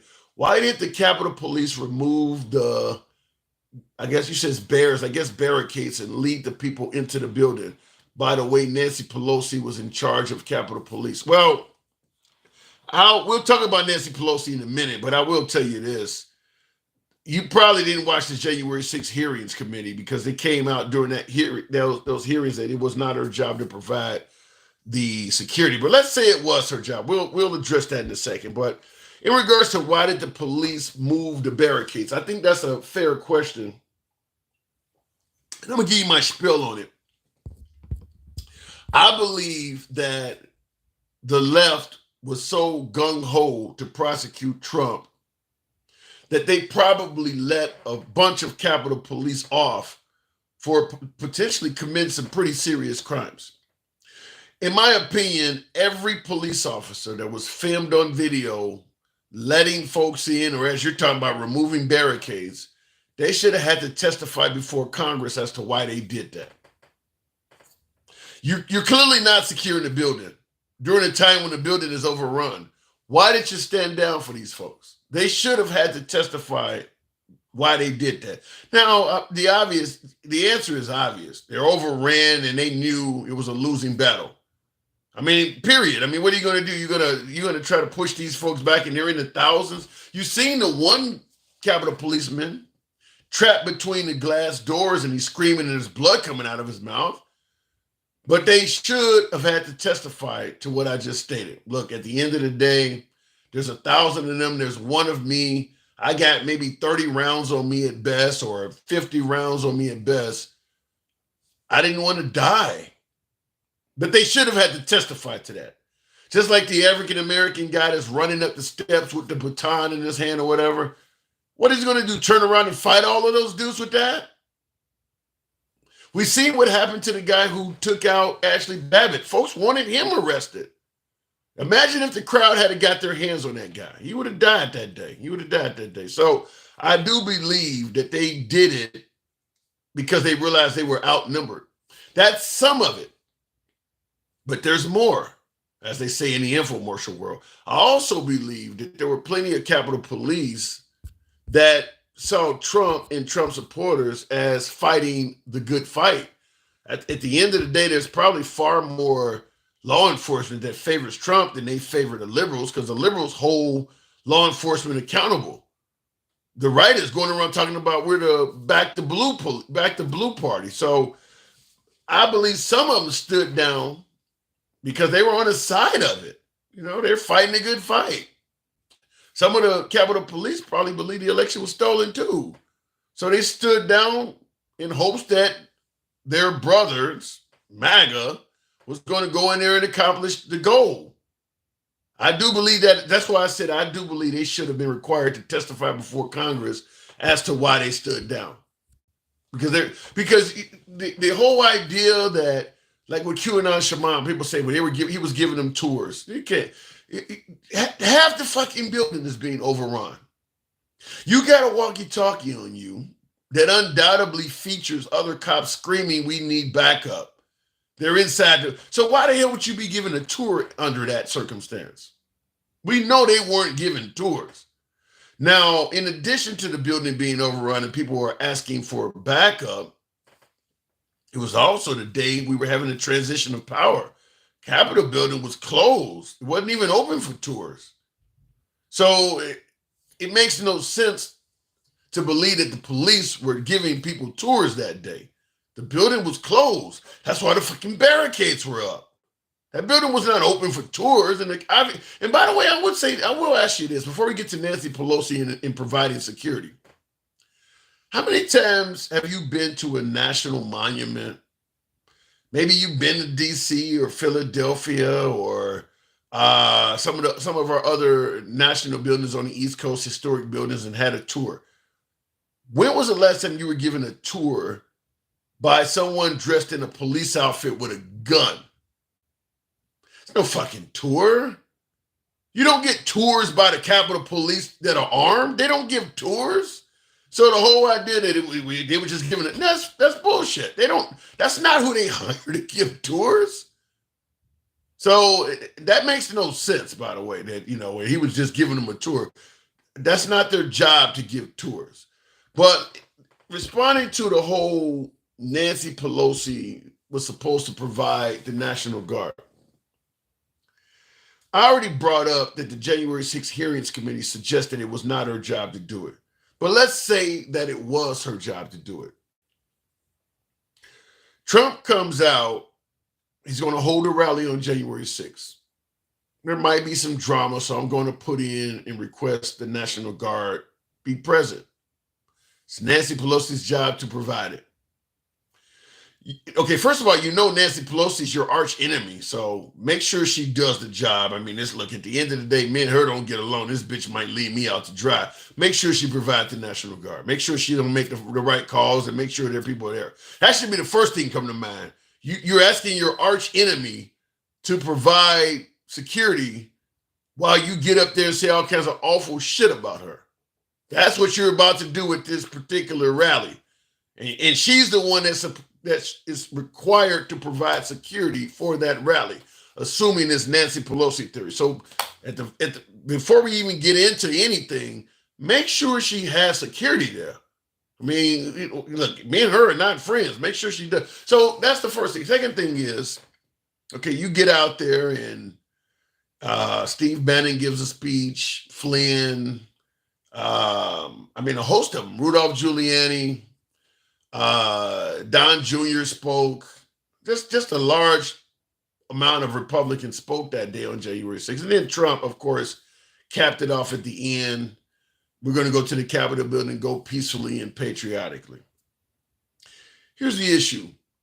You felt drama might ensue, so you wanted to make sure there was security there. I mean, there is somebody in the audience, after all, with a gallows, and they're all chanting, "Hang Mike Pence." So it's a legitimate request to make sure there's security here, just in case somebody might get angry. I mean, at the end of the day, they do think that they're still in the election in that building down the street. So it makes sense that he required the Capitol Police to be there.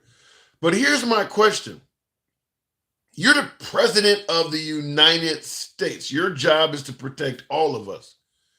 If Nancy Pelosi failed to provide security as president, what is your job? I mean, just like you and I, we all got jobs.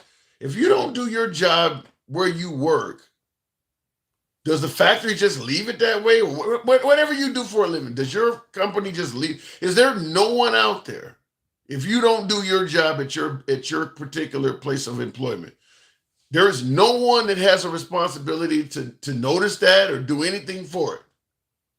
It just falls on you. If Nancy Pelosi, if it was her job to provide the National Guard, and he realizes that the National Guard is not present as president of this nation, he doesn't have any responsibility at all? Okay, well, there's no security. Just send them to the Capitol building anyway, and we'll blame it on Nancy. You know that this is an unsecured crowd. You know that she hasn't done her job. You're essentially the most powerful man in the country. You don't get on the phone and make some calls and maybe make sure the security, nothing. I'm just going to blame it on her. You're the president. So my opinion is this: even if Nancy Pelosi failed to do her job, that's still a fuck up on his. That's still a fuck up on his side, because you knew she didn't do her job, and you still went ahead and did it anyway. And it obviously went really wrong. I mean, that crowd clearly did need to be secured. So to me, that makes no sense. That Trump gets no blame for that at all. I mean, you know this woman has not done her job. Why would you not take some kind of evasive action because of that? Why would you send this crowd to an area that has literally the entire head of the U.S. government there? You know these people ain't been patted down. You know they ain't been searched. You know Nancy Pelosi has not provided security as you've requested. You're going to send that crowd to the Capitol building. Oh, well, I just blame it on her. That's what it looked like, in my opinion. That's a fuck up that he did. Even if Nancy Pelosi's job was to provide security, she should be held accountable if that was true. But he don't get a pass for that. It ain't like it was a surprise that she didn't do what you asked. You knew there was no security there. He should get held accountable for that too. Are we to believe that once she provided no security and he knew the security was not present, he didn't have a duty to do anything at all? That's what we're trying to say, is that once you knew the security you needed was not there, you have no duty to do anything at all. Just let the chips fall where they may, even if it could mean the deaths of senators and governors or whatever the hell, senators and congressmen and everybody that was in the building. Just blame it on her. You knew ahead of time this is an unsecured crowd. Oh, well, we'll just blame it on her, whatever happens. If you're okay with that, then yeah, you're in the MAGA camp and there's nothing to be discussed. Looking in the comments. So the videos of the Capitol Police leading them through the building like a guided tour is not real. No, I believe it's real. I've covered that already. They should the Capitol Police should be required to testify before Congress why they did that. Like I said, reasons. One being the Capitol Police were scared because they were so greatly outnumbered. So they stood down and let the crowd do what they wanted. That's reason number one. And reason number two, I believe some of the Capitol Police were MAGA. I mean, the police lean right more than they lean left. And they just tend to believe, look, they're here fighting a good fight. They're fighting on behalf of Trump. I believe there's Capitol Police that probably believe the election was stolen too. And they stood down because at the end of the day, they felt these people are here doing what needs to be done. It's either that or it's they did it out of fear. But as opposed to speculating, I think they should have been required to testify before Congress. Every one of them that was seen on television not doing their job, standing down for those protesters, should have had to publicly answer for why they did that. Notice that, what does that says? I saw that already. That was from Will G. But yeah, I think they should have had to answer for that. To me, that would have been more fair. Now, MAGA's not watching the January 6th hearings anyway. And MAGA's not going to trust anything that comes out of them. But for the rest of folks, I think they should have had to testify for why they stood down. They still think Biden is trying to unalive Trump. So another super chat I want to respond to. Will says Trump is always looking for a scapegoat. Watch when the economy crashes under the tariffs, he will find someone to blame and claim he had nothing to do with it. 75% chance for a depression under Trump. Wow, I don't think it's going to be a depression under Trump because I don't think the tariffs are going to happen. But I do agree wholeheartedly that phrases like the buck stops here, you'll never hear from Trump. You'll never hear Trump take accountability for anything that goes wrong under his watch. I do believe that. So when you say that if the economy does crash, he will find somebody to blame, I agree with that 100%. That part I do agree with. Nancy Pelosi literally said it was her fault for not deploying the National Guard on film. You know, I have an issue with selective. This is where I'm talking. Now, this is where I would normally, me personally, I would normally be called a hypocrite. This is selective hearing. Folks on the right are saying Nancy Pelosi literally said on film that she was responsible for providing security. You know how much shit Nancy Pelosi has said on film that they said she was lying about? All of a sudden, she says something you're favoring, or now that's the truth all of a sudden, huh? Really? She said he lost the 2020 election. Did you believe that? You can point to the words coming out of Nancy Pelosi's mouth as some kind of fact, knowing damn well you don't believe nothing Nancy Pelosi says. But in this case, well, because it works, we'll go with this one, huh? All right. Remember when the economy was going to crash his last presidency? Yeah, me neither. Jason, no, I agree with you. I don't. Well, under COVID, the economy was struggling, but that wasn't necessarily Trump's fault. Denise Davenport says American citizens never used to have federal taxes. The tariffs paid for everything. I don't know if you can go back that fast. That would be just like going from a $7 minimum wage to a $15 minimum wage. You can't make a jump that quick. You could have a graduated scale amount of tariffs, I believe, because the goal of the tariffs is to get American jobs back here in the U.S., get American manufacturing. It's a good plan. I like the goal of it. It's a good goal. Just like I like the goal of increasing the minimum wage. And there's a lot of folks on the right that are in favor of increasing the minimum wage, but they don't believe going from $7 to $15 an hour is the way to do it. It should be graduated. You can't just do this huge thing overnight. The tariffs is the same way.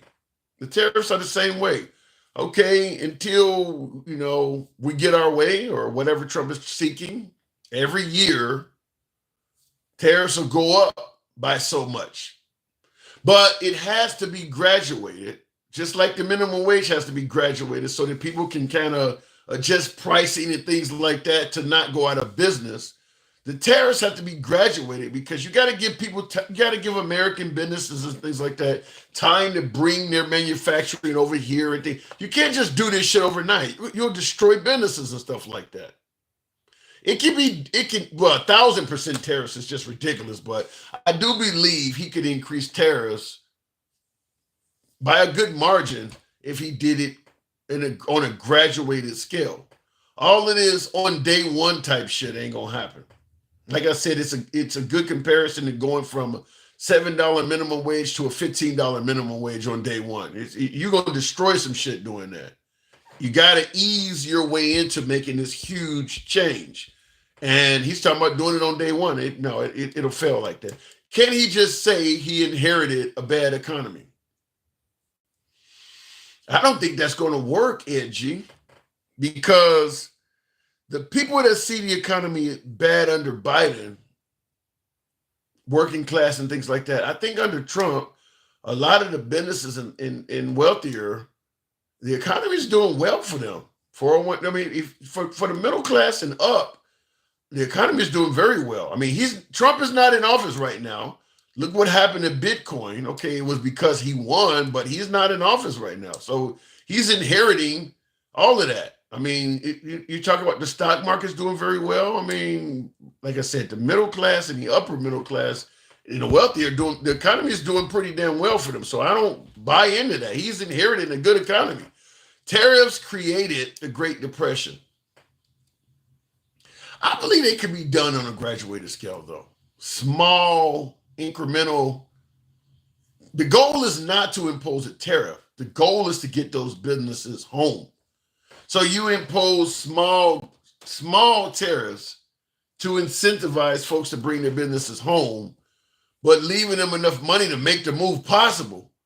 But if you just break everybody, I mean, if you just throw 1,000% tariff out there like he was talking about, well, whatever you impose the tariff on, ain't nobody buying that shit no more. It's too expensive. If it goes up slowly, just like I mentioned, the $7 to $15 minimum wage, you go from $7 an hour to $8. Okay, the price of a burger increases by a quarter. People will still buy that. But if it increases twofold, you might cause a whole damn restaurant to go out of business. The 1,000% tariffs would make those products unaffordable or undesirable in most Americans' eyes, I believe. That would be the end of that. Whatever he imposed tariffs on at that level, that would stop selling. Let's say it's cars coming from a foreign country or tractors. Like he wanted to do that to tractors coming from the John Deere shit coming from Mexico. those tractors would just be too expensive. I mean, that would be the end of that. That would be the end of that. Tim, you are not a hypocrite. You share all spectrums of politics and seek the truth. Uncensored. Sid, shout out to you. Appreciate that. Wow, that's pretty good shit. Thank you. Part of the reason why I do it. Thank you for that. That made my evening, man. I appreciate that.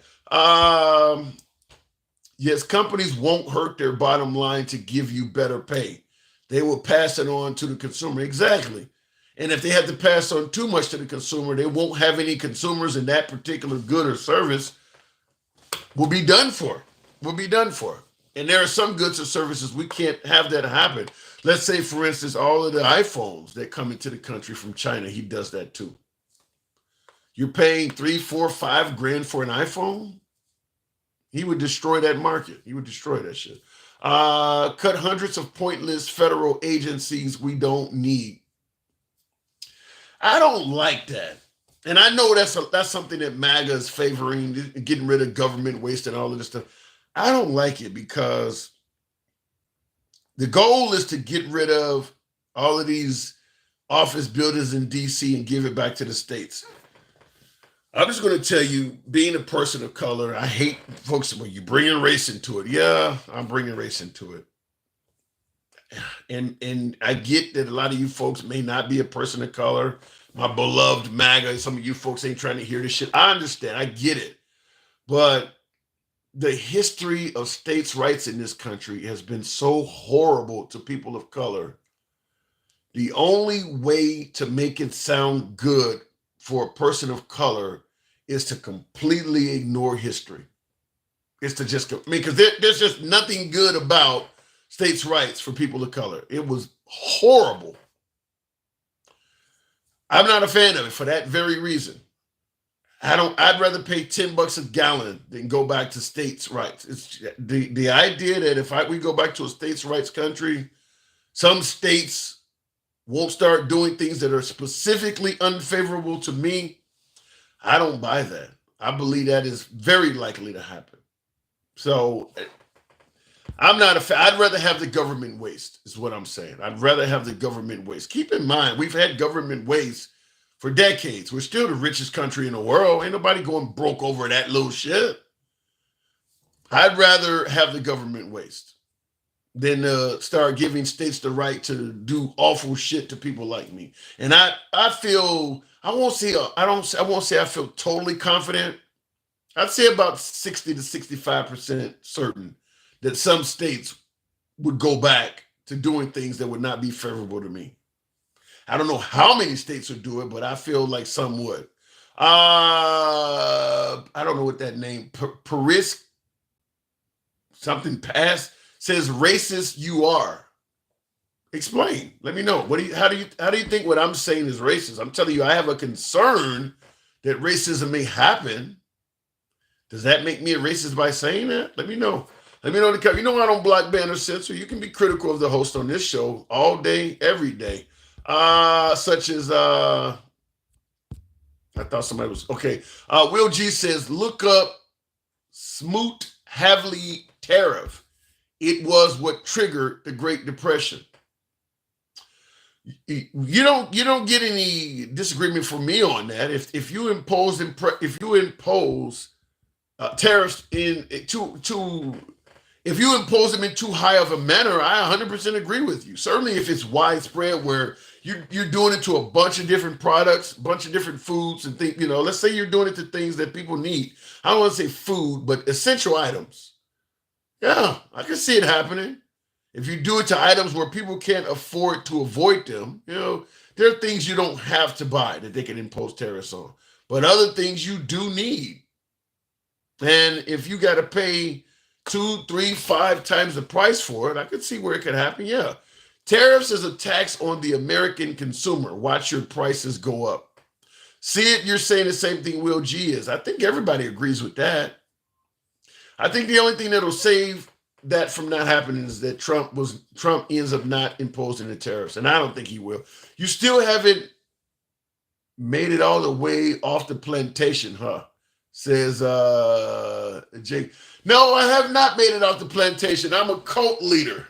That's what I am. I'm a cult leader. So I'm going to stay on the plantation and lead. So thank you for your input, though. All right. What does it say? The tariffs did not crash the stock market, but I believe they could. I don't know the exact reason for the stock market crash. I'm not going to pretend like I do, but if the essential items that we need all have this huge 100 to 1,000% tariffs imposed on it, it's going to make some serious problems in this country. Possum free, and only as long as the government allows them. Okay. That made them rich and famous. I'm a white male and I receive less than any race. What does that mean?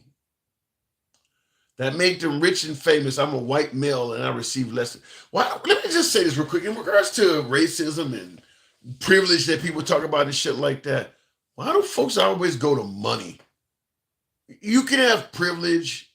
You can be on the right side or the good side of racism and be fucking broke as can be. I always give the example of two homeless people, one white, one black. Homeless. They don't have a pot to piss in or a window to throw out. Both individuals, homeless. Every night they go to sleep on opposite sides of the street. Maybe they sleep in the doorway of a closed business. They're both completely broke. One's white, one's black. During the day, they scour for food. They go into garbage cans and whatever the hell wherever they can find food. One white, one black. For some reason, in this case, the African-American guy seems to always get tickets for loitering. The police is always telling him, move on, you can't be around here doing this. And maybe the white guy's allowed to go about his business without getting any of that. Maybe at night, they're waking up the black guy and threatening that if he don't move on, he's going to get a trespassing ticket. The white dude is sleeping over there now this is fictional, 100% fictional. But I'm just giving you this as an example to show you can have privilege and you don't need to have any money at all. Nothing. Completely broke. So it ain't got shit to do with money. Everybody always say, well, I grew up poor. I didn't have nothing. That ain't got nothing to do with it. It can just simply be how society treats you. I mean, it got nothing to do with how much money you got. Looking at why is the IRS the largest single owner of guns and ammo in the United States? The IRS is the largest. Well, I don't know. First of all, I've never heard that before. Why is the IRS the largest single owner of guns? Wouldn't the Army or the military be that? Why are you saying the Army? I mean, why are you saying the IRS? I gotta assume the Army has more guns than the IRS. Something about that doesn't make sense.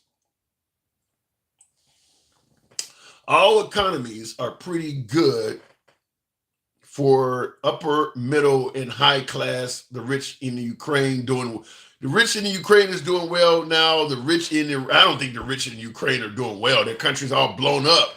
I mean, even if you're rich, you got companies, you got employees. Nothing in the country is functioning.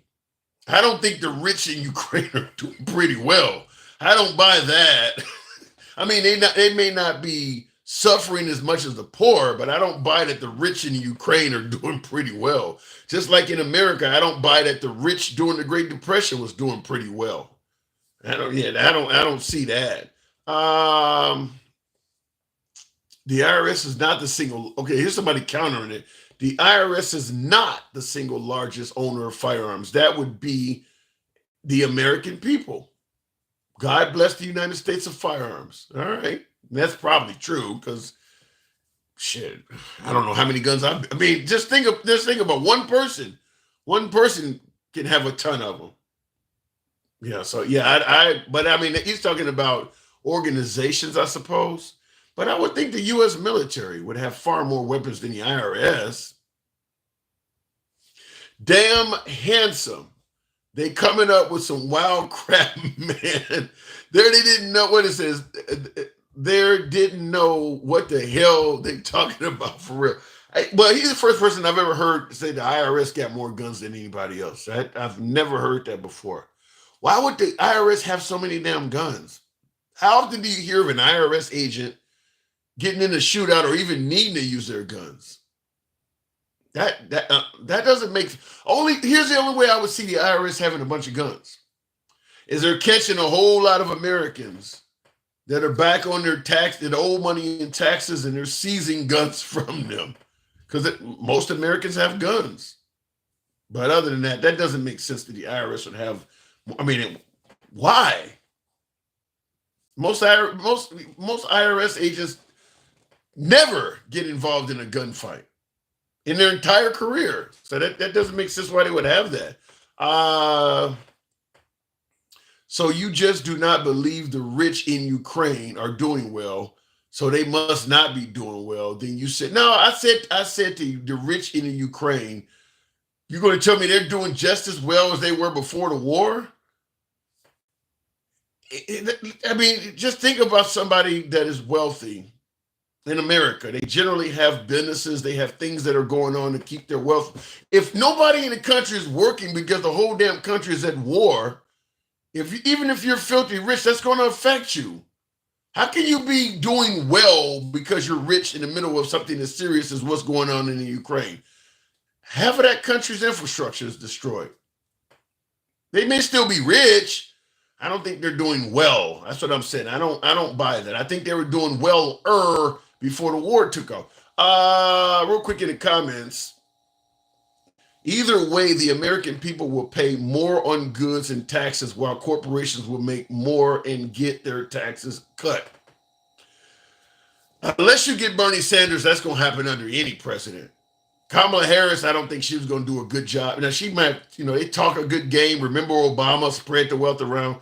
The wealthy made more under Obama. They're going to make even more under somebody like Trump because the Republicans tend to favor small and big business more than Democrats. But even under the Democrats, the wealthy get richer. I mean, that's just the way our system was set up. I mean, remember, the whole system started out where you couldn't vote or do anything unless you were a property owner. Well, you can say a white male, but you had to be an owner of property. It was set out from day one for people for the haves, as opposed to the have-nots. From day one, our system was set up that way. So even if you have a Democrat in office, chances are, if you are among the haves, you're going to get better treatment than the have-nots. But under a Republican government, it's more pronounced. When you got the Republicans being against unions, being against a minimum wage increase, really being against any social program for the downtrodden, whether it's housing assistance, universal health care, tuition or tuition forgiveness, really any program. The gap is going to get greater under that because most of the shit that I just named, the Democrats will be for that stuff. So it's going to get greater, but it's going to happen under either administration, in my opinion. Sid, Tim, this comment is for that Jake Redneck guy. I haven't seen Jake Redneck in the comments yet, but I'll go ahead and read your comment. You are very intelligent. Wow. Even my ex-wife didn't say that. You are our older brother who teaches us politics from both sides. Ignore the haters. They don't have money and are hurting. Well, shit, I'm hurting, and I don't have a lot of money either, but I love my haters. I love my MAGA. I like my liberals. I like the haters. Sometimes the haters come along every now and then with a little bit good tidbits in you. Sometimes I've learned from some haters. I've had haters come on the program. I'm like, damn, I didn't know that. Ended up having a show. Sometimes some of the haters can actually educate your boy. That's why I don't talk down the guests at all. I believe in an uncensored program. But thank you. Do appreciate that compliment. But that's why I do believe in free speech. And I never talk down the guests because you can always learn something from people no matter what side of the aisle they're on, no matter what their background is. There's always somebody out there that knows some shit you don't. And if you're one of those kind of people where you don't believe in, talking to everybody, you can find yourself missing out on some good shit. That's just my opinion. You clearly never let anyone educate you, says Joseph Hall. Really? You must be new to the program. Did you not hear me the other day say I've eaten so much crow the damn birds are extinct in my neighborhood? I've been educated a lot in the last few weeks after what happened to Kamala. Shit, it's been bad. Maybe you're new to the program. I love your show. I would vote for Kamala again if I could, says I'm not going to be able to read that because I don't have my spectacles on. I would vote for Kamala again if I could. That says Nunny Bog or something like that. All right, well, I don't think you're going to hear from Kamala anytime soon. My guess is the Democrats will not put her back out there in 2028. That's probably all she wrote for Kamala. I don't know. Maybe she could run for governor in California if Gavin Newsom moved on. Maybe go back to running for Senate or something. She might have some work for her in California, but kind of all she wrote for Kamala. Just like when Hillary Clinton ran and she had Tim Kaine for vice president. When was the last time you heard from Tim Kaine? That's kind of it for them. Once they gone, they kind of go. Gavin Newsom will be a disaster for president. If you lean left, that makes sense. But if you lean right, that makes sense. But if you lean left, I could see people disagreeing with you. I could definitely see people disagreeing with you. I am saying if I could vote twice, I would have. Really? Well, if you could do it legally, yeah, of course. I'll leave it at that. I thought you were talking about committing some type of voter fraud. You do realize there's a lot of people in this country that have firearms that plan for every situation, including government intervention. Yeah, but that ain't gonna go nowhere. I know my Second Amendment folks are gonna think I'm full of shit when I say this, but I don't think there's any damn thing you got in your house, in your basement, under your mattress, or top of your refrigerator that's going to stop a determined government if they need to do if they need to do a raid or they want to come in your house. You don't have shit in there that's going to stop them. You might be able to delay them for a little while or whatever, but at the end of the day, you coming out whether you're alive or not. I mean, in my opinion, what David Koresh is probably for David Koresh, Possum Friend says that's why citizens should be able to own missiles. So if the feds want to get in your crib and you don't want to let them in there, motherfucker, I got missiles in here. Don't make me pull one of these tridents out on your ass. You want the citizens to have missiles. Oh my God, that's a big OMG. But I think David Koresh in Waco, Texas is a perfect example of how you ain't got shit in your house that's going to stop the government. You just don't. The Branch Davidian compound, that structure was more armed than probably 99% of American structures that citizens may be in. Now, obviously government buildings, but buildings that citizens live in, they had 50 cows and everything firing out of that place. They all died at the end, though. They still all died. So yeah, you're not gonna if the government is well. And keep in mind that happened back in the 90s. The government got drones and shit now, robots and shit, stuff that can come in and kill you without you actually being able to inflict a single casualty on them at all. Technology has made it. Technology, when you talk about the Second Amendment going back in this, when it was 1789 or whenever the hell the Second Amendment came out, you were on equal footing. You were pretty damn close to being on equal footing with the government. If you had 10 G-men, government men, and you had 10 anti-government men that were determined to fight for their rights, for the most part, you guys were on equal footing. You were on horseback. You used the same rifle, the musket loader. You were pretty close on equal footing. Skip to 2024. You're not even in the same universe with what they got now. It's not even in the same. I mean, it's one dude could take out hundreds of you at this point, with the technology they have out now.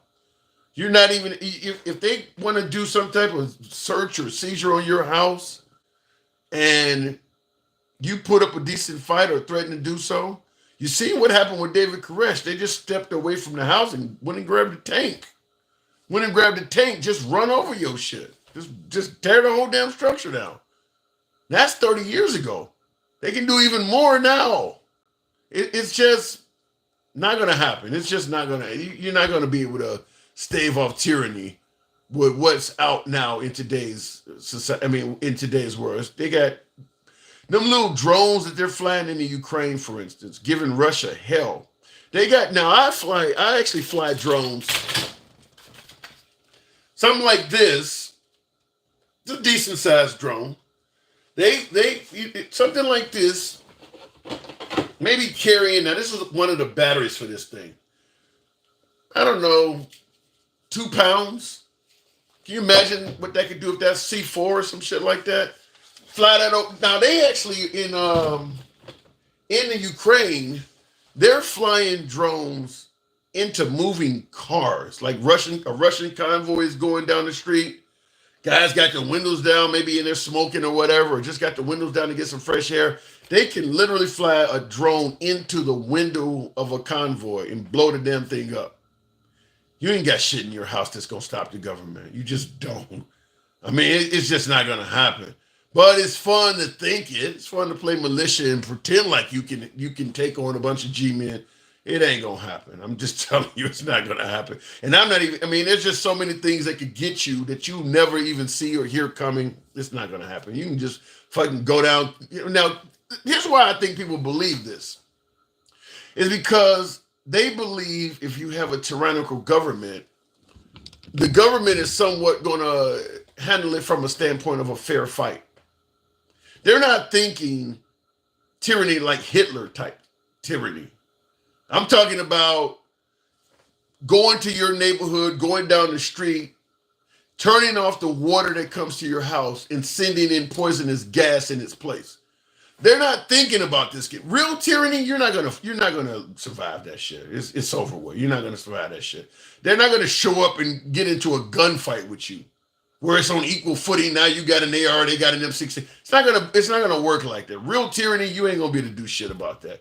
Somebody who really wants to take you out, a real true dictator, like what Kim Jong-un is doing, using anti-aircraft guns to take out members of his own family that are dissenters. I mean, when I say anti-aircraft guns, I'm talking about them, big dual 50 cals and shit that they strap on the bottom of fighter jets.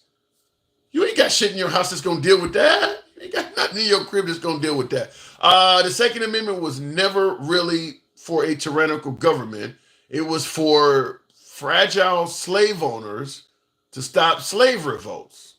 Just like the police was really for slave patrols.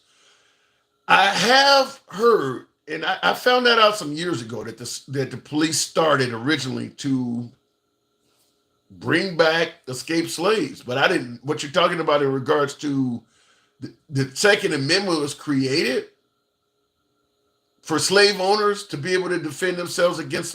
I've never heard that before. That one's new. That one, I've never heard that before. They don't know about my venison jerky. I don't know what you're talking about that. But yeah, like I said, you're not, if the government is tyrannical, where they're turning on its city. Remember Saddam Hussein was allegedly using weapons of mass destruction on his own people. That's tyranny. Not this shit people think where you got, 20 FBI agents outside of the house and want to come here. No, that's like entry level. That's entry level. I'm talking mustard gas from the air type shit. That's real tyranny. You don't have nothing at your crib that's prepared for that. Nothing. Looking in the comments, Reagan, he only was able to do that because the feds didn't want to shoot it out. Well, not only that, but I also say that too. The feds had an unlimited amount of patience. If you want to act like a fool, they can surround your house indefinitely. I mean, eventually you're going to need to eat. I mean, they turn off all of the power and eventually you're going to need to survive. They rotating shifts. They'll be all right. They going home at the end of 8 hours, go home and hang out with the wife and come back and stand and post the next day. Eventually you're going to need to cave. They got as much time as necessary. An unlimited amount of G-men. You don't have all of that. It's people who think they can take on the government to prevent tyranny. I think you're selling yourself a pipe dream on that. Like I said, it sounds good when you're out buying weapons and all of that. It kind of makes you feel, empowered, but shit hits the fan. It ain't going nowhere. Tim, Netanyahu created the lie against Saddam. Was it really a lie, though? Here's what I was under the impression that happened. During the 1990 war, remember when Saddam Hussein went into Kuwait, and then we had Desert Shield, and then it turned into Desert Storm, that first war back in the early 90s. We went in and we encouraged, I don't know, Sunni Shiites. There's three different populations in Iraq. I don't want to sound ignorant. I don't know all three of them, but there were three different factions in Iraq. There's a minority population. There's three of them, Turks or something like that. I know there's three. But anyway, we encouraged the minority population, the one that was being mistreated in Iraq, to stand up and fight against Saddam Hussein. And we made the promise that we would help them in that fight. Similar to what the Ukraine is doing against Russia. We're really helping the Ukraine, and they're able to, they're not winning the fight, but they're not losing it as bad as they would be without the assistance of America. Well, we kind of made a promise like that to the minority group in Iraq. Because remember, we got him out of Kuwait, but a lot of folks are like, well, why would you leave him in power? We told the folks, the minority population, if you stand up and fight against him, we'll help you. They did it. We didn't help.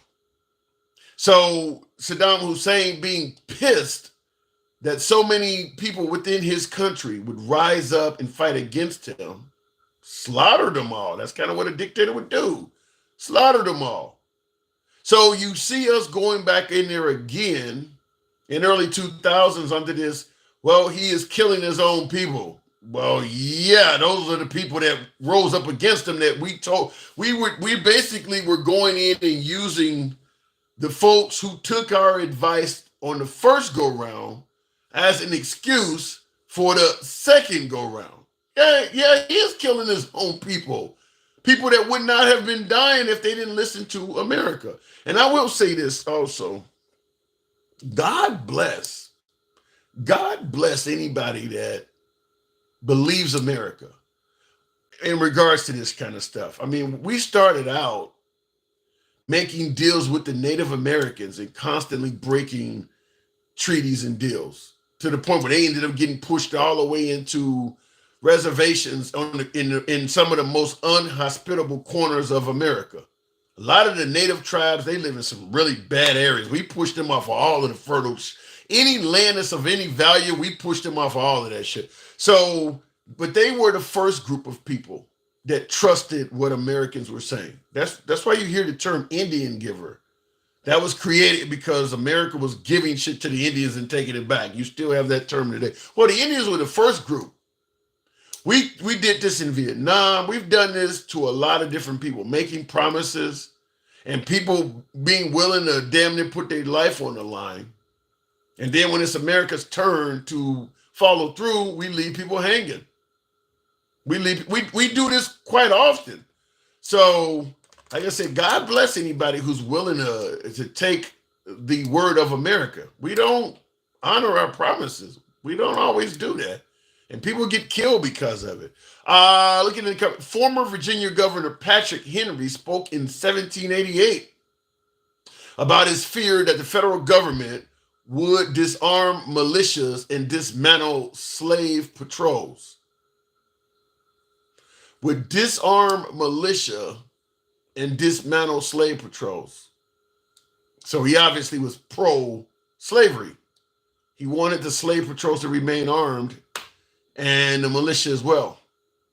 Yeah, well, there's a lot of money in slavery too. I mean, so it does make sense that they would want to keep that, but it was awful. I mean, that's human trafficking, you name it. What the hell did I just do? There we go. 1788, that far back, huh? That far back. Looking in the comments, America is a powerful land. Yeah, I agree with that. Leave soon, bro. The wrath of God is coming. Didn't you see the flooding states underwater? See it? We could have had that conversation 100 years ago. We've been living in the last days my whole fucking life. I'm probably only going to be around 20 years, whether God comes back or not. I mean, I'm getting older nowadays. Since I was a kid, we've been living in the last days. Like you said, what did you say? The wrath of God is coming. Didn't you see the flooding in states under the water? 100 years ago, somebody could have pointed to like the Chicago fire or some major catastrophe back then. I'm sure they were saying it back then. I don't know if it's true or not, but I'm just simply saying the last days are sure lasting a long ass time. I wish we had an actual date to know. Yeshua is coming, bro. Who the hell is Yeshua? Hello, my name is Miles Menard. I am the host of the Miles Minute, a conservative channel. Would you be willing to do an interview conversation? Certainly, Miles, the Miles Minute. Send me an email. I believe I have it on my profile. I certainly have it on the front of my TikTok profile as well. I'd come over and holler at you. I enjoy speaking to MAGA. In fact, I prefer speaking to MAGA because the conversations get to be more interesting, but it doesn't matter what party affiliation. Sure, I'll talk to you. Look up the prophecy of the popes. Listen, I was brought up Christian. I say this on the program all the time. I have a hard time with some of this stuff because, like, for instance, right now with what's going on with the immigrants, that ain't Christian to me. I've lost my way because I've seen so much shit in this country that makes me question were we ever a Christian country to begin with. I mean, we constantly call ourselves Christian, but we do horrible stuff to people, whether it's oppression, whether it's, slavery, whether it's not being willing to help the downtrodden. I just don't see any. I mean, the guy said on stage the other day, America is for Americans only. That don't sound Christian at all. I don't hear any Christian. I mean, America's the wealthiest country on earth. To say America's for Americans only means fuck all the rest of those people that are significantly poorer. That doesn't sound Christian-like to me at all. And we just elected that. Like I said, I've lost my way on it. I used to be in church all the time as a kid. I don't feel it because I see, as I got older, started asking questions and started seeing stuff. And I'm like, if this is Christianity, I don't think I want nothing to do with it. I don't think I want to do it. Looking at the comments, that's not Christian against the immigrants. But it ain't just the immigrants. It's helping out anybody in this country. The first thing anytime you talk about helping out somebody in this country, the sentiment is always the same. Who's going to pay for it? That sound Christian to you? Even the wealthy say that shit. Who's going to pay for it? Now, right now we're talking about too much money is going to the Ukraine or Israel or overseas. And I always bring up under Obama, under Trump, the border was allegedly secure. There was no money going to the Ukraine. And they still didn't want to give people universal health care. The overwhelming majority of the people that would have received it were Americans, and they still were totally against it. I'm just not hearing the love. I'm not hearing the Christianity. These are people. This is not something you can scam. These are people that are getting sick. This is healthcare.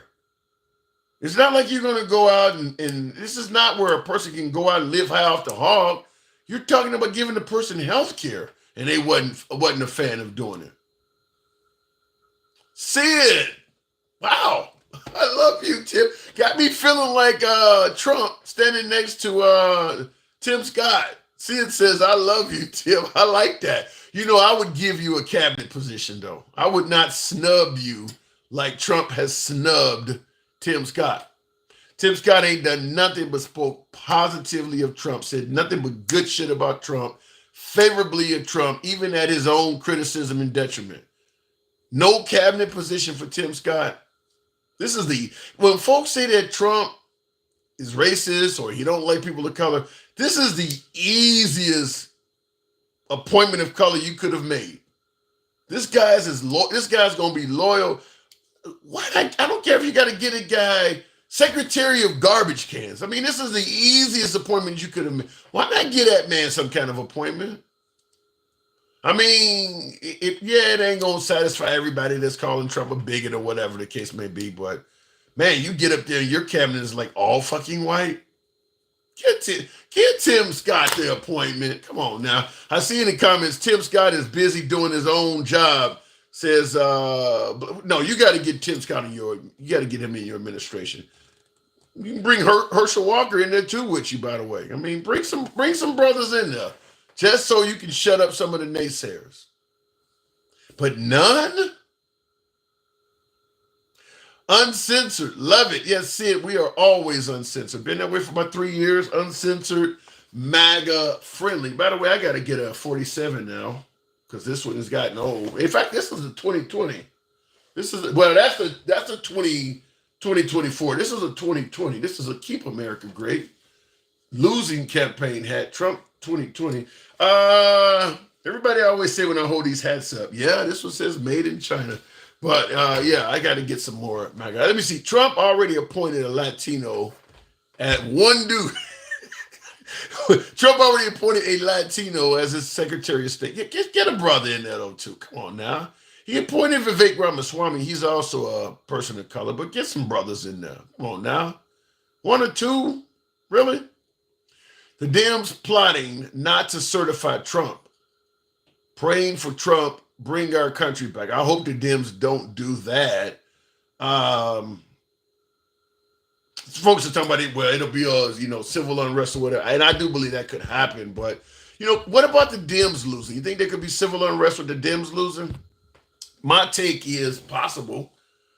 3 promises Trump made. Now, here's how you could have Democrat. I don't want to say civil war, civil unrest, whatever. Here's how it could happen with the Democrats losing, because everybody believed it would be more likely happening with the Trump side losing because there were so many Trump supporters constantly using the phrase. You didn't hear a lot of Democrats talking about it, but here's how it could happen with the Democrats losing. Trump made 3 promises, one being end all of these global wars, 2 being to get the economy. Well, the economy is number 1, but let's just say in no particular order. These are 3. In the wars, get the economy back on track, and of course, secure the border.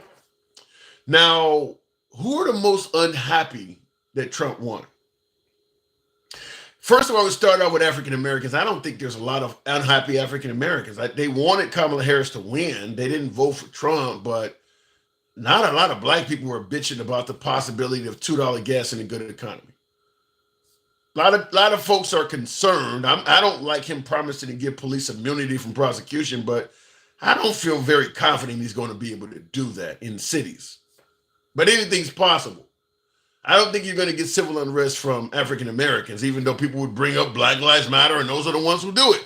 I don't believe that African Americans are the group that's the most upset. Number 2, women. Women have, in their perception, because I know a lot of folks to the right, you ain't lost any rights. I believe women lost rights, but I'm not we can debate that later.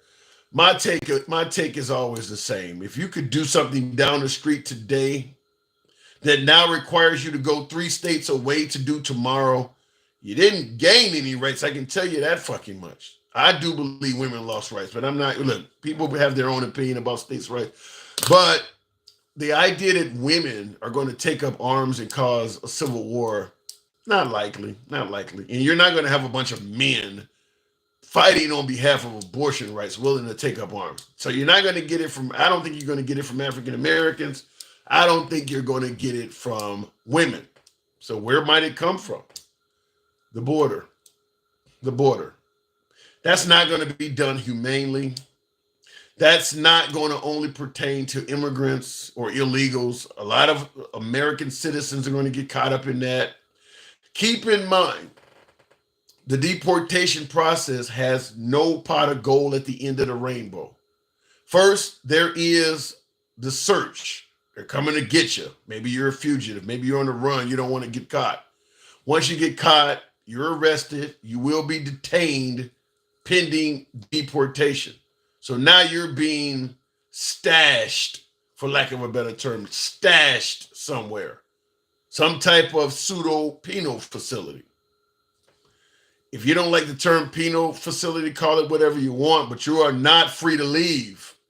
It will have barbed wire and everything else around it, just like a penal facility does. You are not free to leave that. And then, of course, once you do leave that, you're going back to a developing or third world country. So your setup goes from free in America to arrest, in custody, and now you're back in some third world or developing country. There is no pot of gold at the rainbow. There is no bigger incentive to fight than that. I mean, your life is completely going to be uprooted. You might have your family may be separated. I could easily see Hispanics taking up arms and fighting with police that come to detain them or shooting at ICE or what. Remember, they're all rapists and murderers. Well, if they're all criminals, then what do we expect? Criminals are going to criminal, right? So I can see it in this area because not only are you going to have a lot of Hispanics literally fighting for their very survival, because some of them are being sent back to war zones like Haiti, for instance, or sent back to the wheel of the cartel, sex trade or whatever, or just sent back to absurd poverty. They have a right. They have, not once they're right, but they have a incentive to fight.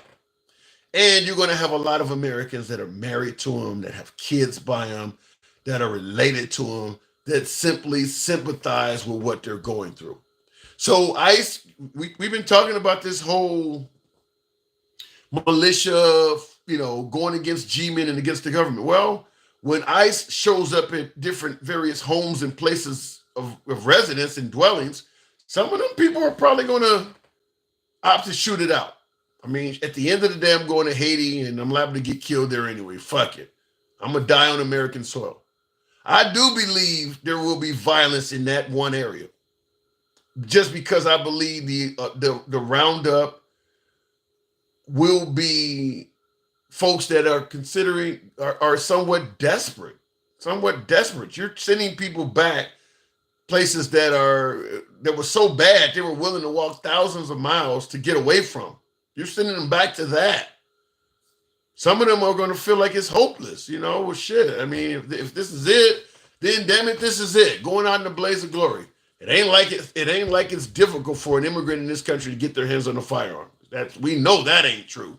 So I believe this is where you might have that. I see in the comments, Caucasian debris says, let them try. They will. Some will. I don't know if it's to a magnitude where I might be alluding to now, but some will. They're not all going to go back. I can guarantee you that. They're not all going to. In fact, there are people who have said that. There are people who have said, I'm not going back. Just like if you go get a regular American that has a warrant for his arrest and he's going back to prison for a long stint, some of them say, I'm not going back. What was the movie, The Town with Ben Affleck, where the guy said, I'd rather hold court on the street. I would, next time if they show up, I'm holding court on the street. Fuck it, it's over with. So yeah, I could see definitely some bloodshed in that area. And then of course, you got a lot of immigrant dissenters, for lack of a better term, that might want to join in it. Talking about American military, American style militia. I don't want to give any of the names, but the same folks that were part of that caravan that went down to the border a year or so ago. Some of them folks would happily join into the fray, and it just gets messier from there. So this is an area where I could definitely see some violence. I can see some significant violence in that area. Looking in the comments, Tim, they have successfully divided us into they versus us. What is they? What is left or right? Yeah, there is a lot of division in that. I don't disagree with that one bit. You are correct. MAGA will try anything to bring BLM and Antifa out. They don't like the fact that things are too calm because Trump won. You think so? You think MAGA wants drama? Really? I don't know if I'm totally. I talked to a lot of MAGA. I have not. That's not what I've heard. I could, like I said, I don't hear every damn thing, but I haven't heard that. No, it went from breaking the law and having to worry about being deported to getting rounded up to finally getting deported. No freedom ever was attained. Never earned it. Well, they didn't earn it. I agree with that, but freedom was attained. You're talking about getting rid of dreamers and DACA folks and dreamer folks that have been here for 10, 15 years. Freedom was attained. Freedom was enjoyed. I mean, you got folks that have been in this country for over a decade. Now you want to send them back. You got some folks that are talking about sending back that don't even know anything about the nation they're going back to. Maybe the mom brought them over here when they were 3 years old. And now you want to send them back to Guatemala somewhere because they don't have paperwork. They don't know nothing about that country. Yeah, there's going to be some people that are willing to fight it out.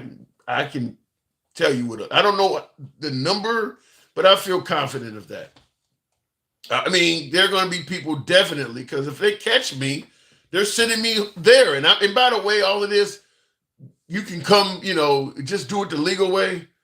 If you have a rap sheet that shows you entered illegally, chances are that's going to hinder your chances of coming back legally. So all of the illegal immigrants that get deported are going to have under their fingerprint that you've already committed a crime once trying to get in the country. My guess is those folks ain't going to have no avenue to come back. That's it. Once they deport you, deeming that you entered America illegally, and remember, even if they can, what is the saying? Go back to go to the back of the line and come legally like everybody else. The back of the line is already probably about 10 years. It's already probably about 10 years. And now you got on your rap sheet that you've already committed a crime by entering illegally. You probably going to take a back seat to the folks wanting to come legally that don't have that on the rap sheet.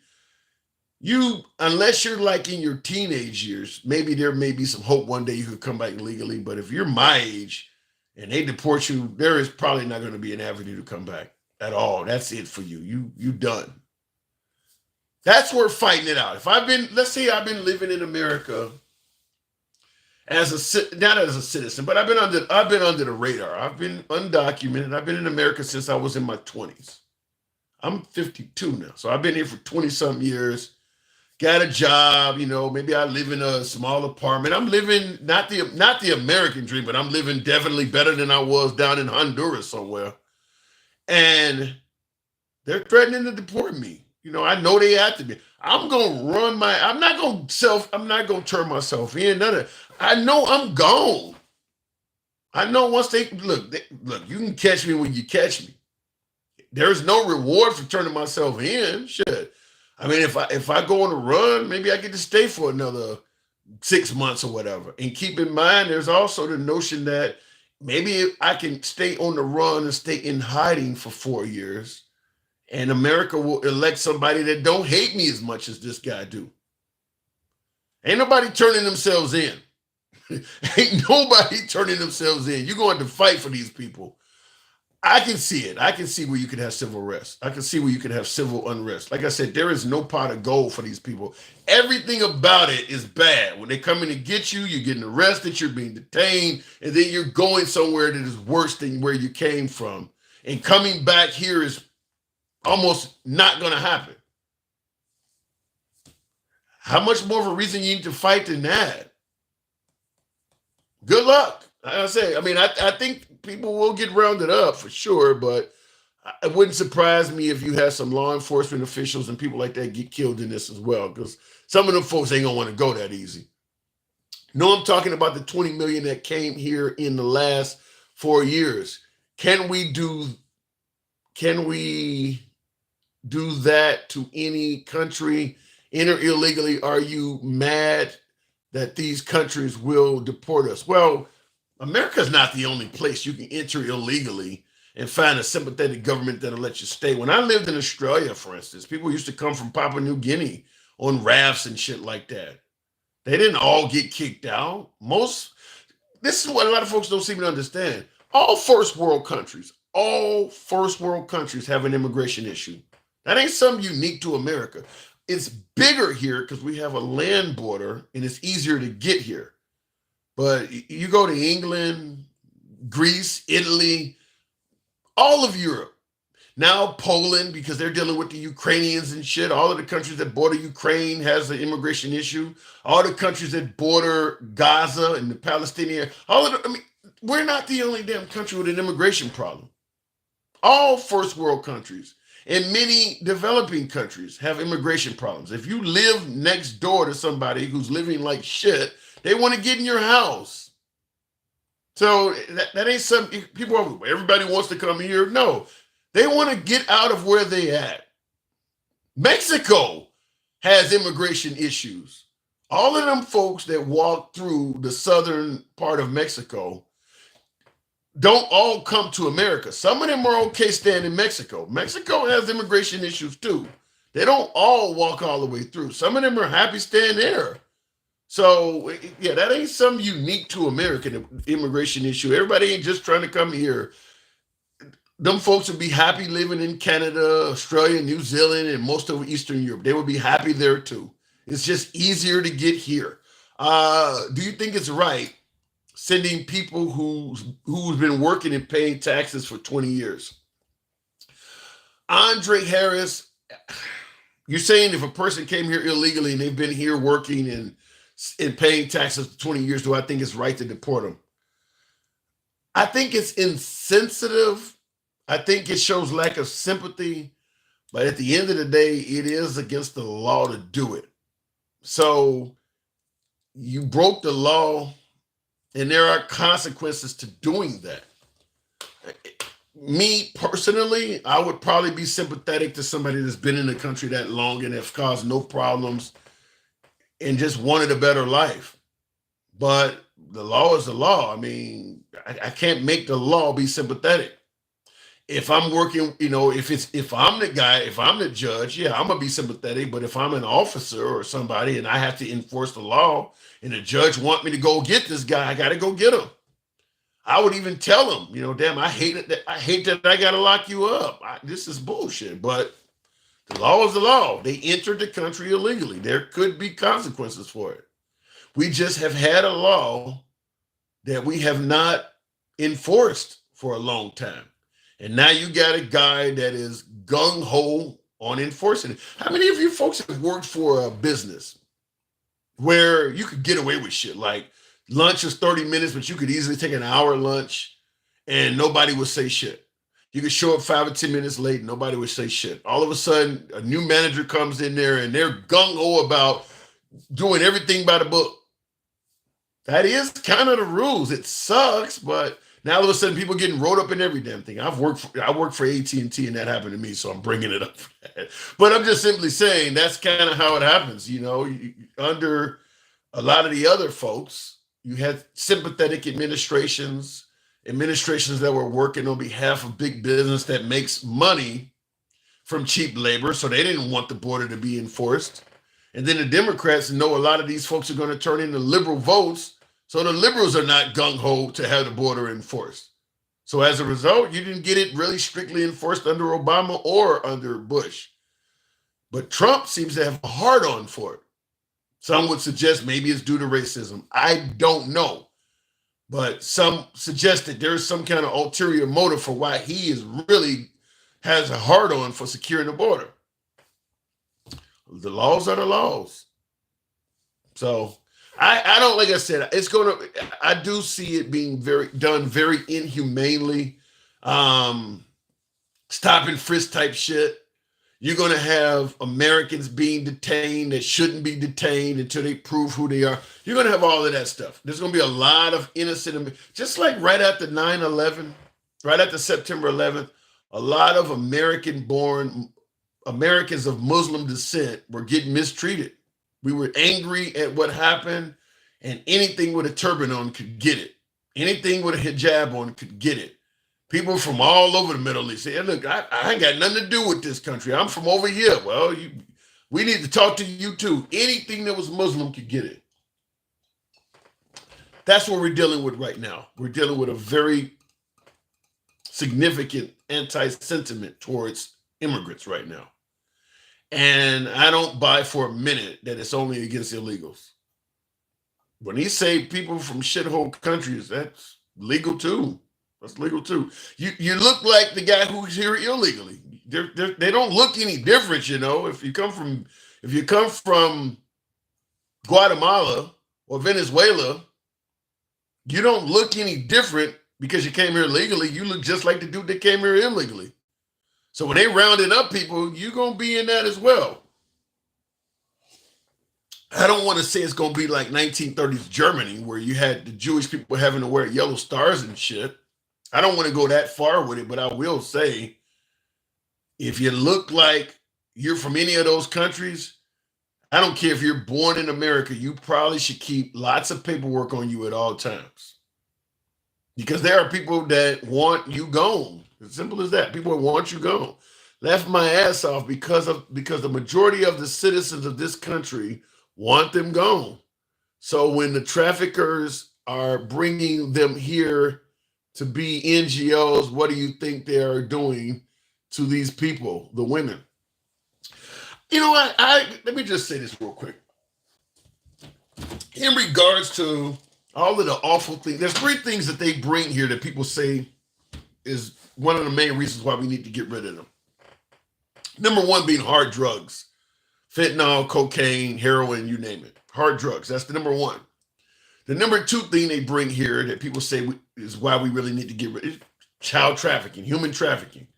You know, forcing people into prostitution, whatever you want to call it, whatever you want to name it. That's number 2. Number 3 is, I guess it's bad, but there's a lot of Americans. Well, there's a lot of Americans that want all this shit. Number 3 is cheap labor. Obviously, that can cost Americans their jobs. Trump talks about black jobs, for instance. Here's the problem. Why I think some of this stuff is going to be difficult to achieve. Nobody has ever suggested that an immigrant pinned them down and forced them to ingest fentanyl. Put them on the ground, put them on a bed, and forced a child or forced a trafficked human to make out with them. Forced them to hire an illegal immigrant for cheaper wages. No, what they are supplying, Americans want. We have a huge issue with illegal immigration because we have a huge supply for what they have.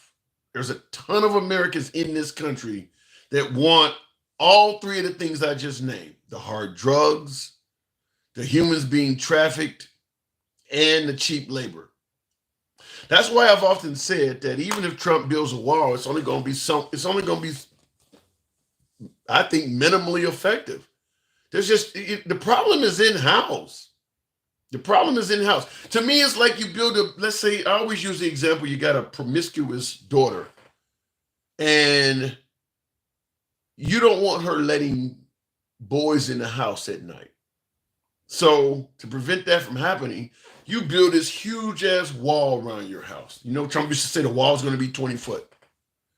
But if she gets out of bed at 2 a.m. and opens up the door to let these people, the wall is ineffective. Your problem is in your crib. The wall is useless. The person in your house is letting them in. In America, we have that. We have lots of that. People want the fentanyl.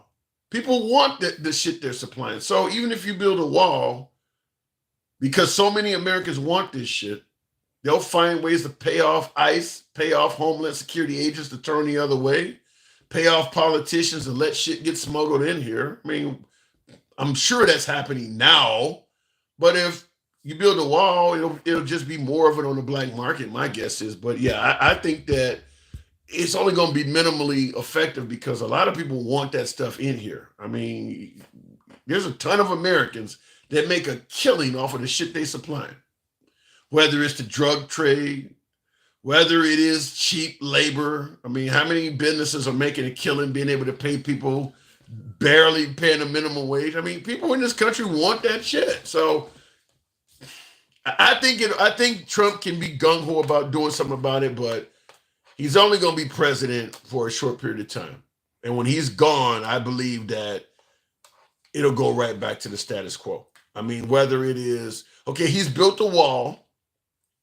So now, because you want your lobbyists are complaining about the lack of cheap labor, well, one way is we're going to cut funding because the wall will need funding. The wall will always need funding to keep it viable. I mean, otherwise it'll fall apart. People will be trying to cut holes and shit. I mean, you got to keep security on the wall. You got to keep electronics, surveillance, all of that. You will always need funding to keep the border secure. Next politician may cut funding. because they may not favor. I mean, they may have lobbyists that want these people here. All of the rest of them have. And I think there are rumors floating around that even Trump has hired illegals and enjoyed their labor. Just right now, he happens to be gung-ho about taking care of it. But I don't think it's going to last very long. But I do believe under Trump, it could get to be interesting. I won't say violent, but there will be at least sporadic cases of it. I mean, a lot of those folks that came in this country were military-aged men. And you listen to Trump, it was a bunch of bad hombres, and he made it sound like they're the kind of people that would do what I'm saying. So we'll see. We'll see. I would bet that a subcontractor hired it. I would bet that a subcontractor hired an illegal. Yeah, you notice Trump ain't talking about going after any Americans that hire him.